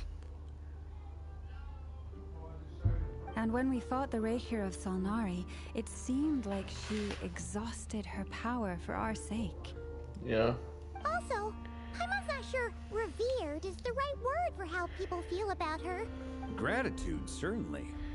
For my part, anyway. It's basic reciprocity. She helped us, so she deserves our help in return. Makes sense. Makes sense. Yeah. Even though she looked like she didn't care, she still saved a ton of people. Yeah. Including me. A review She of the saved relevant you the data moisture. leads me to conclude that Miss Columbina is a good person. Yeah, you bet. They really think so? It's not that she came over here this way. I'm super surprised that Columbina isn't her actual name, though. I think it really suits her. It's light and graceful and... yeah, just a really pretty name. I know, right? Unfortunately, that's not our decision to make. Columbina. That was the code name the Fatui gave me. But it also came up in the song I heard when I was born. But I feel like she might want to. I feel like she might accept her, do I truly think of my her own name as Columbina. Is there anyone left? And also the damselette might be recalled as Columbina. She told me whichever name took fancy. Why did I pick Columbina? Maybe because I felt that she never wanted to become Kutar, the Moon Maiden, and be worshipped as a god. Moon Prayer Night is getting closer by the day. This is getting too long. We're running out of not time. like the quest, but like Arcano makes sense to be fair. The nave makes sense. Huh? What are you doing here? Cheers to that Moon Insider. You contacted your friends via the Adventurers Guild. Sandrone has been keeping an eye out for something Makes like sense. that, so she informed me. Since I have the ability to accommodate a moon marrow, I should prove to be a suitable candidate. Arlecchino. When can we begin? I see. We can begin right away.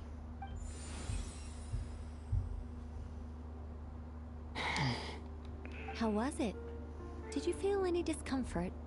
Not at all. Then it seems we shan't need to look for additional candidates after all. Great! Cool. Alright, like Paimon said, the rest of us can take turns making sure the three of them stay warm and comfy. She can't eat for 3 My days. job is to take care of the caretakers. I will ensure everyone receives food and accommodation. Oh, let's do this. No time to waste. I'm ready as well.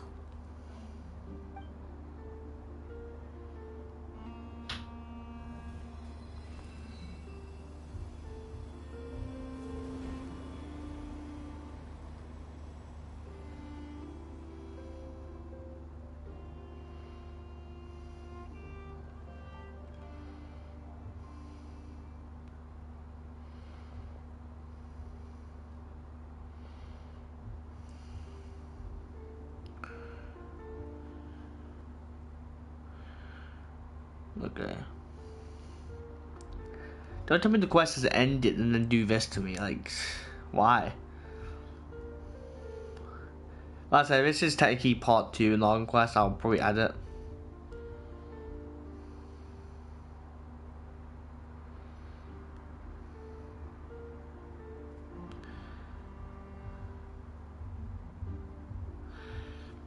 The work is done. The sacred scroll shut. The stars grow dim, the people silent. The white sun sets. I need to make that the tweet, silver like... moon rises. O path to the temple, appear now before us.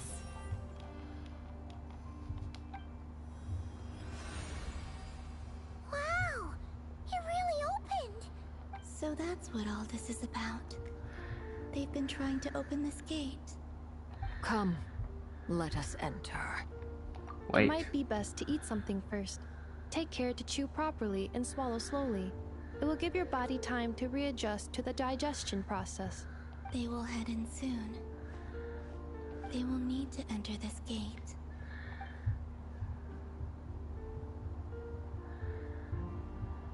Huh? I cannot pass through. Is it because I have no physical body?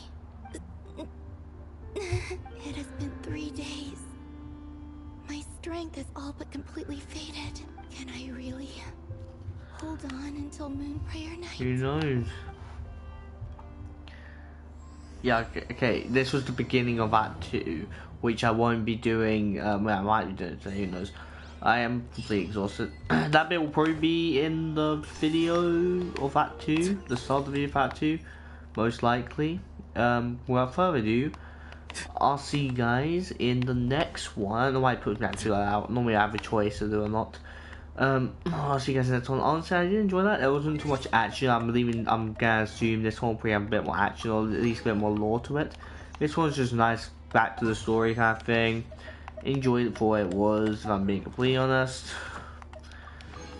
But as far as I go, I'm gonna call it there. Because that's the thing, I'm gonna do both things, one thing. Okay, without further ado, see you guys next time. Subscribe, do great stuff, and bye guys. I was at one recorded, but I don't know whether to like. I want to see how long that was as a video thing. Hour, technical hour. So that's like 3 hours basically. 3 hours and like 30 minutes as video. That's alright, 3 hours and like 30 minutes. Hopefully I'll continue, but if I don't, I'll end the stream randomly. But I'll probably do a mic for now. I'm going to make some dinner.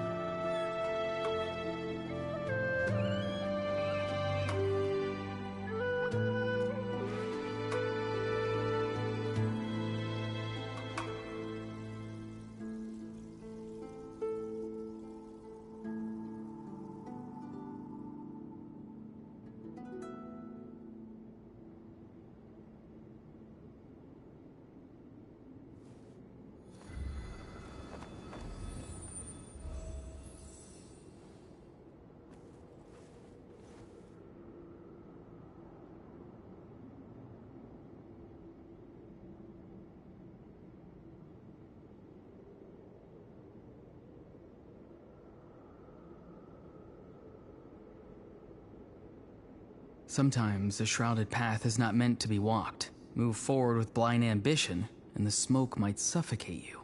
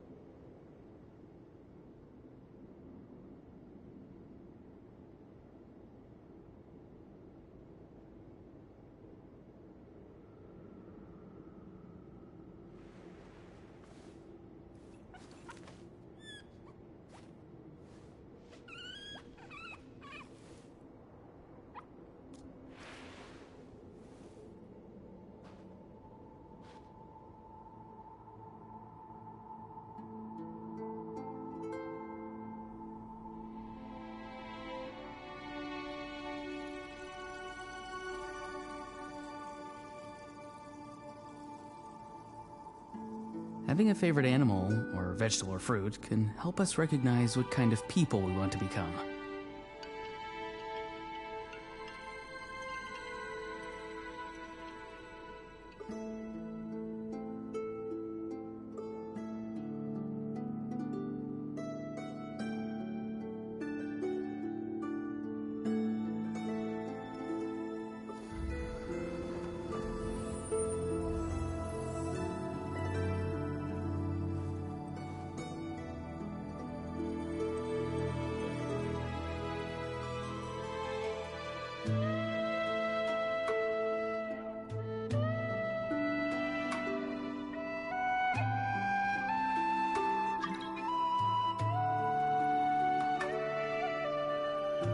Sometimes a shrouded path is not meant to be walked. Move forward with blind ambition, and the smoke might suffocate you.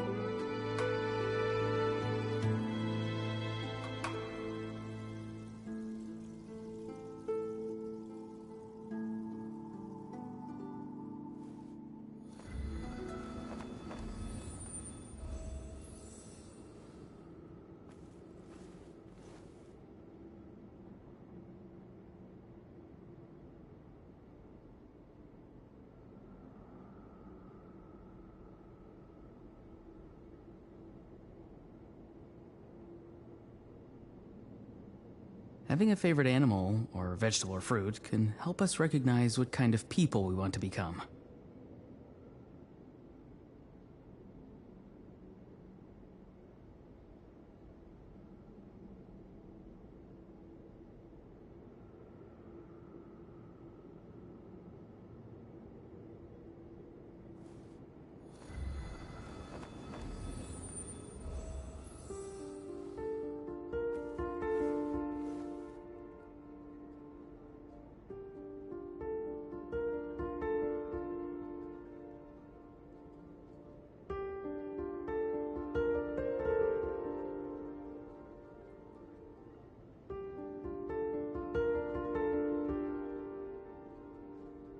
Sometimes a shrouded path is not meant to be walked. Move forward with blind ambition, and the smoke might suffocate you.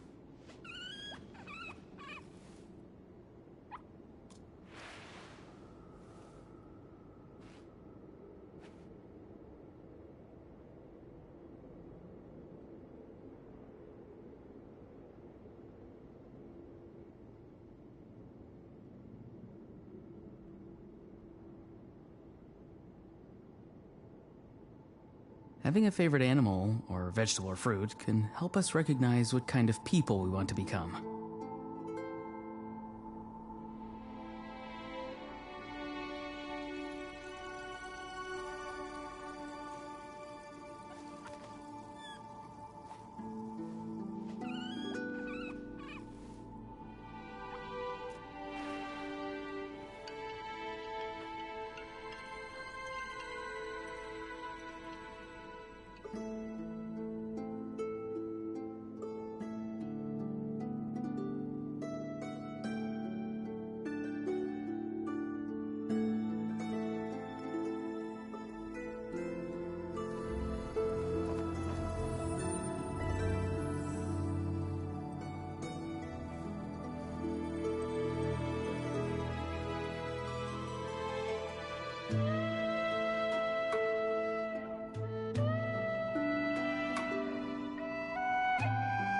Someone told you the Masters of the Night Wind is a tribe of weirdos?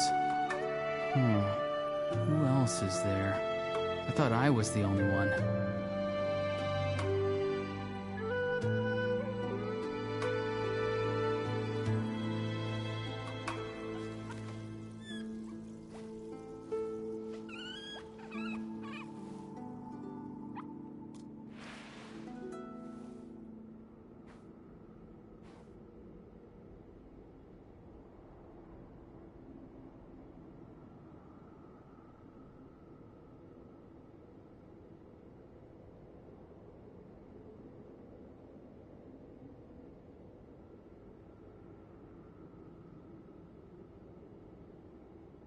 Sometimes a shrouded path is not meant to be walked. Move forward with blind ambition, and the smoke might suffocate you.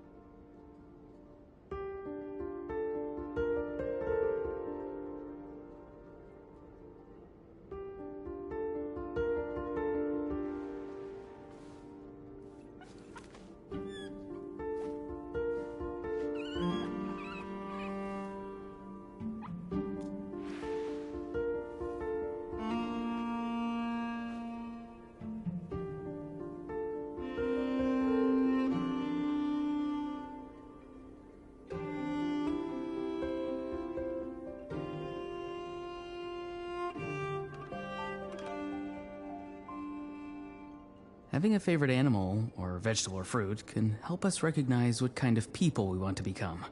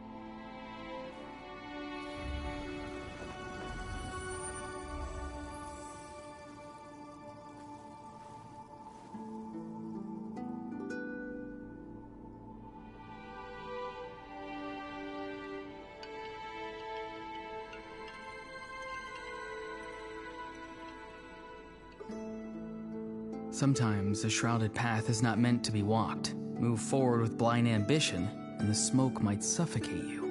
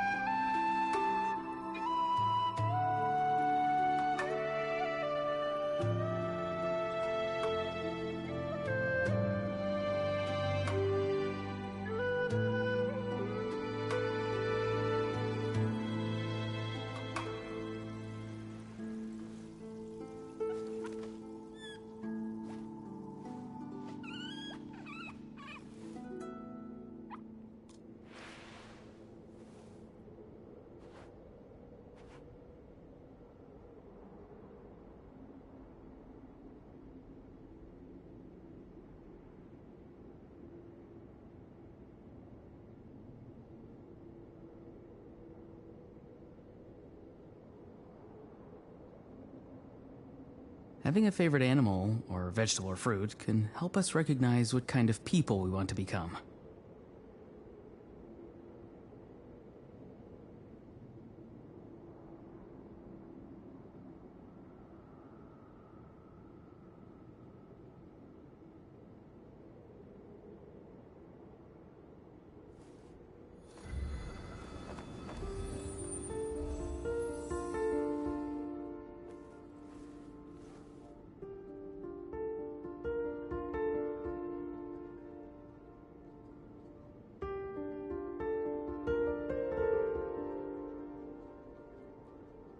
Sometimes a shrouded path is not meant to be walked. Move forward with blind ambition, and the smoke might suffocate you.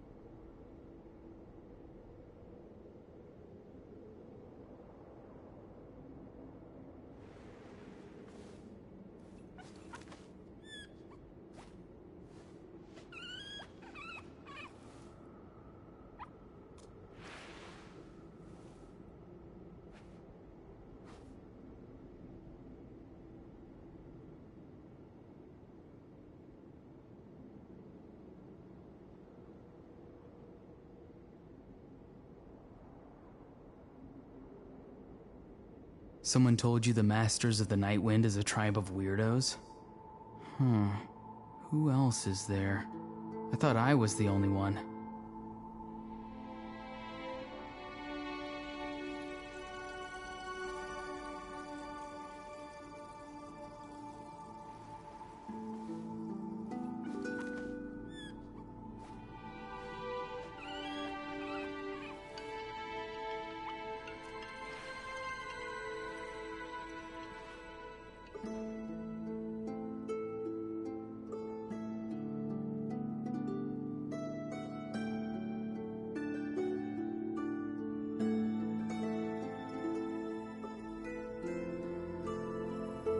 Sometimes a shrouded path is not meant to be walked. Move forward with blind ambition, and the smoke might suffocate you.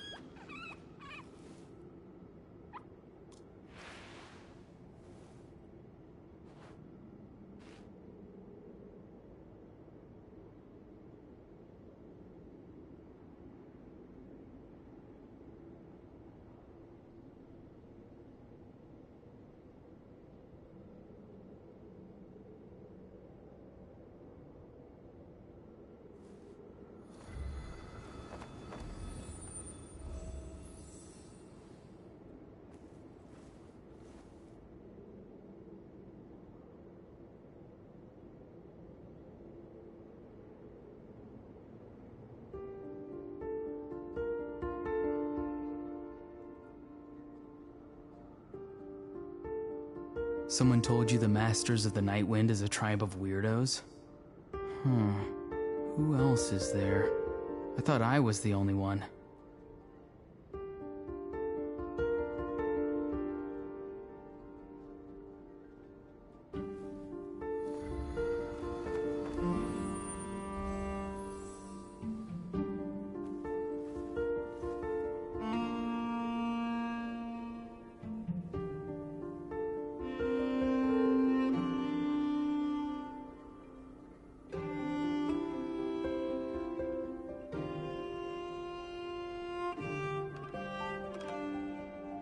Sometimes a shrouded path is not meant to be walked. Move forward with blind ambition, and the smoke might suffocate you.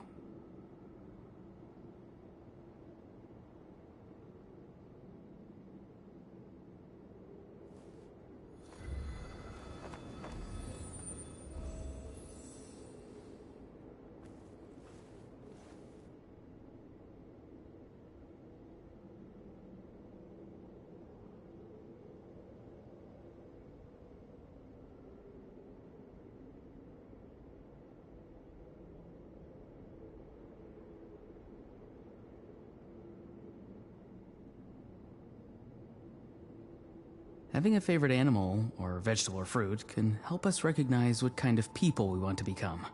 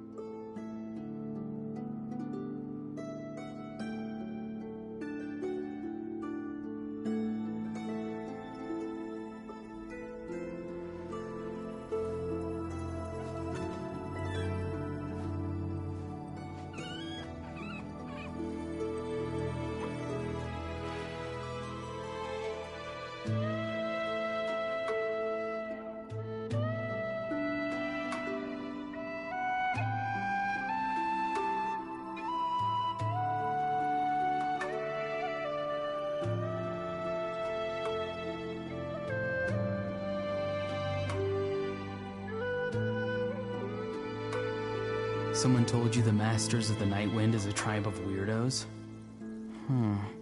Who else is there? I thought I was the only one.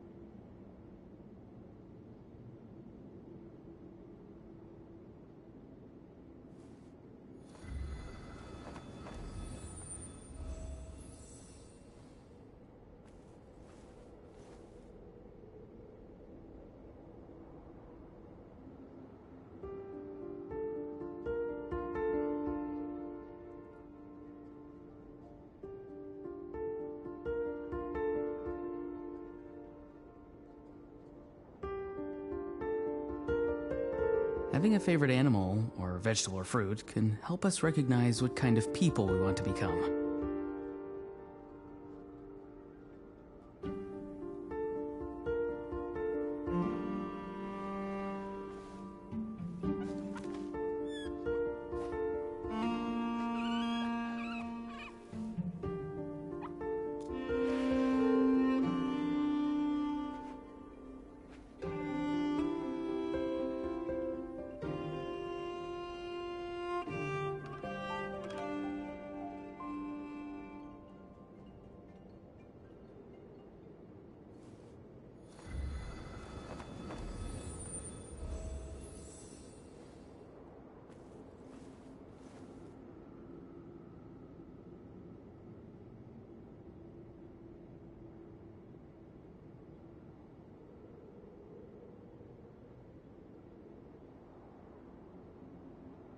Someone told you the Masters of the Night Wind is a tribe of weirdos?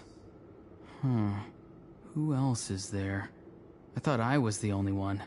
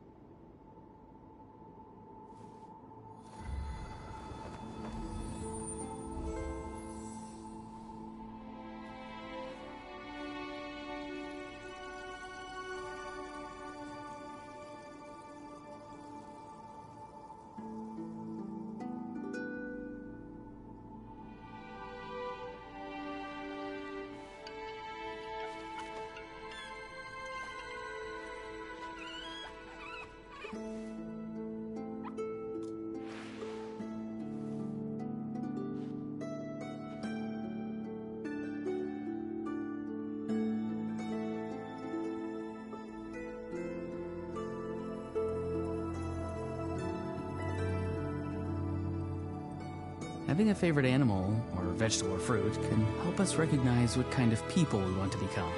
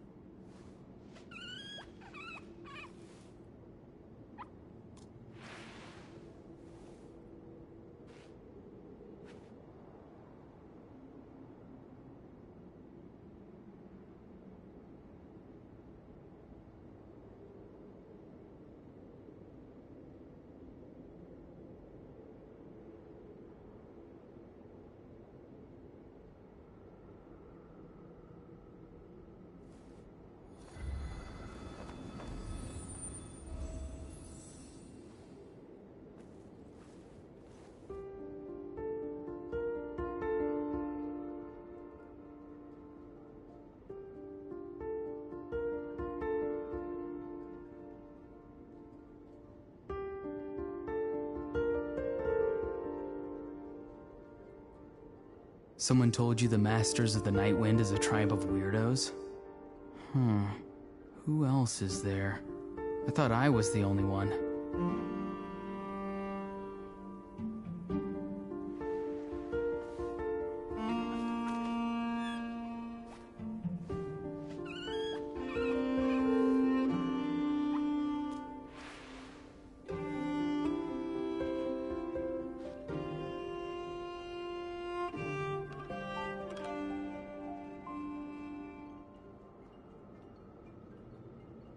Having a favorite animal, or vegetable or fruit, can help us recognize what kind of people we want to become.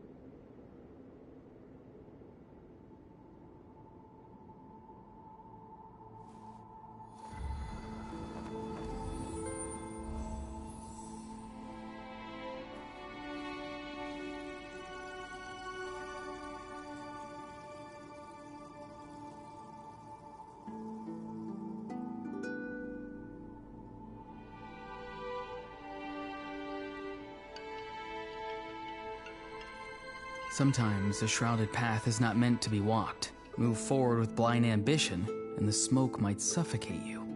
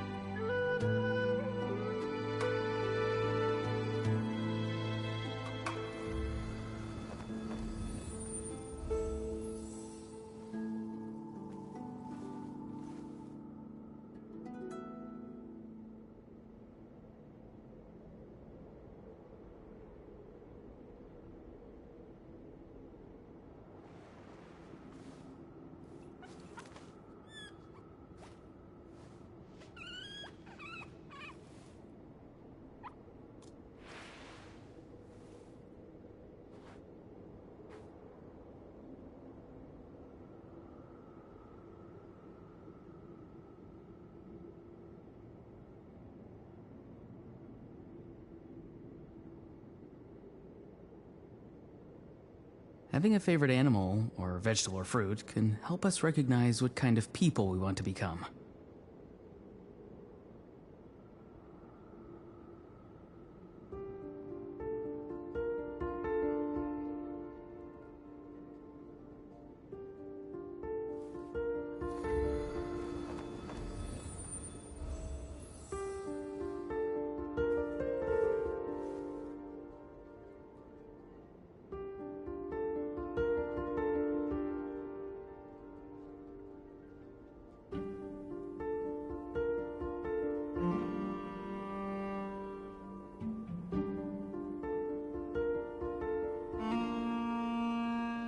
Someone told you the Masters of the Night Wind is a tribe of weirdos?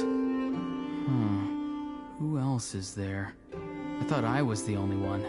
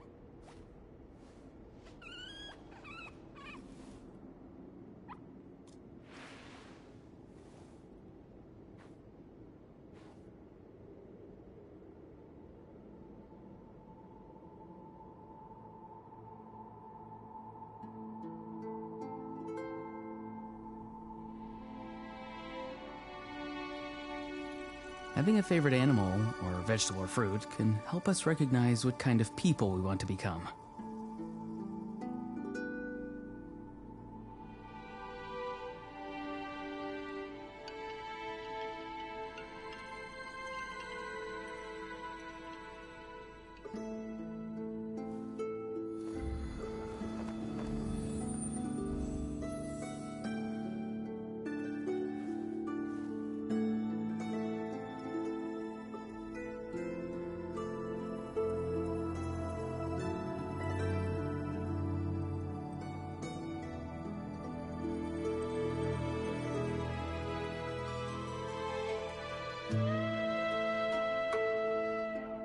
Sometimes a shrouded path is not meant to be walked. Move forward with blind ambition, and the smoke might suffocate you.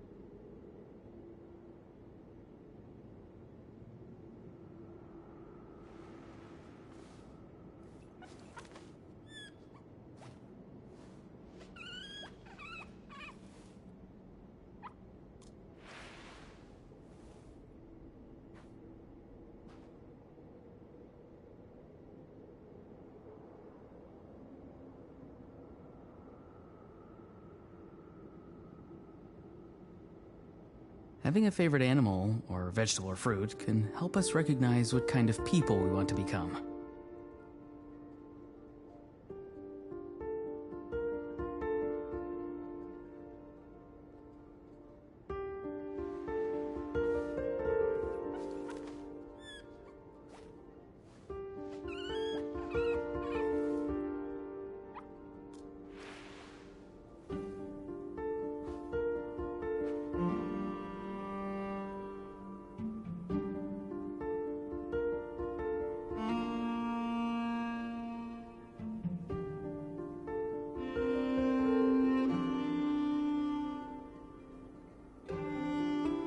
Someone told you the Masters of the Night Wind is a tribe of weirdos? Who else is there? I thought I was the only one.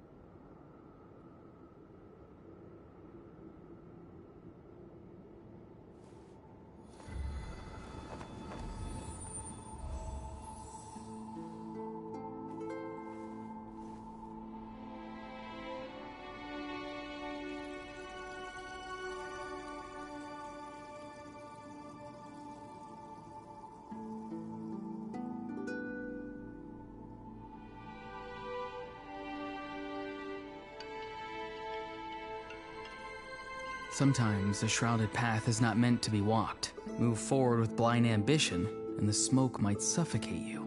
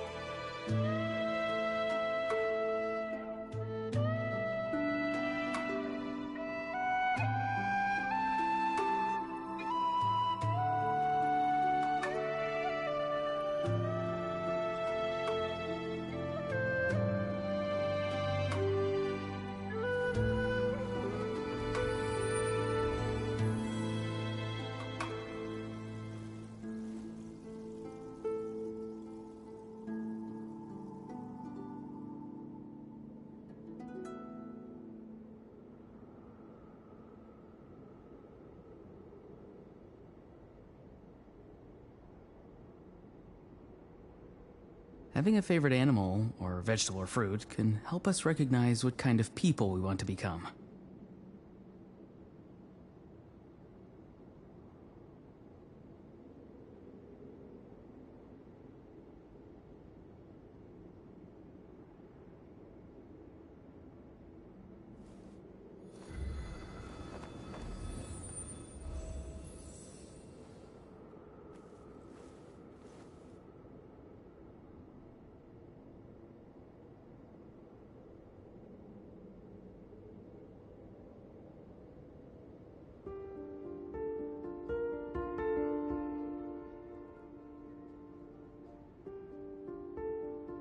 Sometimes a shrouded path is not meant to be walked. Move forward with blind ambition, and the smoke might suffocate you.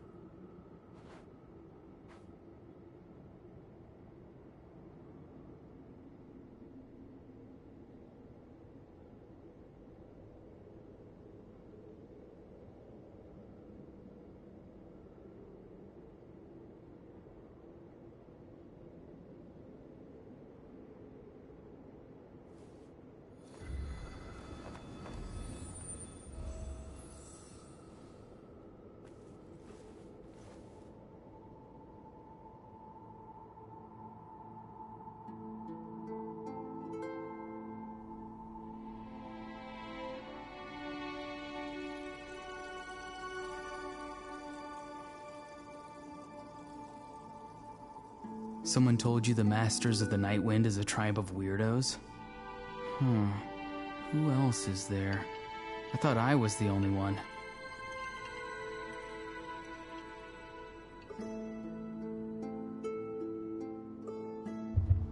So I have a headache right now. I was going to continue to at least try and make the stream a bit longer. But that just means I'll probably be doing a stream tomorrow, which will probably cover the Arkham Quest and Endurance Quest in it. Okay, well, I'll do so you guys to subscribe, all great stuff, and bye guys, because honestly I've enjoyed the stream quite a bit. My headache's slightly slowed down, but I don't want to risk it. Because it is a painful one. When I say painful, I mean painful windmill. Without further ado, I'll see you guys to subscribe, do all great stuff, and bye guys. Sometimes the shrouded path is not meant to be